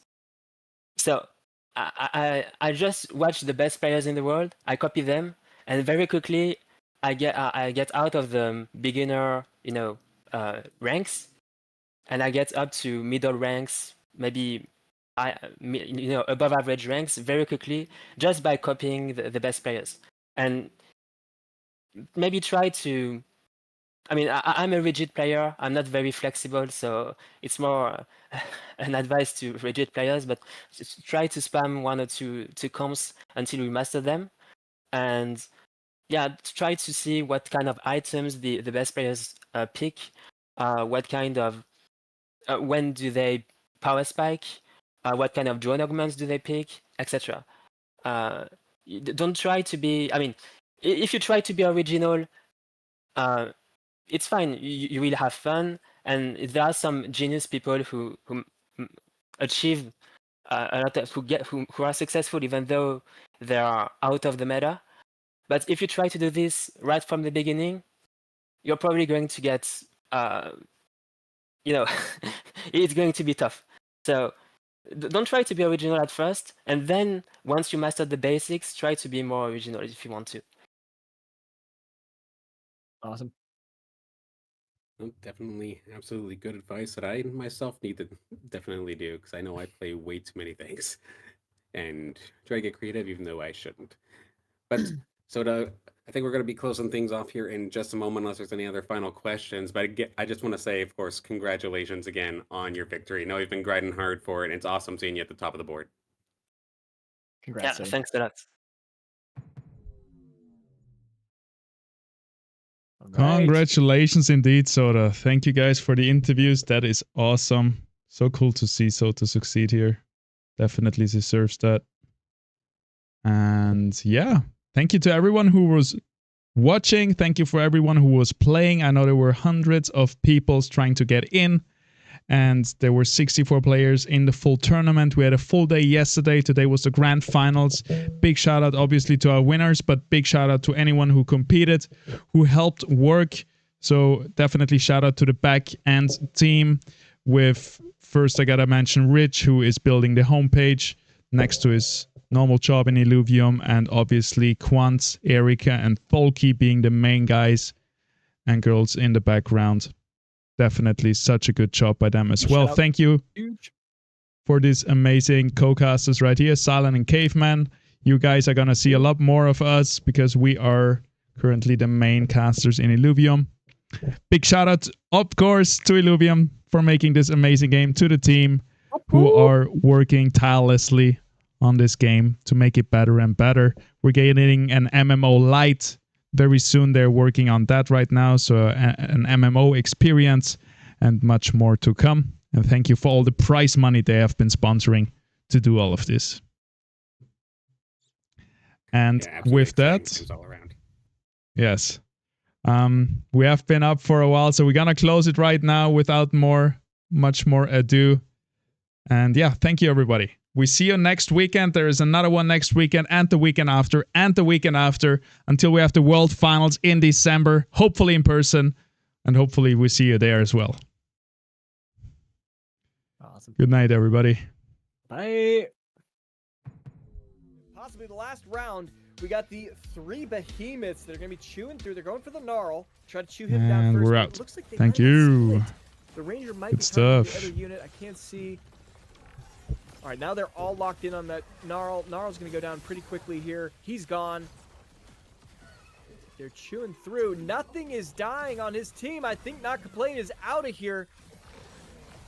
That is crazy. So much sustain, even though they have no healing. They're just so tanky.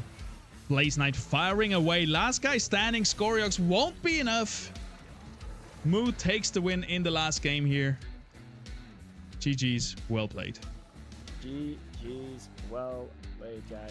Celestial Cycle is just going to be this repetitive thing, and then that's not just energy that it's giving, it's energy regen. So over a period of time, this is going to make that Squiz just casting like crazy. And I think we saw that at the end of that fight. We'll see how it goes this time. We do have that nice combination with that Fern. It has Void Cleaver and Leviathan Sphere. It has a lot of pure damage. It's going to be coming through. It's going to be hitting 3 units each auto attack. And oh my gosh, look at this Kuka getting chewed apart. Wow, that went really fast. Oh, that's going to be left over in the pot. Almost guaranteed. Mm-hmm. Oh, I love this. We see all these composite synergies coming out. We see 4 Toxic, Magma, everything. Actually, we have a lot of different compositions. It just looked very similar. But one is going from Magma. Yeah. Toxic, Rogues. Behemoths. 4 Behemoths. Would love to see that. Definitely a strong composite. We'll have to see here if I'm officially can hang on, though. Immediately diving in onto that front line. The Axon going to be the first thing to fall. And here comes the Ranger here on the sideline officially as well. Doing some pretty decent damage now that it has that cast off. It's immediately getting taken down. But look at Web3 Gaming TV's squad. Slowly but surely, as the magma spreads, so does the damage. And they chase them down. I'm officially going to keep this one. Not enough for elimination, but they're so close. Ooh. Will they move over the Augments? It looks like they're thinking about it. Narkesh is not happy about this. He's like, shoot, I just need this guy to die so I can grab his units. And then this is going to make it harder. Yep. Octius comes in last second, sits on the bench, so placement cannot be predicted. I hope he comes in. Yes, there he goes. Oof. And yeah, this is a mirror match right here, but there is a Jotun with triple augments now. So now we're gonna see if it's gonna work out. I think that's gonna be the key for winning here for Maru. goes immune, heals itself, shields itself, and is already in the backline with the Rampy, chewing away at that Octius. And I think that's gonna be it. Maru stays alive. Oh god. It was all on the polar bear, but looks like they're getting it done beautifully. The Mammoth doing a good job of chucking things around. Just gotta deal with this Arctase, but it shall fall eventually. Beautifully done there from Maru, finding that polar bear. And Soda's been doing this purely off of position. He's still level 3. Web3 Gaming is level 4. Are they going to roll it all to try? Is he going to stay at level 3? So he's not going to... He's holding on to the golden rule. Don't spend a single mastery point early on in Brightland Steps, I think. And he's not going to risk it for the win streak, which is so hard to keep going. And he's just gonna accept this defeat here versus Furies, who has a Scarabok, by the way, on level 5. Already. So I don't know what happened there, but yeah. 5 Earth this early, that's a lot of grit and resolve to go through. He does have the links, which could chew through all of it from that pure damage, so watch him win, because this Ranger's tanking. Not quite enough.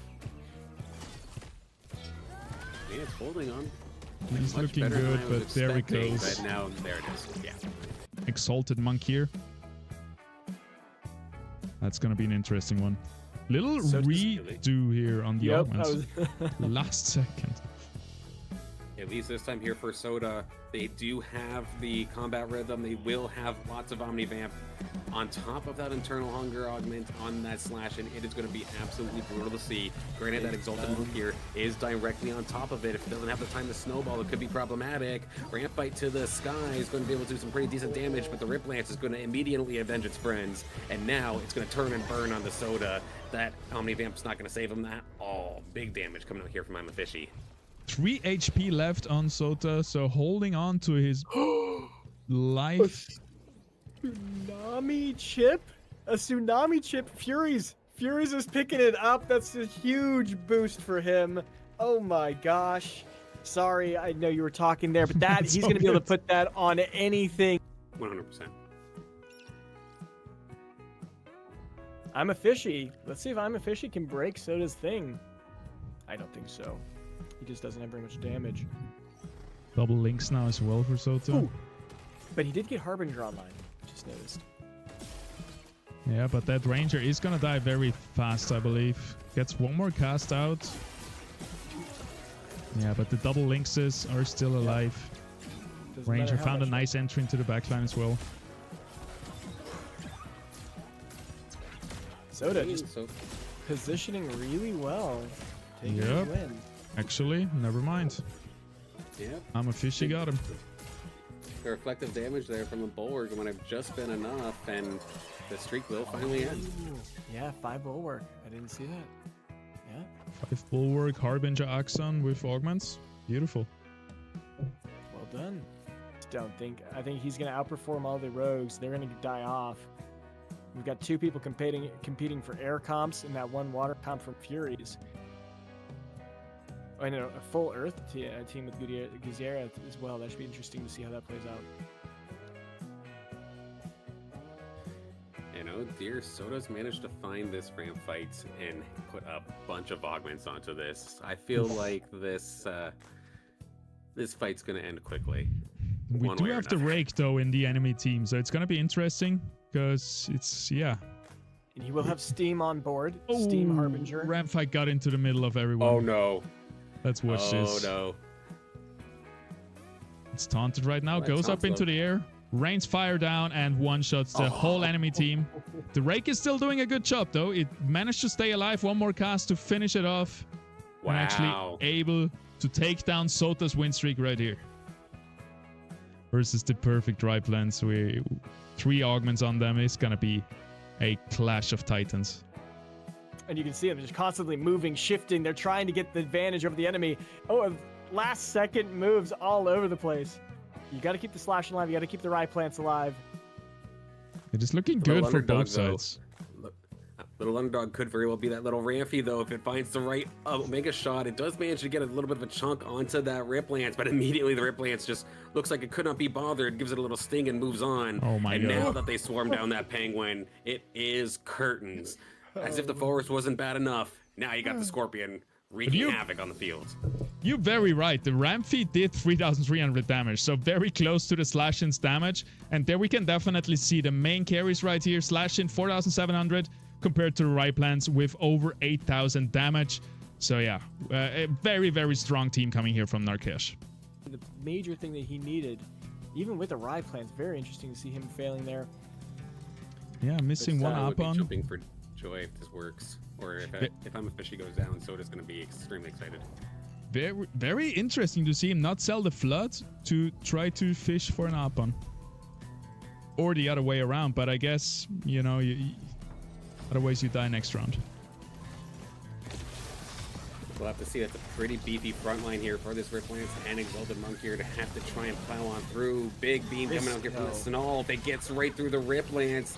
Some heavy DPS here on the side of I'm Officially has fallen. And look at this. That Aphisto in the back line's just been free firing this entire time, finding resets.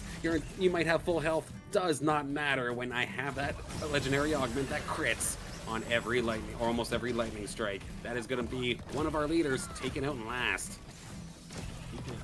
Place. And what's crazy is because you love to see it. I know there is always some people in the Discord who are like, I don't like this, I don't like that. But seeing in the grand finals of the IPL 500 right here, the top 6 players basically all playing something else means one thing. You guys did a good job on balancing and game design and all around. So big shout out and thank you for this awesome game. And look at this. He got the Umbre online. I love. I was calling out Furies from the beginning, and I'm hoping that this Umbre can just chew through. But I'm still scared. These Berserkers are going to be nasty. Nervous here for Narkesh. Of course, won the first lobby, but can they keep themselves alive here in this one? They have the emergency button there with that evasive veil. They're in the back line, but the Scoriox is currently untouched. Can that second Omega pop off? It gets killed before it comes out, which means it's going to allow for that Scoriox to run amok through the squad. Your winner from last time is going down. Have a gigantic front line with that Gnarl. This fully disgusting Scoriox is going to eat his team. Wow. And that's 3 Magma as well. This doesn't look fair at all. Oh my god. Full Hyper too. This is going to be a slaughter. That might even, if there is no units dying, that might even do a lot of damage. Scarabok goes down though, so I don't think it's going to do 22 damage. But yeah, there is, I don't think, no chance for Maru to win this round. So much damage and so much tankiness and sustain on the side of Web3 Gaming right here. Ouch. And it's just everyone has the Vealth tracks, so the true sight's there. So these 3 air comps pretty much lost their benefits, and it's not gonna. Yeah, they're gonna fade out pretty quick, I think. What? Uh-oh. What?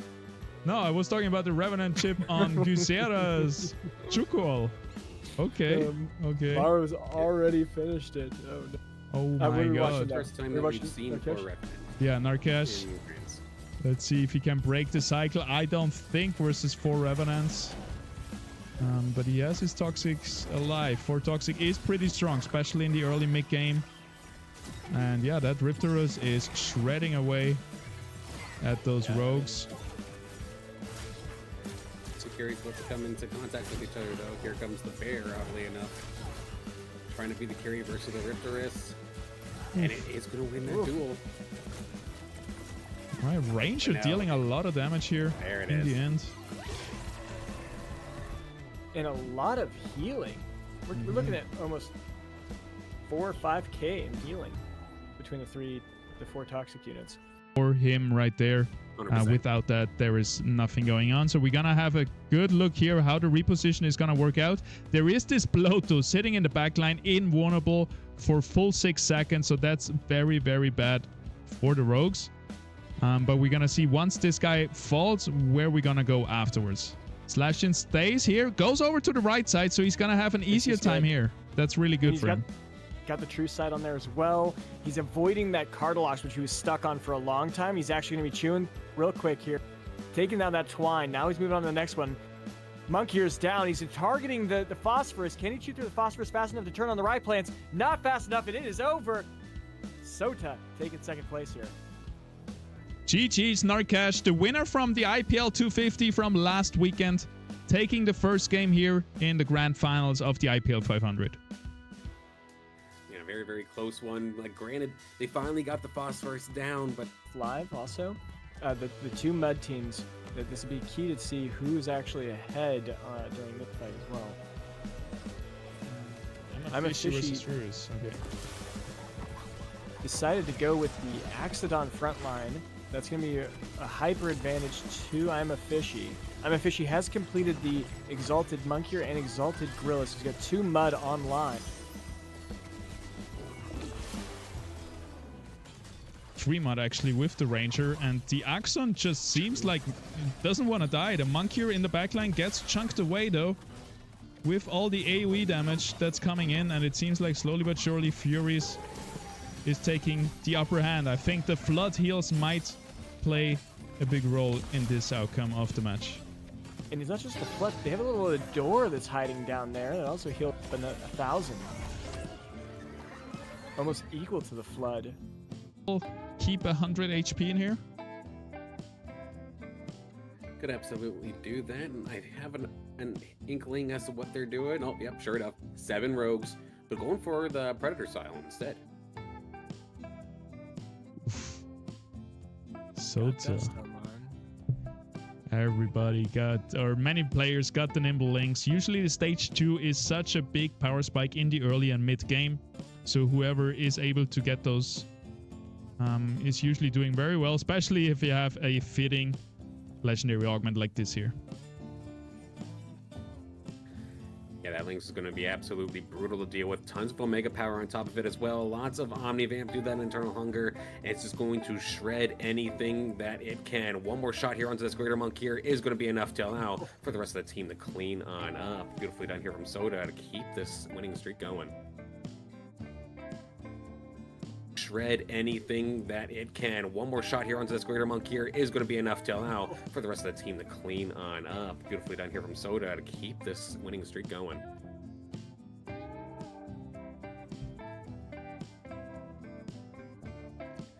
Always got to appreciate the shinies, or the dark hollows, the hollows. Yes, I'm zooming in here again. The drones in the background are watching, and we are seeing those absolute beauties of Illuvials. Shout out to Snoop Dogg right here. Definitely an inspiration for the Crunk. Got the Scarabog, our little beetle line. You gotta appreciate this artwork. Ah, we got a stabbing right here. Don't look at the monk here.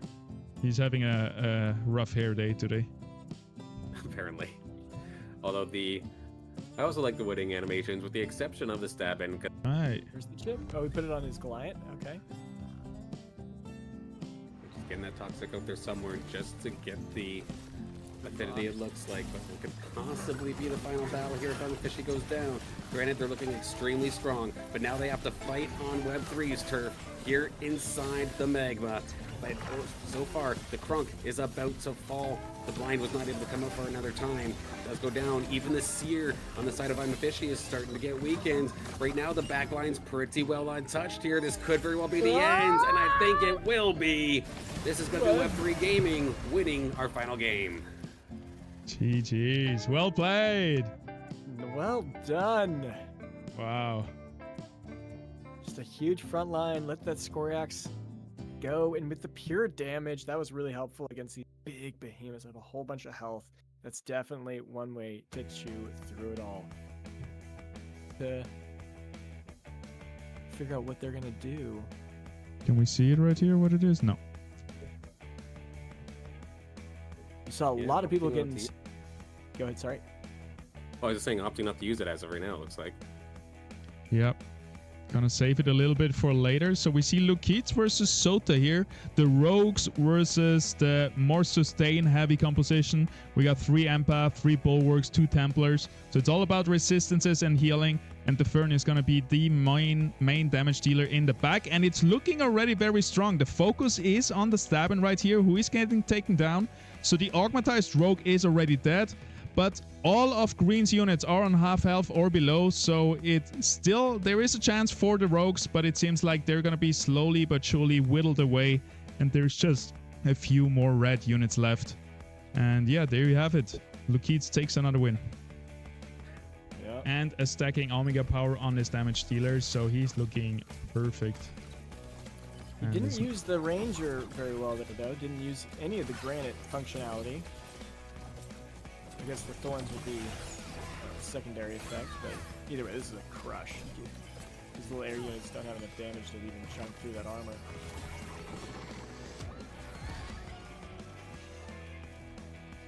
What is Sota building? He's also going onto a win streak. And we have Sota and I'm a Fishy currently in first place with 14 points, which is an average of second place. So definitely very strong performance here from both players in this grand finals of the IPL 500. Sota stays on the win streak, barely, versus I'm a Fishy. Oh, hang on. Ooh! never mind. Oh my goodness. The last second turnaround. Watching, and we are seeing those absolute beauties of Illuvials. Shout out to Snoop Dogg right here. Definitely an inspiration for the Crunk. Got the Scarabog, our little beetle line. You gotta appreciate this artwork. Ah, we got a stabbing right here. Don't look at the monk here. He's having a rough hair day today. Apparently. Although I also like the winning animations, with the exception of the Stabbin, because I swear I have nightmares of Stabbins just flossing on me after completely blowing up my Scions. Might be a little scared. That's so funny though that it's flossing when it's winning. Show it to us, Stabbin. There it is. That's too good. Soto's in a good position. We're seeing that Umber kind of doing work here. One more time to the skies for that ramp fight, not going to matter. And oh god, this thing has Omnivamp 2 on top of it. A little bit of a battle there with the Penguin. Not even the Penguin can deal with it. Furies will win this one. And now we have a couple players on the bubble, Gazera, and maybe even Web 3. It would be a rough loss to get knocked out, but 2 players around the bubble. By the way, chat, are you alive? Are you liking what you're seeing? Let us know in the chat. No matter if you're on X, on Facebook, on Twitter, on Kick, on YouTube. We are multi-streaming and we're seeing you. Let us know. Spam the chat. You have this one-time the allowance to do whatever you want in the chat. Don't come to me though when you get banned. But yeah, we're seeing the chat and I see a very kind reminder here that we should turn up the game sound. Thank you for that. We're gonna boost it up so you can actually hear those Illuvials groan and scream and cheer. He's definitely someone I've learned a lot from too. Happy to see you winning this tournament. But love to see all these guys. Yes, sir. We're gonna have I'm a Fishy versus Maru. To be honest, I'm gonna join your ranks here, Caveman. I'm rooting for I'm a Fishy. I just love an underdog story. And I want to see him come back with 3 HP because he got Sota beat. The only person who can still hurt him is Web3 or Maru right here. But Maru also with the rogues, I don't see it happening. Let's see if Maru hangs on. That's gone for I'm a Fishy. Somebody is probably getting taken down in 4th rates here right now. That Jotun down to half health. It's hanging on. Here comes the ramp fight. The bear is finally going to fall in what seems like many, many rounds. But there is still so much firepower, so much tank. That Seer has not taken any more than like 2% health. And Maru will fall 4th place here in our final game. Pain coming out from this Umber. And one more time, Omega coming on through, taking care of 3. This backline here for Fury has been absolutely mauled through. But has the Umber snowballed enough? There's a lot of low health bars. We've seen this before. And no, it looks like Fury is going to actually take this. The drones are throwing me off here, but the Umber is last one standing. Well played, Umber. It's a story as old as this patch or even longer. Like Umber is such a beast. 20k damage, 4.5 in healing. That is pretty nasty. Oh my gosh. And I was hyping up Mammoth so much and it underperformed like crazy. 3,500 health tanked. That was really bad. I didn't think that would be that bad. I mean, those things are extinct for a reason, right? No, I'm just kidding. It's really, really exciting to see that. And maybe now that I'm a Fishy's dead and Seafirst is back in the pool, maybe Mario can re-roll, try and get that Seafirst back. I never saw that Ophisto has green eyes. That looks... Possible elimination here for Ole Gazera. Oh, I'm mesmerized, sorry. Okay, let's watch Guzera versus Sota. I mean, a lot of Sota's ramp been fights. Bleeding health badly over his last couple of rounds. Was at 100, now down to 53. Like you were saying, the Rogues kind of running out of steam given how often they were contested. But of course, Gazera taking a big beating. The fact that they have two of these pterodactyls on the field is kind of terrifying, I'm not going to lie. But is it enough to burst on through Soda? It looks like so far so good. The Monarch doing a pretty good job, but the Penguin in the back line with a bunch of friends as well. It's all up to the Monarch. Can it go Super Saiyan? No, not this time. That is going to be Gazera out of here. Karadulux just with random rerolls, even though he's level 7, so it was hard to find the tier 1 units, and that's gonna be super, super strong. If he finds a composite chip later for Toxic, that's gonna give him a big boost as well. And see, Narkesha's also set himself up for a variety of different compositions, because he's got the Forest on the back line too, so if he runs into air, he could decide if he wants to switch that as the main carry. But I do see air comps being his weakness because he doesn't have any true sight right now, and that could mean that his Rhyplance is missing all of its autos. And we're looking here at a big Jotun on the left, trying to force its way in. Now it's versus the Rhyplance right here, so the big main carries are facing off each other, and it looks like an even duel until the stun comes in from the Fernite, and Jotun is gonna get the better of the Rhyplance, and with that is gonna take down Narkesh right here. Bite all the winners of today's games, so that's gonna be super interesting. I'm really excited to see that. Web3 Gaming finished. He got 4 Magma. The Molten Ground expands 50% faster and grants 3% damage aim. Okay. But I'm watching Soda versus I'm a Fishy. Will I'm a Fishy take on this massive team here? He just did it with the Ghost, so he just has to do it again. Positioning looks still decent. Big cast from the Seer here. And look at the damage that the Ramfight does to the Seer. Around 3% per cast, so that's not gonna matter much. There is the Umber still in the bottom right, stacking up with legendary augments, but the Jotun is on it with a permastone. Goodbye! Wow. Stacking attacks, double stacking attack speed on them, plus Behemoth stacks as well, so triple stacking attack speed. You love to see it. Let's Fury for what could be an elimination here this late in the game. I'm curious to see where does that Tsunami Augment go to. It's actually going on to the Mammoth. And interesting fact, last round Exalted